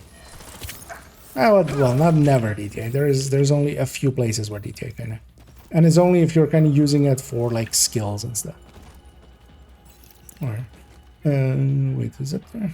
Oh, okay. We are gonna do... let's do the cheese then. You guys push up with... Otherwise, I'll just gonna die. We're clear. But we give you... Or you say I have a I'll go? sniper. Okay, I'll... So, not much I can do if I push up. Yeah, I'll supercharge here. But yeah, I thought we're just gonna... But yeah, when I said I meant normally, I meant just without camping them. Immediate medical assistance Because needed. this never really feels great anyway without eclipses and stuff. This doesn't... Bunch of stuff escapes, heavies come out, and murderous.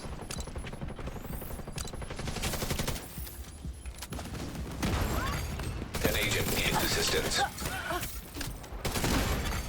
Agent out of action.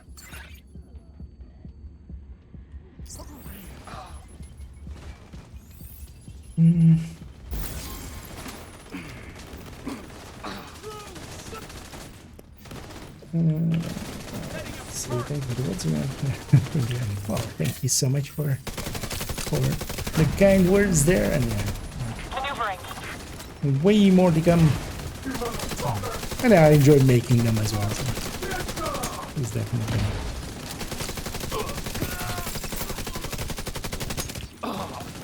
for myself as well. Quite fun.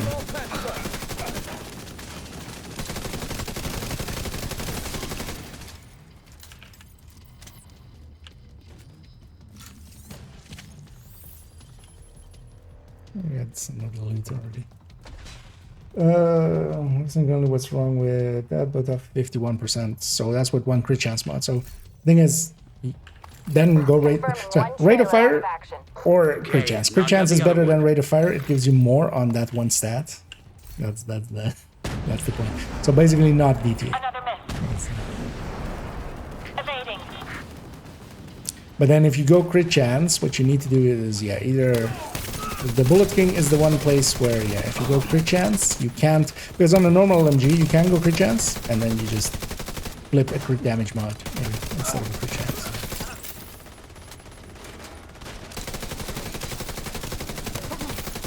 But yeah, with the Bullet King, you land on 54.5, I think. Or was it 56?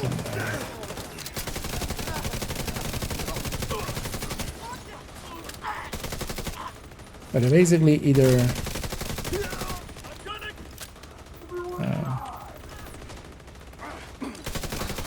crit chance or rate of fire.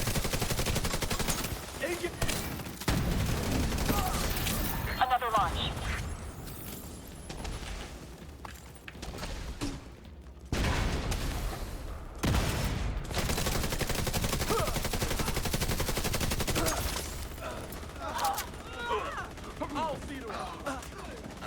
Oh, okay.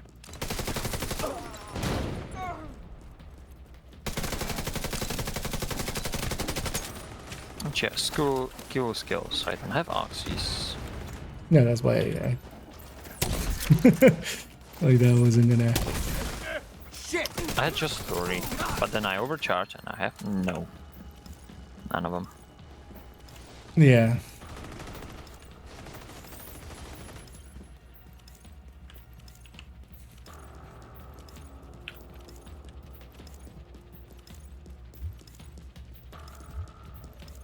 No further contacts. Area secure. Copy that. Coming to you. Second trailer down.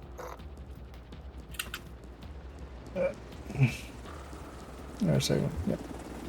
Oh yeah, if you want to have it as a secondary, then yeah, it's easy to like line it up with, or lining it up, then. We have the briefcase. Taking fire. We're out of here. You've got a whole bunch of hostiles headed to you.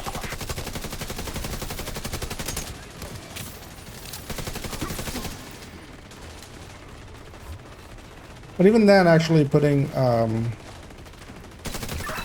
crit chance on it, one thing, although more so with other LMGs, is what you can use it for is then the LMG is actually set up for if you're within 15 meters.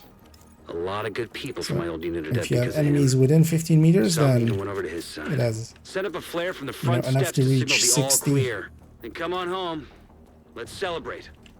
by itself, and then it benefits actually from being set up, you know, to be 60 and then the plus 25 from clearing.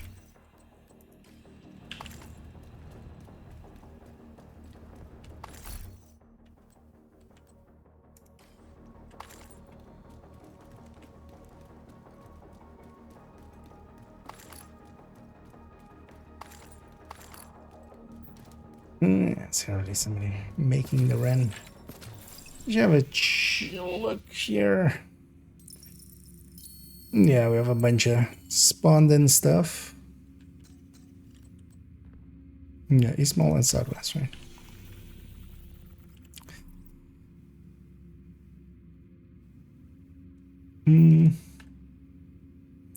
Let's look at these Southwest ones. East Mall spawns much more anyway.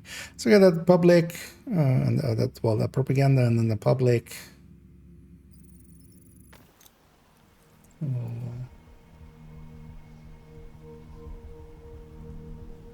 Go through some of the things here earlier. Starting out, we won't have much in ammo though. Gunner already doing its thing. Oh, 20 caches. Maybe let's take a second to clean up, maybe. Anyways. Now let's take a second here to clean up. 20 caches likely.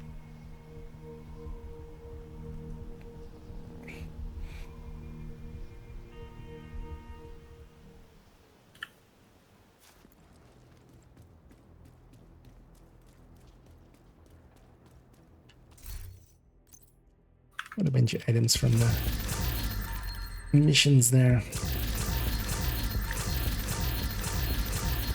That's the downside of triple XP as well. You get a lot of caches. Although 5 times is even worse.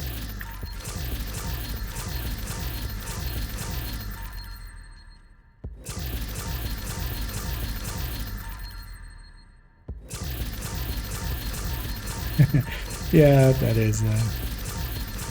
Yeah, this is indeed only available on PC because yeah, you need the ability to click, basically.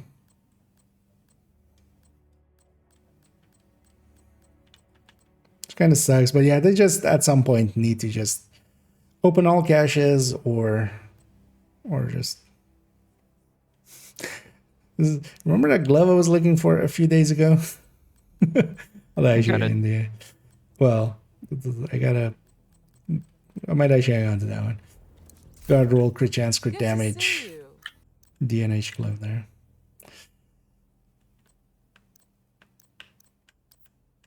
I might actually hang on to that for a minute. Thanks for the business. So well, that can be blue coreable. In case I need it. The group ulcer as well.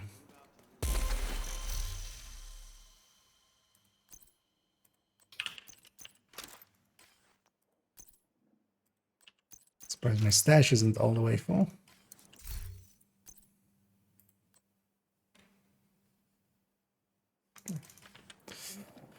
Alright, once everybody's ready again. 10 seconds out. Oh yeah, slight exaggerations, but yeah. But yeah, it does take, yeah, that filling up the thing. That shouldn't be a thing ever.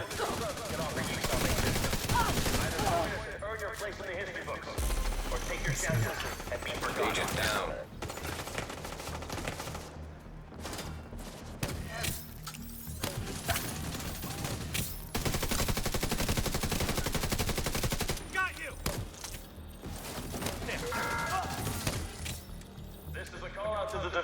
Wait.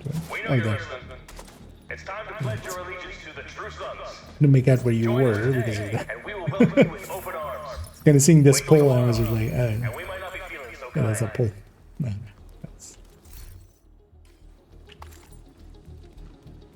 it's a friendly. Let's go. The True Sons are coming for you. It could be today, it could be tomorrow. Either way, it's time to make a decision. Stand with us, or face the consequences. And I really only have 2 doors to spawn from, so...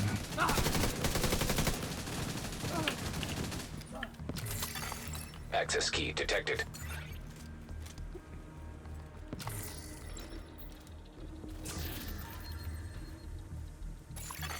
Progress halted.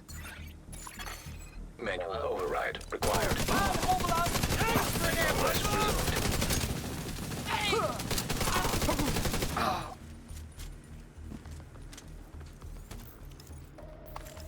Like we're gonna get that 412.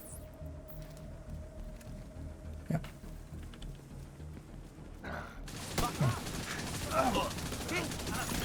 Door didn't open right away.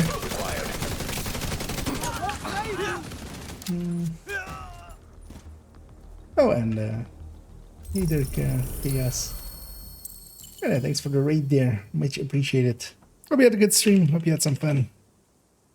Let's get your chat out here. And thanks for raiding this way. And yeah, welcome in, raiders. Over here, we're finishing up a weekly. We're doing some activities here in Southwest. Let's go get this public. As we're finishing up a weekly here.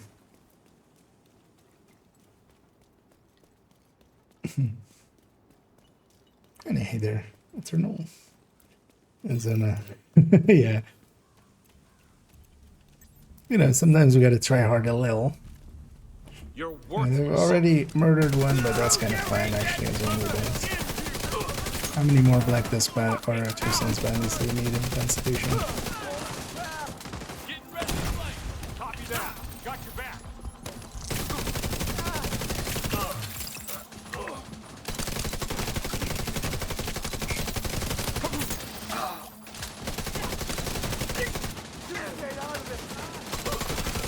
Detecting additional hostile contacts. Yeah, I'm running the combat medic or a combat medic behind one. Can do some healing, I can do some killing. Just the way I like it.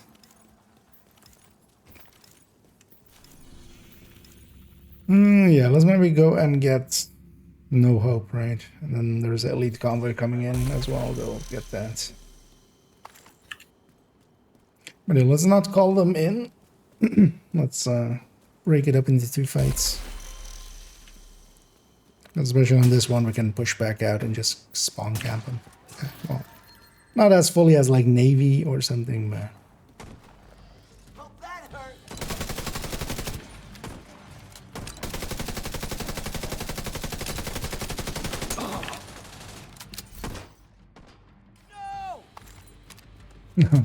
These guys will likely aggro the control point in a second. Let's already get set up indeed. They thinking about it, not doing anything yet. I don't think they have line of sight. Nope. Luckily for us. But I do. You need to act like an NPC. It's like, I see enemy, I shoot. I don't think. What's a think? What's brain? I don't know how use. I don't know how work. Push up with you. Heavily armored hostile detected. Oh no, which is this is gonna be overextending a little.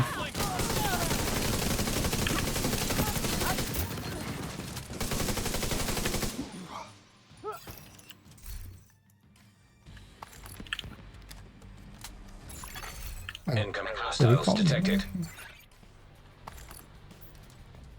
Somebody did. Oh yeah, let's go for the defense.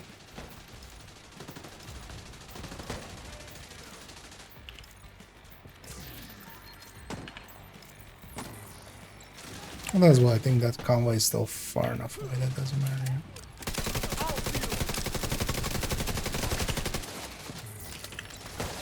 Because in this one as well, it's kind of handy to go back on the street here, and we can kind of catch them as they spawn.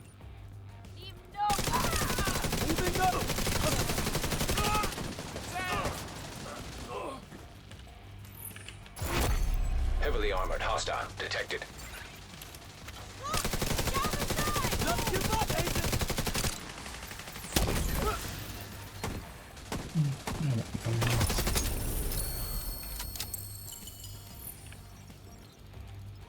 Yeah, they're still far away.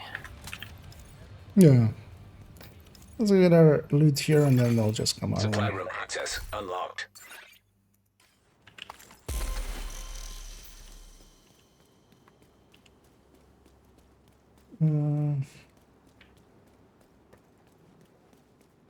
Last night, so bad the shit. I know that feeling sometimes, yeah. Oh yeah. Hope today felt better. Replace 1 or 2 team buffs and less tank. Yeah, although well, yeah. What it really could use is a little bit better team buff, kind of comparable, maybe like a 20% with the backpack.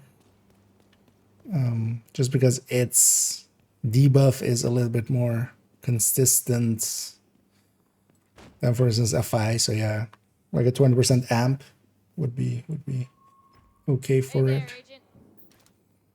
I'm just waiting for everybody to be in range or popping it all.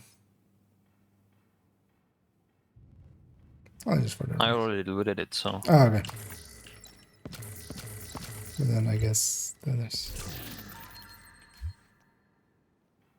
But yeah, be sure to get your control point loot if you haven't yet.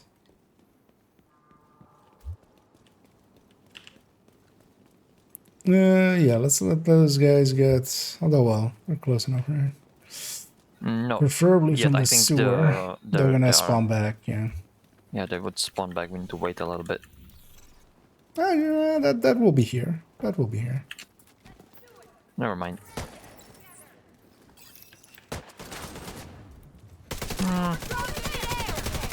It's kind of like in the middle of them.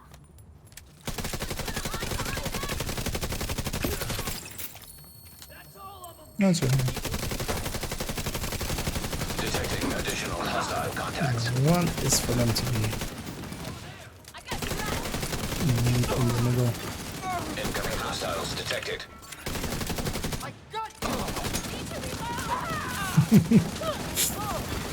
Detecting additional Thank you for the contacts. point.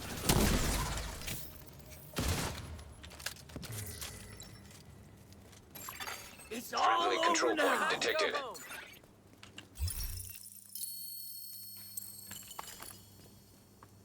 I'm bleeding proficiency caches. Already back to 10 as well, yeah. Didn't they just clean those? I know. Going from missions to activities, how much faster it suddenly goes. Yeah, let's go after... Let's go after Southwest. Let's maybe go get this public execution from DZ South. Gate. And I'm done. And I'm empty again.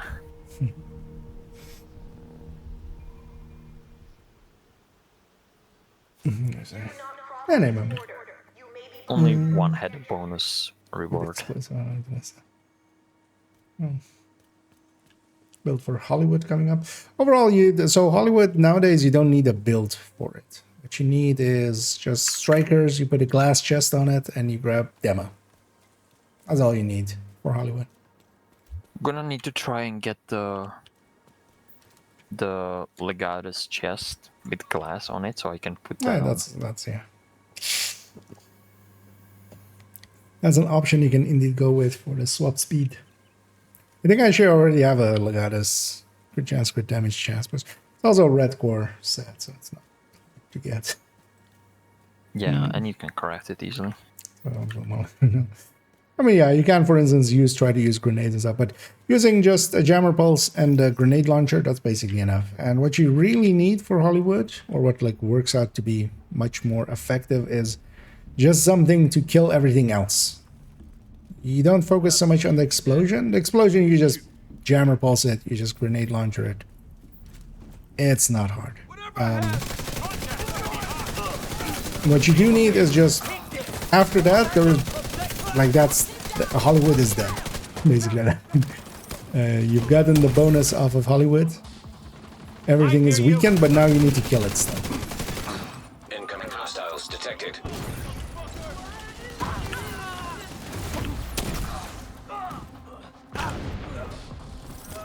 And that's where just having the rest of it be a striker. And then the glass chest is because glass does apply to the explosion that you create with jammer pulses and such. So that's where you go glass. Only reason I'm still alive is you. I know. Let's go get territory control public up there. Let's just run from here. Castle would be just as long just because we need to walk through the gates and stuff.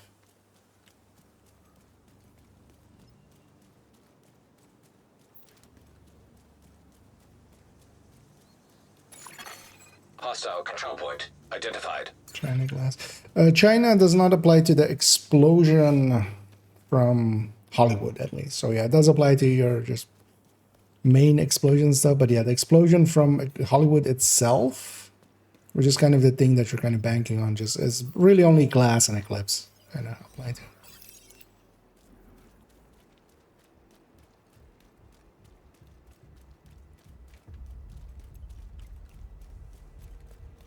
But I'm already looking forward to the billion tip of the spear builds we're gonna see again from ever.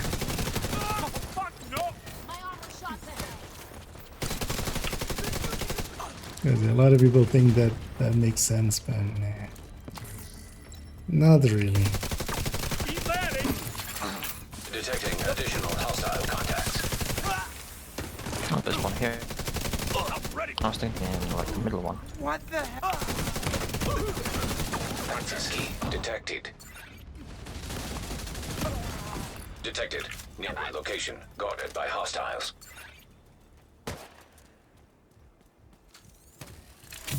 Where's my elf? There.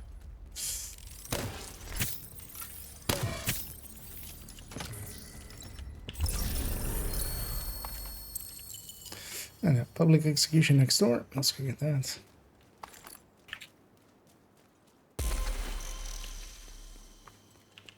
Is it next door if there are no doors between it? Next hill. Next undulation. Next rock throw. I'm gonna kill you. I'm not gonna get a bandy out of it, but that's awesome. Oh no, he did kill you.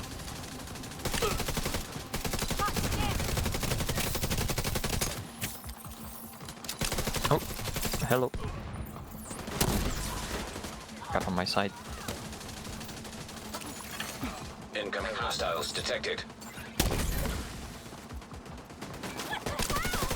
Oh yeah, I have tapper. Okay, I need to aim actually.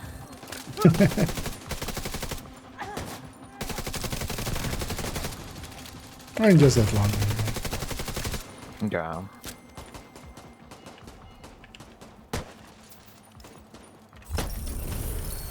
But yeah, imagine a headhunter player that complains about needing to hit headshots and get more damage. Yep.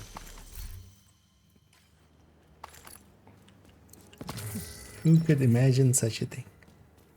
Oh yeah, let's get our loot here. Just gonna actually check. We haven't been past many places where names group could spawn, so maybe there's a name group there.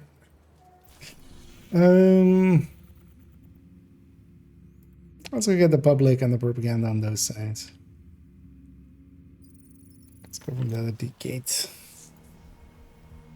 I did the scout today, and it was kind of easy. This week's scouts, you mean, right? Yeah. Yeah. The scout. 9 ones. Yeah, I did the month right away. No, this one was pretty simple. I mean, all of them are pretty simple. It's more, there's a bunch of, like, it's just as much as manhunts, basically, if you count up the 4 weeks.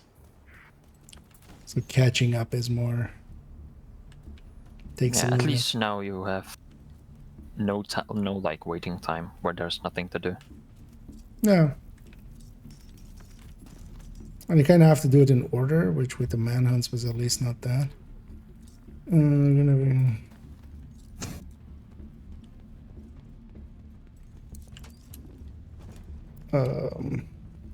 That's odd. Although, wait, on 7? Was on 7...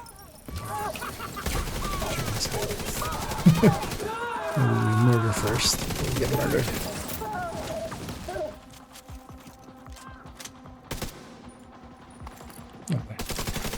Hostile broadcast picked up. Scouts on me.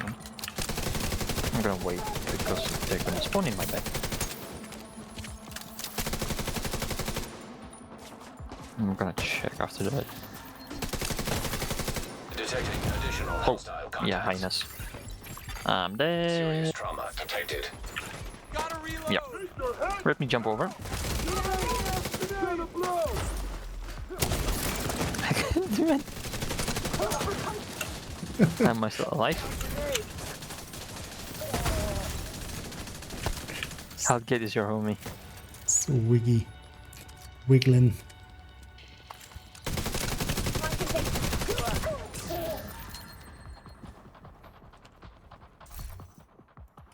Let's go talk to our hostage there. Ah. As I'm leaking a bunch of field proficiencies again. We need some of those badger toughs. Yeah, for the Scout 7, the last one was Navy Plaza, yeah.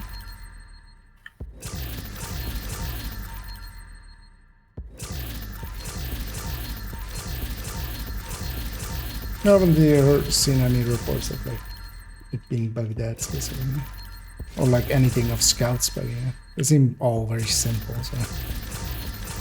Yeah, I didn't know. I don't know if you've already like retried it basically. And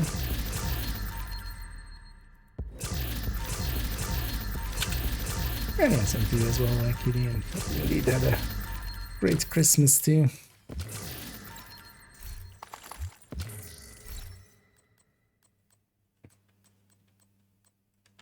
I didn't actually do much for Christmas, but I enjoyed my my time anyway. Kinda hung around to get to stream a bit. Yeah, sorry, just bumming everything. I think actually say I had one activity already. That's why I completed mine there. I think everybody else needs one more, right? So close. Let's go to... This was glass. I have my done. Did everybody get it done there? Hostile broadcast detected. Because I think I had one already on this side for myself.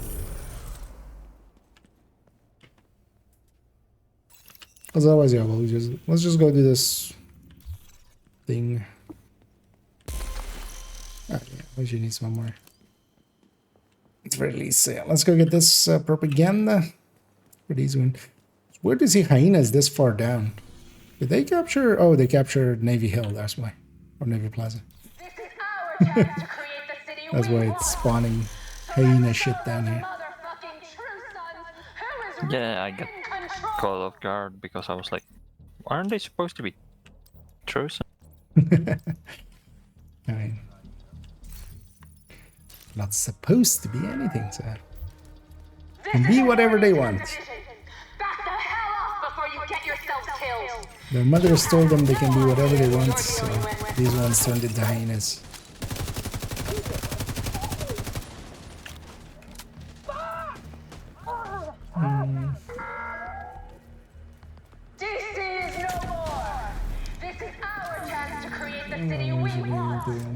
So let's show those motherfucking true sons who is really in control! Yeah, let's go. Right. Our enemies want you to stop living life and kill the city they want. But the hyenas, we tore up the rule book long ago.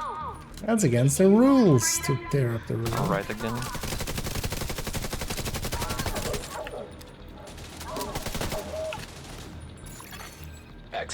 detected. Authorizing. Progress halted. Manual override required. Left. Progress resumed.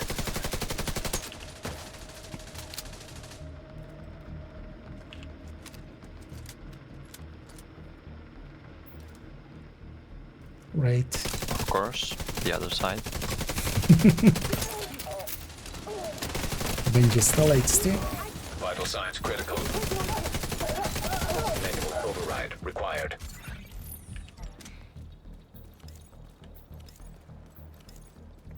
Just need to override Manuel. And then it's all good. Okay, real talk with Eva. Override manual. I like that. That's way better than a mouth on the south. Well, time for real Don't know who this Manuel guy is, but keeps getting in our way. The head boss bitch of the Black Tusk. Do you know what her nickname is? Oh yeah, let's take it back to base. Let's go get cleaned up, and then I don't know if you guys are up for it, but maybe we'll round out with a countdown or two, as we often do.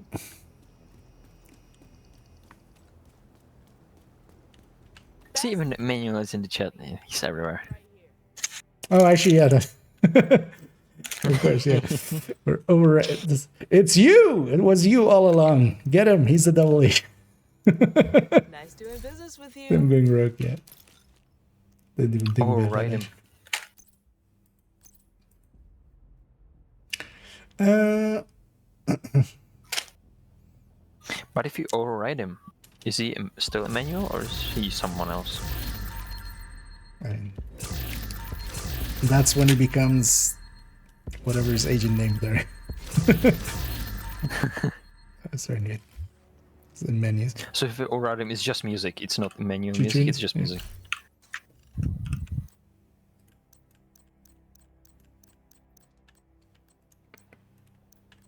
Let's get cleaned up. Also, actually, I want to briefly check. Did I actually have Legatus already? Because yeah, we are actually first. Yeah, I already have crit chance, crit damage not optimized yet, but we'll get this. Also, it's a lupus chest plate. Quite the name. Would you like some lupus? No, thank you. I would prefer to live. Is there a tip of the spear in the build collection still? No. There is one at the bottom in the X builds as an X build. Which was kind of what, yeah, the best setup you could kind of make for it. Last time it was, although nothing changed with it. You do want to use the backpack. The backpack is like the good part. It is a 50% amp. It is by itself pretty powerful, but yeah, it's just pretty short. So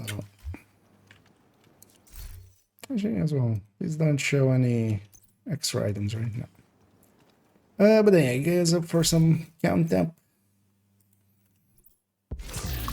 Which as well. Down for count ups. Yeah. I don't know if anybody else is interested in maybe some, because we could turn it into our own group and just as well. With 4 of us, let's go for heroics.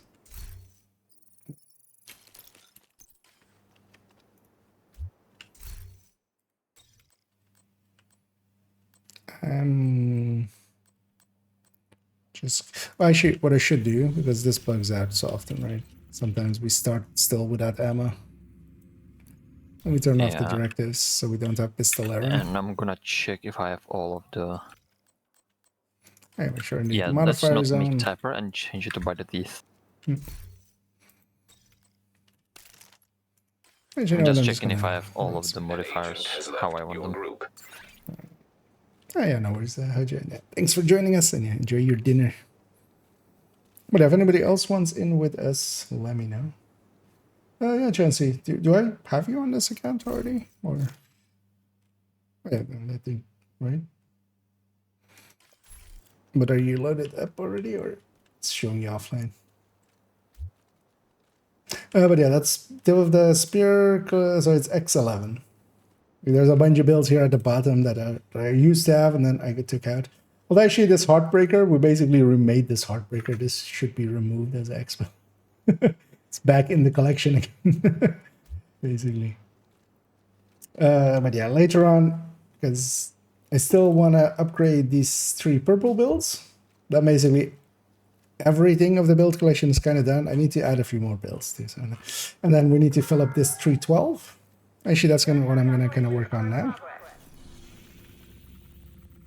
Which is that we're gonna set this for no particular reason. We're gonna set it to Aegis. Aegis or Cavalier? Cavalier. Right? Cavalier shares the Hasbro. Yeah, that one. And Aegis is just a skill damage reduction? No, the skill damage one is on Cavalier as well. That one is the reduction per enemy targeting. Oh yeah, per enemy per and by the group. Yeah. Yeah. Because yeah, I kind of mix them all up as well all the time. Yeah, let's go for heroic. I'm just gonna run striker here. Nothing too impressive. I'm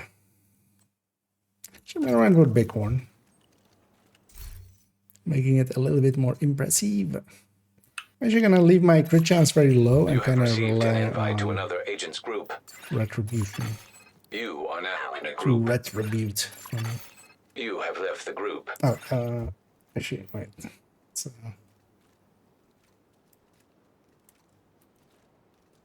we'll get you in on the next one from us. I missed it there.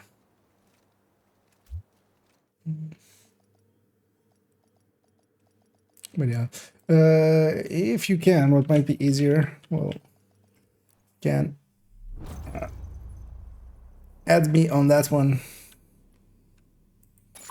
And then Communication relay offline. on the next one, we'll be sure to get you. Hyenas have taken over the power plant and triggered the lockdown procedures. Be careful, Agent. Last thing we need is an RC bomb in a nuclear reactor. Hey, Venky. We need to Scaling restrict college access XP and farm and secure the exploit. nuclear What, waste. what do you think? Have you seen it being done? Your answer should be very clear if you've ever seen it being done. Emergency lockdown protocols activated. 15 minutes lockdown. High levels of radiation detected. Yeah, sorry, I missed it there. I was looking for other stuff there.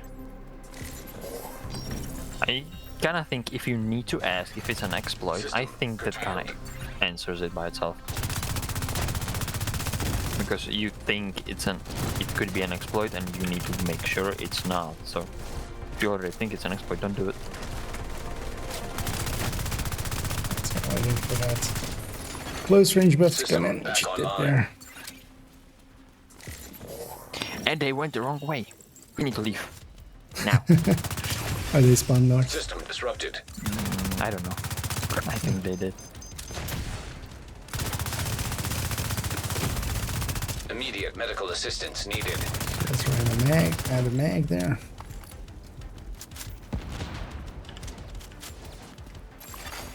System reactivated. An agent needs assistance. Serious trauma detected. Laboratory reactor, right? So let's go reactor.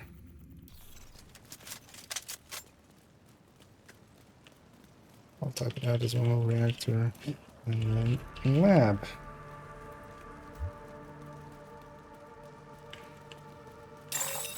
Shade tech detected.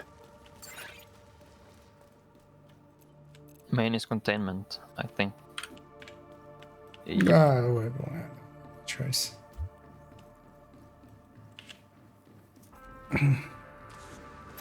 That okay. Hostile I striker drone detected. just read it like Hostile assault the turret way that detected. guy was talking. It's like, okay, sure, buddy.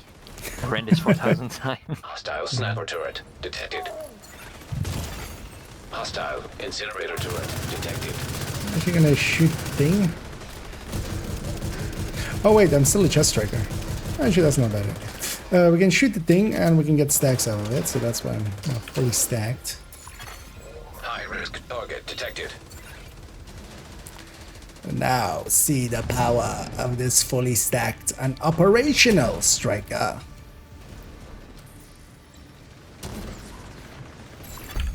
Area secure. Except everybody died, so It's underneath the balcony for now. Chest.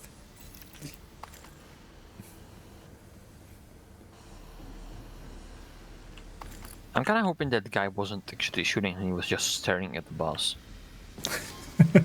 Because he was just standing in a close range to the boss and his health didn't move at all. And it's a close range buff. So I'm thinking, what are you running? It's the greatest build in the world.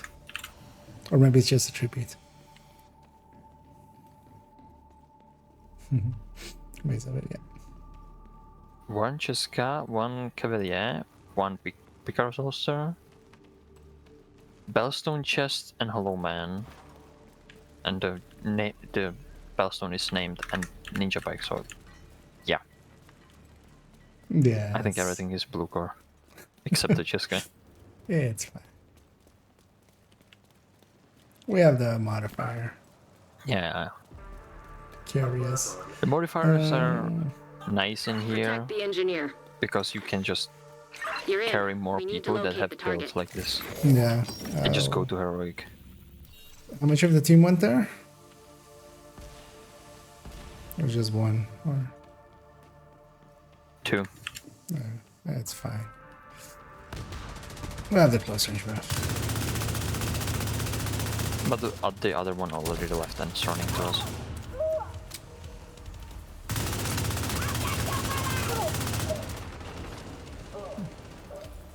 Boss is in the middle. But do you want to know who's in the VIP? It's Chuck. Oh, wait, Came from the car. Wait, did you go rogue? Did you go rogue, Chick?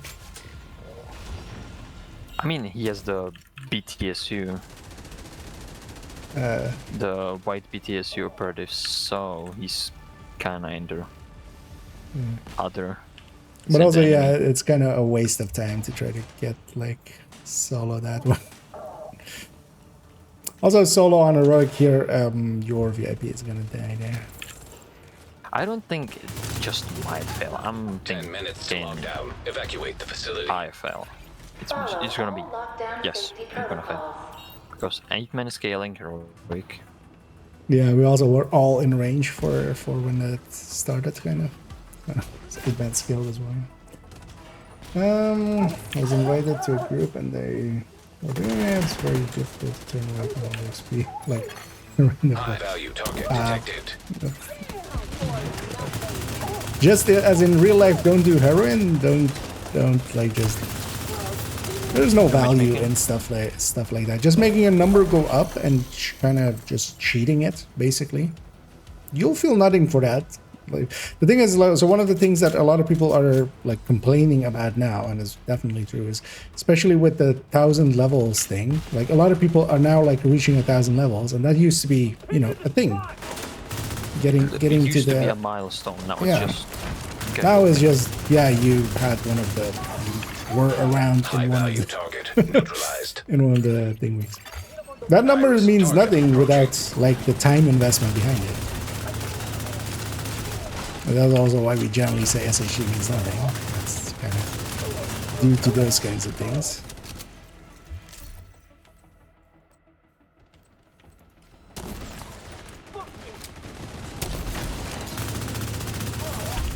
Area secure. Agent, you can access the waste area. Do me a favor and take a decontamination shower before you come back to base. But my recommendation would be just don't waste your time then.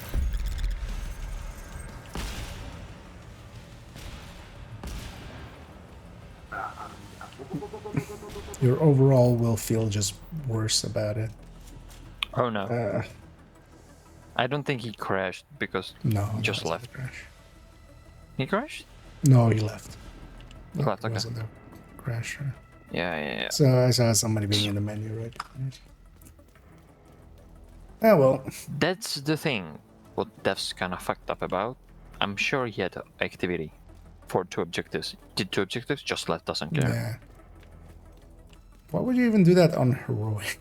But also, why would you even like do it on normal solo? Or just finish it. Like, you get so much loot at the end. You don't get much in the form of rewards leaving now.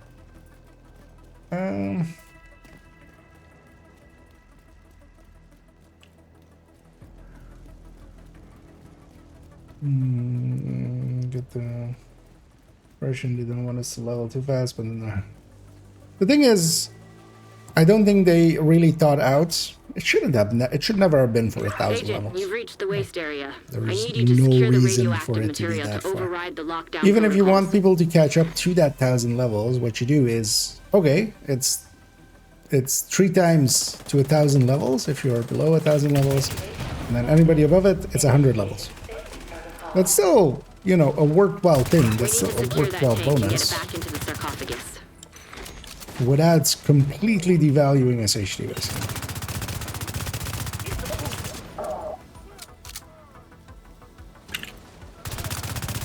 Because honestly, the 3 times XP for 100 levels, which was the first 2 3 times XPs, I was perfectly fine with. It was just the 5 times for 1,000 levels, which is just like... I think if they just select 5 times for 500, that would be fine. 5 times for 100 even. You have 400 levels basically bonused. That'll be enough. Or maybe... Like, they just went for insane number, a right? bit higher.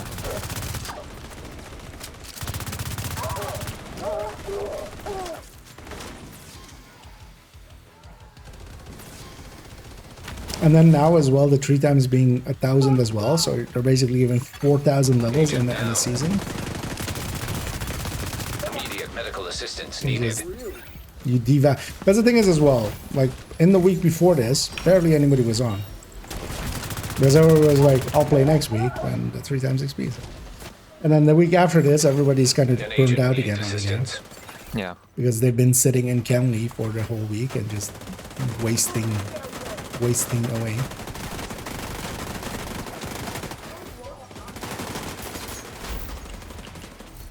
Thank you.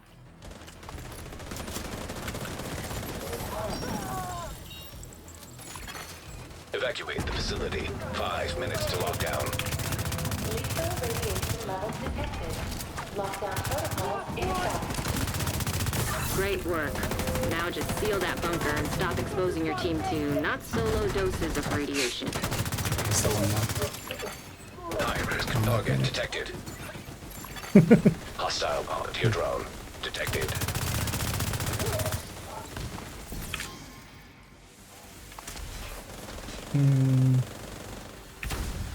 That was a no on doing heroin. Yeah. You're better off doing heroin than doing watch out farming in that way. Or exploiting. At least with heroin you get a high. Agent. Radiation detected at acceptable level. You had enough? Wait, are you still on? Yeah, he's still there. Okay, so yeah, Chandler, don't do that on heroin. Like, we're kind of fine here with the thing, but it's kind of like, yeah. Just lucky Don't that be we that didn't guy. finish Great this. work, Agent. The power plant You is would be stable. just dead and Now get the hell didn't out get of him to the extraction. Torres is waiting for your signal. Shoot off a flare when you're ready to come home. Because I hear we have the close range weapon stuff, it doesn't matter much.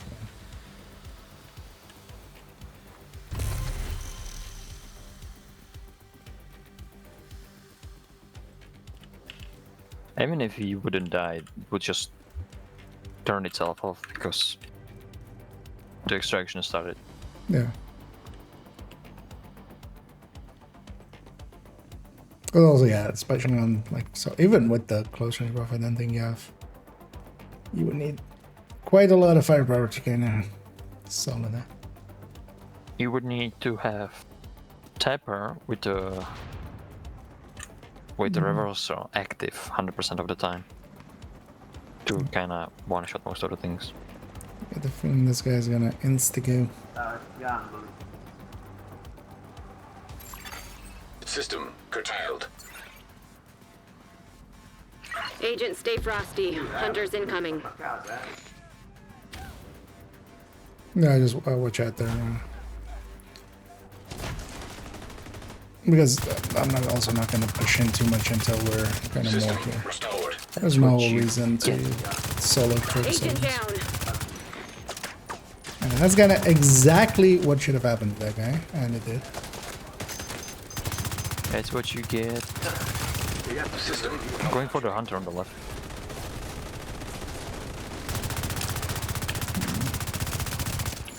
Trying to help Another out. agent has been promoted to group leader.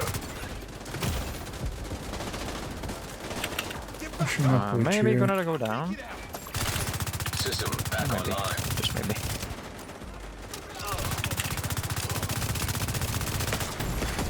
Immediate medical assistance needed. Yeah.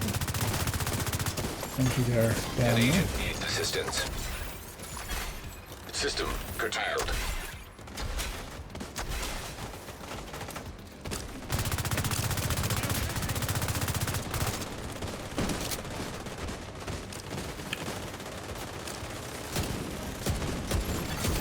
System restored.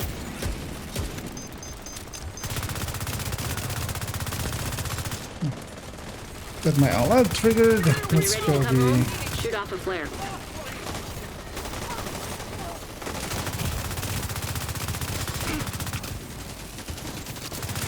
What we really want is actually to be in close range as well.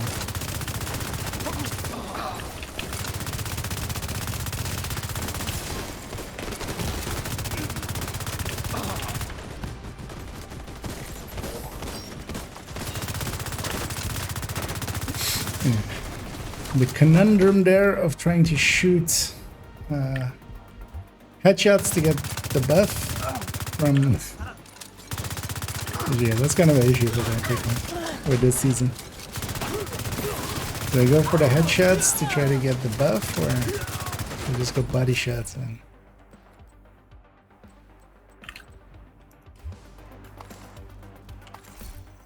And that guy just basically went in and He killed got what he himself, deserved. basically. Hold tight. Helo inbound to your And the location. best of it will be that they will likely go like, that was a shitty team. Just because they didn't understand. Yeah, they didn't push with me.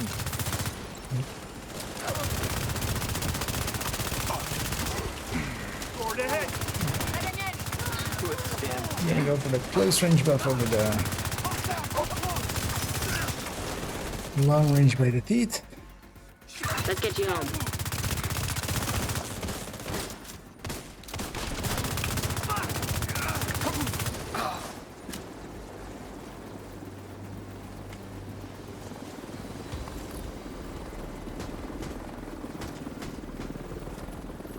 Yeah, No, it's just away, so. we're not gonna. You did a great thing have to today, agree with Agent. that. We take With heroin being electricity for good, yeah. granted, but without that plant, this entire region would Totally have can lost understand. power. Thank you. Another agent is now group leader. Yeah, I was BFE. I should have ran in front of him. I should have had that speed buff from the modifiers and ran in front of him. Yeah, just Tank everything. exactly. For Carbine 7, overall, so actually with the Carbine 7, you can go also with the drill. I see the 4 Virtuoso build. Virtuoso isn't that great, first off. You can definitely like mess around with it. Actually having the drill, the named precision strike, kind of aligns a little bit with it. Not greatly, but just a little bit.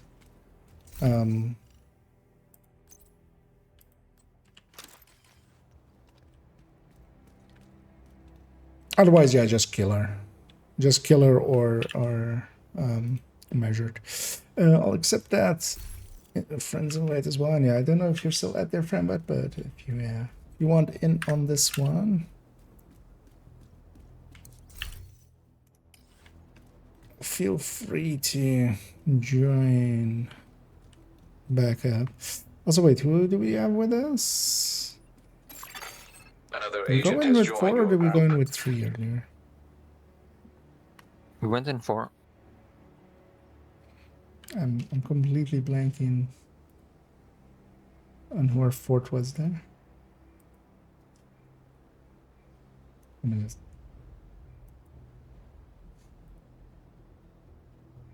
Oh yeah, Jancy. Yeah. Sorry. Yeah.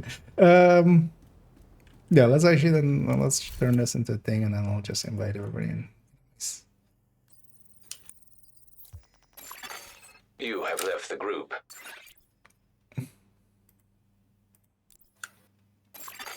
Another agent is now in your group. I think I need to actually try and go sleep a little bit earlier today because for the past 2 days, the earliest I went to sleep was 6 a.m. I'm watching too much Toasty, and I'm a mother, so yeah, I'm getting infected. Yeah, not gonna be that late. Oh wait, so did you guys want install or did those invites not work good through?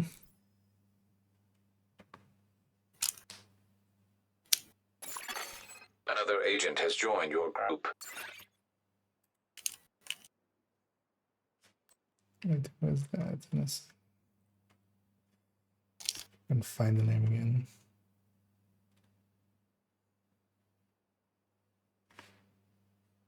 I guess you're in a mission then.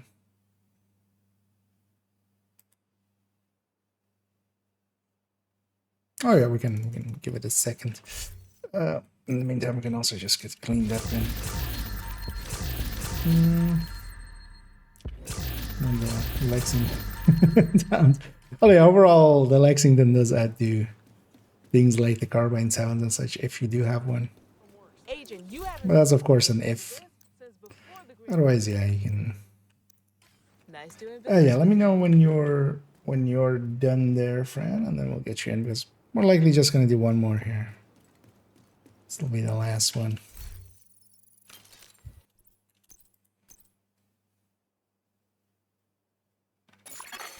Another agent is now in your group. Okay. Invite was still available there. That's good. And yeah, we'll matchmake for the rest. Actually, I'm gonna go back to. Although there it was mostly. Another agent has joined your group. Just gonna go with the farmers here. Lazy it up. Let's actually see what we're gonna have going around.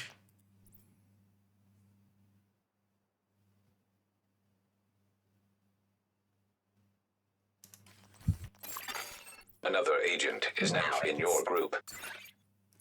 Check these real quick, just so we kind of know how bad it will go. And of course, it takes forever to load. 3-piece browsers. Because you need more meg size on Bullet King. Is that what they're running? It's fine. We have enough firepower on our side. No. Quite selfishly, them struggling will make it so that we can get more of the hunters, so it's fine.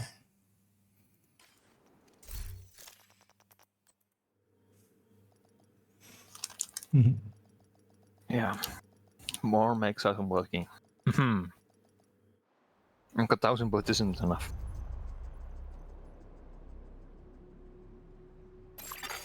Communication relay offline.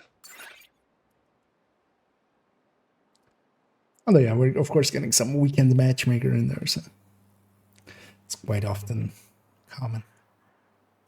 Yeah, and it's crossing with the Christmas matchmaker. And then triple XP matchmaker. Rikers have taken the power plant. Not sure what they're trying to do with the nuclear What else can be reactor, thrown but in they there? triggered the safety If protocol. it was The for plant like is going into lockdown. free access for a week, we could like say free access matchmaking. We need to remove the safeguards and restart the reactor. Now we'll be fighting some Rikers. Reactor is main. Reactor unstable. Okay, another Emergency lockdown close range. protocols activated. Yeah, 15 nice. minutes lockdown.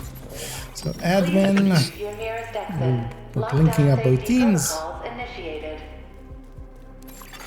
Isn't it this Admin one? containment, or well, containment admin. Oh Yeah.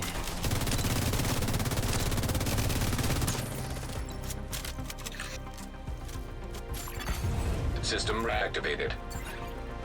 We're gonna start typing out.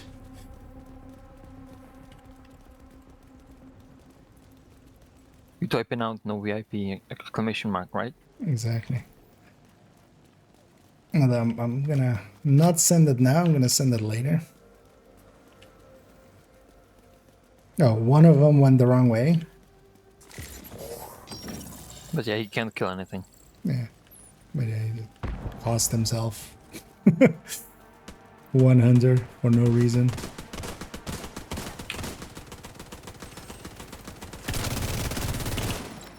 I know we have close range buff again, so yeah, this is the annoying thing that causes there. It's easy for both.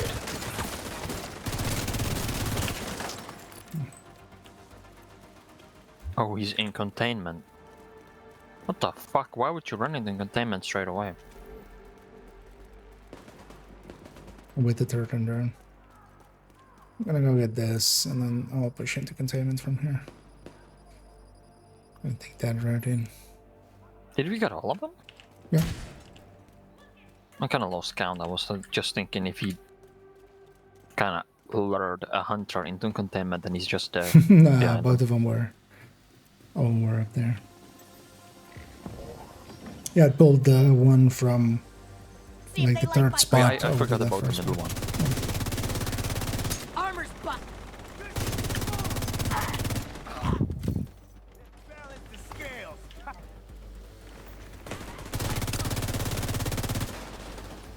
I'm gonna get us what they're actually running. Oh, okay. Actually, yeah. So their setup is even worse than that even. Where is that guy? Oh yeah, one is. That was the guy that went in here. So. Okay, so at least I know which one to look at. Yeah, that's the. I need more rounds in my bullet king.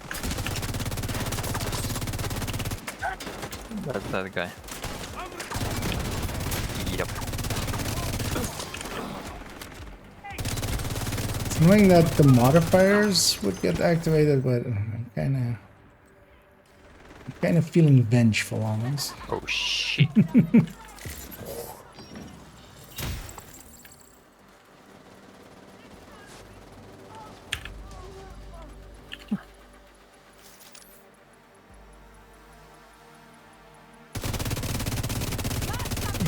Stack on that. Critical systems exposed. Setting up for that. Data transfer halted. Incoming. High risk hostile. Because actually as well on that server before it actually goes hostile or before we can shoot it, we can actually shoot it for stacks. I see you, dumbass. Kinda handy sometimes. Area secure.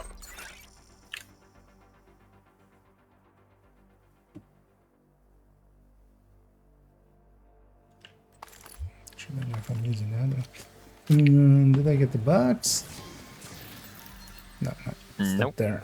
At least you didn't, I think. It's on that small building. Yeah, vision. Vision on it. Admin. We definitely don't want to do VIP and cooling. That's like the longest.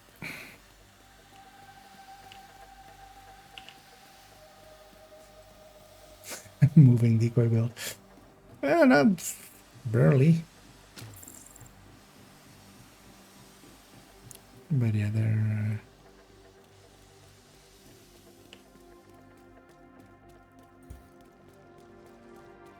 Because they also have two-piece Petrov there.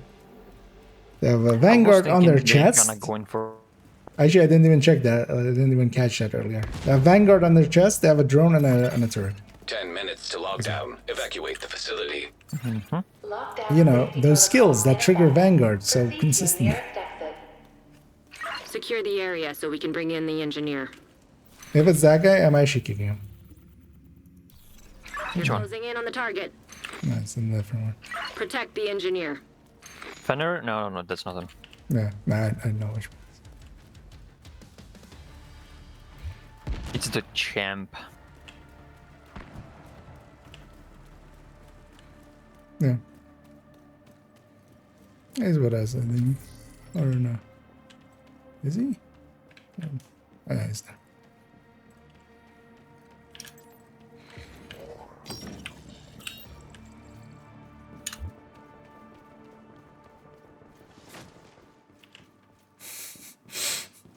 Yep.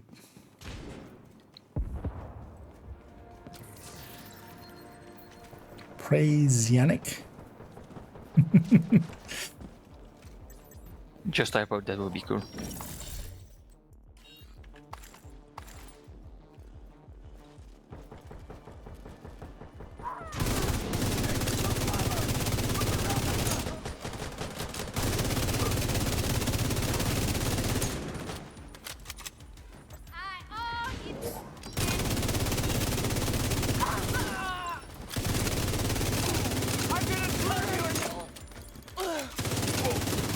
We can matchmaking in full swing. That's also the reason why generally, if going heroic, we'll go with at least 3 people. I don't know, being like in a team. Doesn't per se need to be on comms, but at least in a team. I'm dead. Maybe not. Hey, dead. I'm dead. Agent down. You my dead? No, just. I mean, no, you my stab grunt. Because I got. Yeah, I don't even want to know how that list works. Incoming. High risk hostile. Like what the lore is there. I mean, how I got it up to this Toasty. Rice asked me if Toasty DM'd me about something they are planning. And then Toasty said, "Why me? Agent, you should be You able did to that. access Tell the him he's reactor." adopted." But that's how it got into that.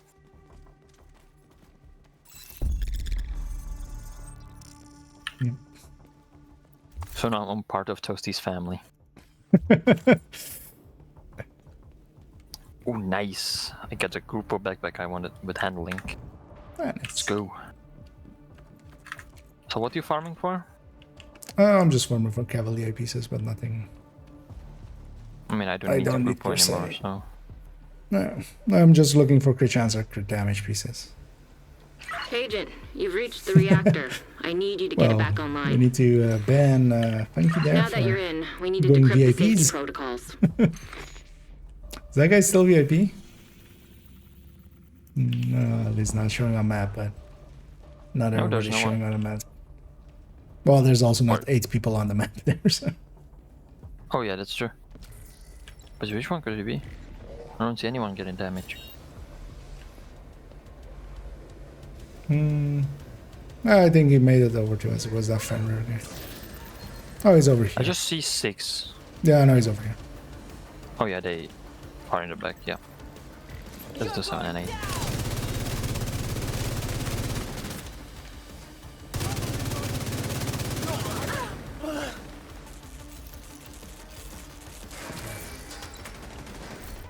And the box is underneath.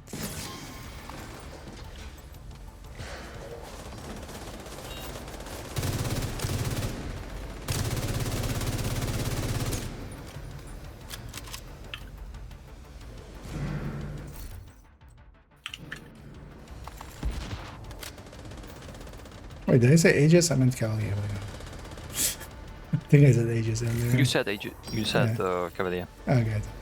But maybe one time you accidentally said Aegis. Aegis. Initiating lockdown procedures. Haggis. Good work decrypting the protocols. You need to remove those controls to get the reactor back online. Somebody going for the button. Somewhat thinking about it. Evacuate the facility. 5 minutes to lockdown. Proceed immediately to your nearest exit. Full lockdown. Damn it! Ow. That's for right. Incoming. High risk hostile. Got it. Immediate medical assistance needed.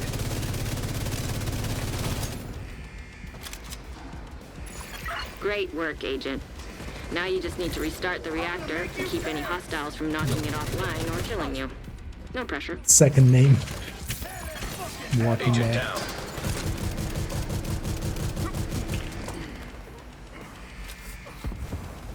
Wasn't expecting the second one, you know.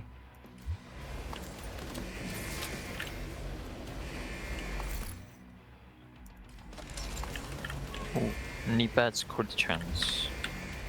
I'll take anything. Yet. I'm just gonna make a red set basically out of it. Just to mess about with it.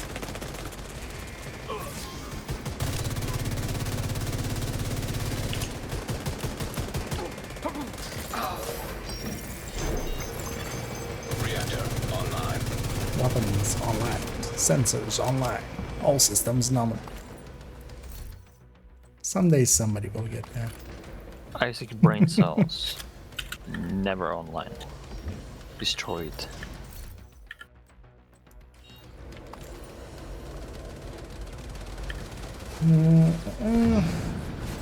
Hello, Kanzo, with some panelists. What is your polite way of saying Good no? work, Just Agent. You decline. saved the plant. Move to I extraction. go into my Was it menu the- and then the I guy decline. that, wants When you're you ready, send up to a add flare him so on Torres can Discord? pick you up. Although usually I just don't go into that clan screen. I just leave it there. Usually they cancel it themselves and then I'll decline. Once in a while I'll go in there and decline them all. Especially funny when it's for an open group that I could have just joined if I wanted. Oh, that's 1, 2 crashes, 3 crashes. Yeah. I for a second thought that he's holding a shield, but it's a second guy. Yeah. They were fighting, and in the middle of the fight, they crashed. Oh, you don't want to proceed. As you will. You haven't triggered them yet, yeah. An agent has disconnected. It's gonna be interesting. System malfunctioning. Agent, stay frosty. Hunters incoming.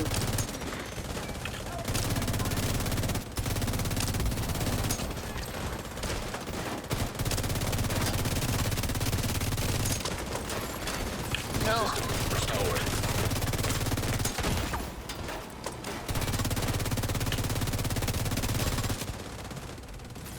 With my all triggered. An agent has gone offline. System curtailed. Start getting hostile Was there modifiers. something There's behind us? a Oh, yeah, there's a there's a hunter sniper. behind there. There's a It's a hunter sniper. behind. It's a hunter. All the way in the back. Or is that the sniper? There's two. It's a sniper. Oh, it's a sniper. Never mind. A sniper with a drone.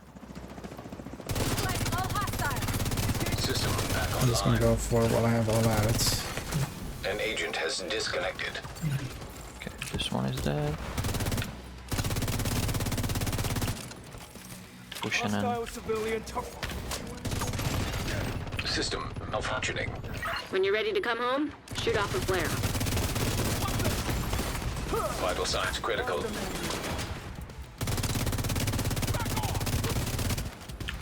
Alright, this one is a bleed too, okay. System reactivated.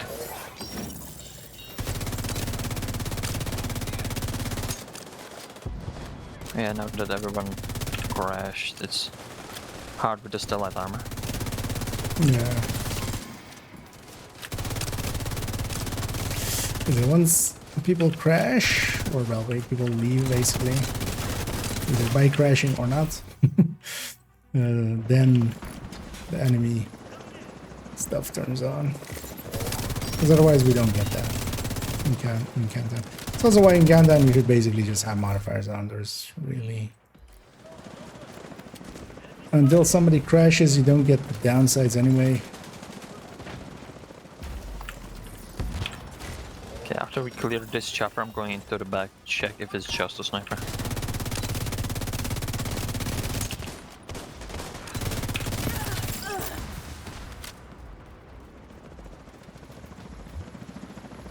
Yeah, I think it is. target. Because yeah, we counted 4 hunters as well, so... Yeah, it's just a sniper. Yeah, I should have closer. I hope someone is in to call it in.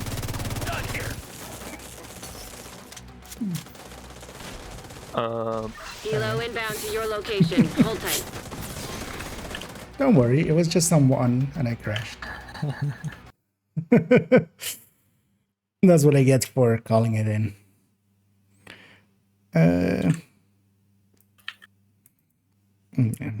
You saved us. Okay, so 1, 2, 3, 4 crashes. We fixed $2,000. Oh, but yeah, we'll load back in just to clean them. I think we can't end on a crash, right? Well, no, I kind of have to go to bed. I have to get up actually pretty early, so this time we'll have to accept that. We don't have to. Yeah, I mean, I'm clanless as well for reasons. And yeah, definitely there are reasons to do some impressive. Literally froze. Yeah. I think Fran also crashed on that moment.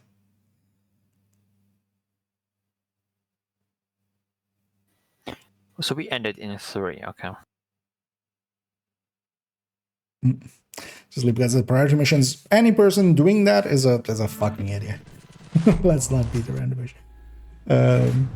And yeah, any of those that are doing that, it's not most, because most of the runs that I do, they don't leave after that. Also, that wasn't after 2, so we had basically nobody. Well, on the first one we had somebody leaving after 2. On this one, it was after 3, after the third one. So,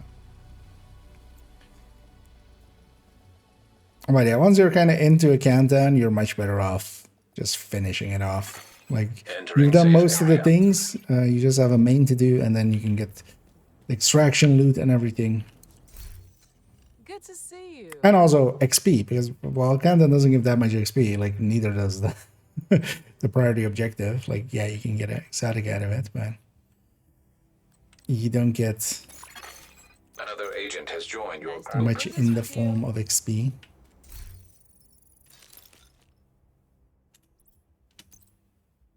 Some Aegis pieces or Cavalier pieces, I'm guessing. Yeah, just the new pads. Yeah, no. It's great chance. Grab those in sync. But yeah, we will have to actually call it there because I do need to get up pretty early tomorrow for a thing. But that'll be also fine because then likely actually tomorrow my plans are to do a really long stream. Starting maybe at 2 or 3 in the afternoon and just going till nowish, basically. Going like 10 hours, 11 hours. But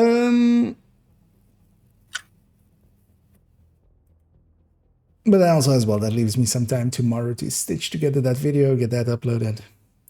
But yeah, first off, let me hop off the voice here before I ran too much. But yeah, before we talk too much, yeah. But yeah, thanks for joining in, Pamik, and I'll catch you around likely on the weekend. Yep. Have a good night. Have a good night. And also thanks to everybody else that joined along the way and helped out. And yeah, as always, hope everybody had some fun and some loot and some shoot and some looting and some shooting. That's all we want, right? All we need is looting and shooting, hooting and tooting. Yeah, that kind of shows how late it is. Did I have another piece actually somewhere? Thought I had one other piece somewhere already. Oh, I see. Pamik has is doing the break dances. Thought I had another piece. But yeah, with the broken animations, we get the special edition emotes there. But yeah, let's actually catch up here on some of these last ones. I've rotating encounters as well. Yeah, and complete the countdown. The thing is, it wouldn't be the same. I can kind of understand there's thinking there of having it be 2 to be kind of the same length as, you know, 1 loop or something like that. But yeah, it wasn't a great choice on their end. But also, as players, like, if you're joining with others, some courtesy would be, especially when, like, they don't, most people will not know, but you would hope that they would at least know that, yeah, when somebody leaves, the enemy modifiers turn on and then everything kind of breaks. So you just owe it kind of to your teammates to not be a humongous phallic object.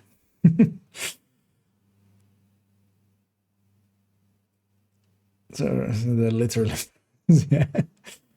Hey, Chansey made it that. But yeah, thanks everybody.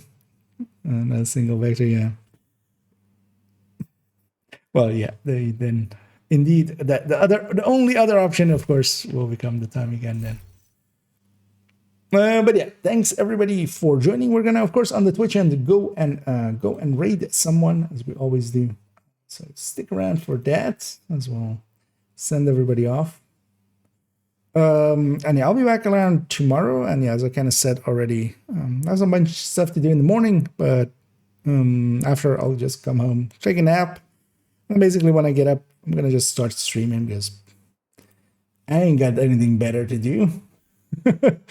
Anyway, we have plenty of stuff to do as well. I still want to finish off the pistol list. I want to add that pistol shield build kind of into the build collection, the bulwark, high-end bulwark tech tank kind of setup. But yeah, for now, let's just go a raiding. And we'll go raid. Actually, yeah, we're gonna have to. I feel. Let's go raiding. Although, is he doing 24 hours? Yeah. Okay. We'll go raiding GC Rock. He's doing it 24 hours. It seems he's 12 hours in. Usually we end kind of around the same time, so I usually avoid raiding him because yeah, we're gonna end up raiding each other at the last moments. But yeah, he seems to be going on for a long time, so we'll go join him. And yeah, I'll be back around tomorrow. Tomorrow as well. That second character will go up. And, stitch that video together, get it uploaded, timestamp everything and stuff. So yeah, but now I'm just gonna stop my ranting and raving. We're gonna hit the start raid there. It'll take 10 seconds, and then I'll just wait for that, and then just say. Thank you all for joining me. Hope you had some fun. And as always, have a good night.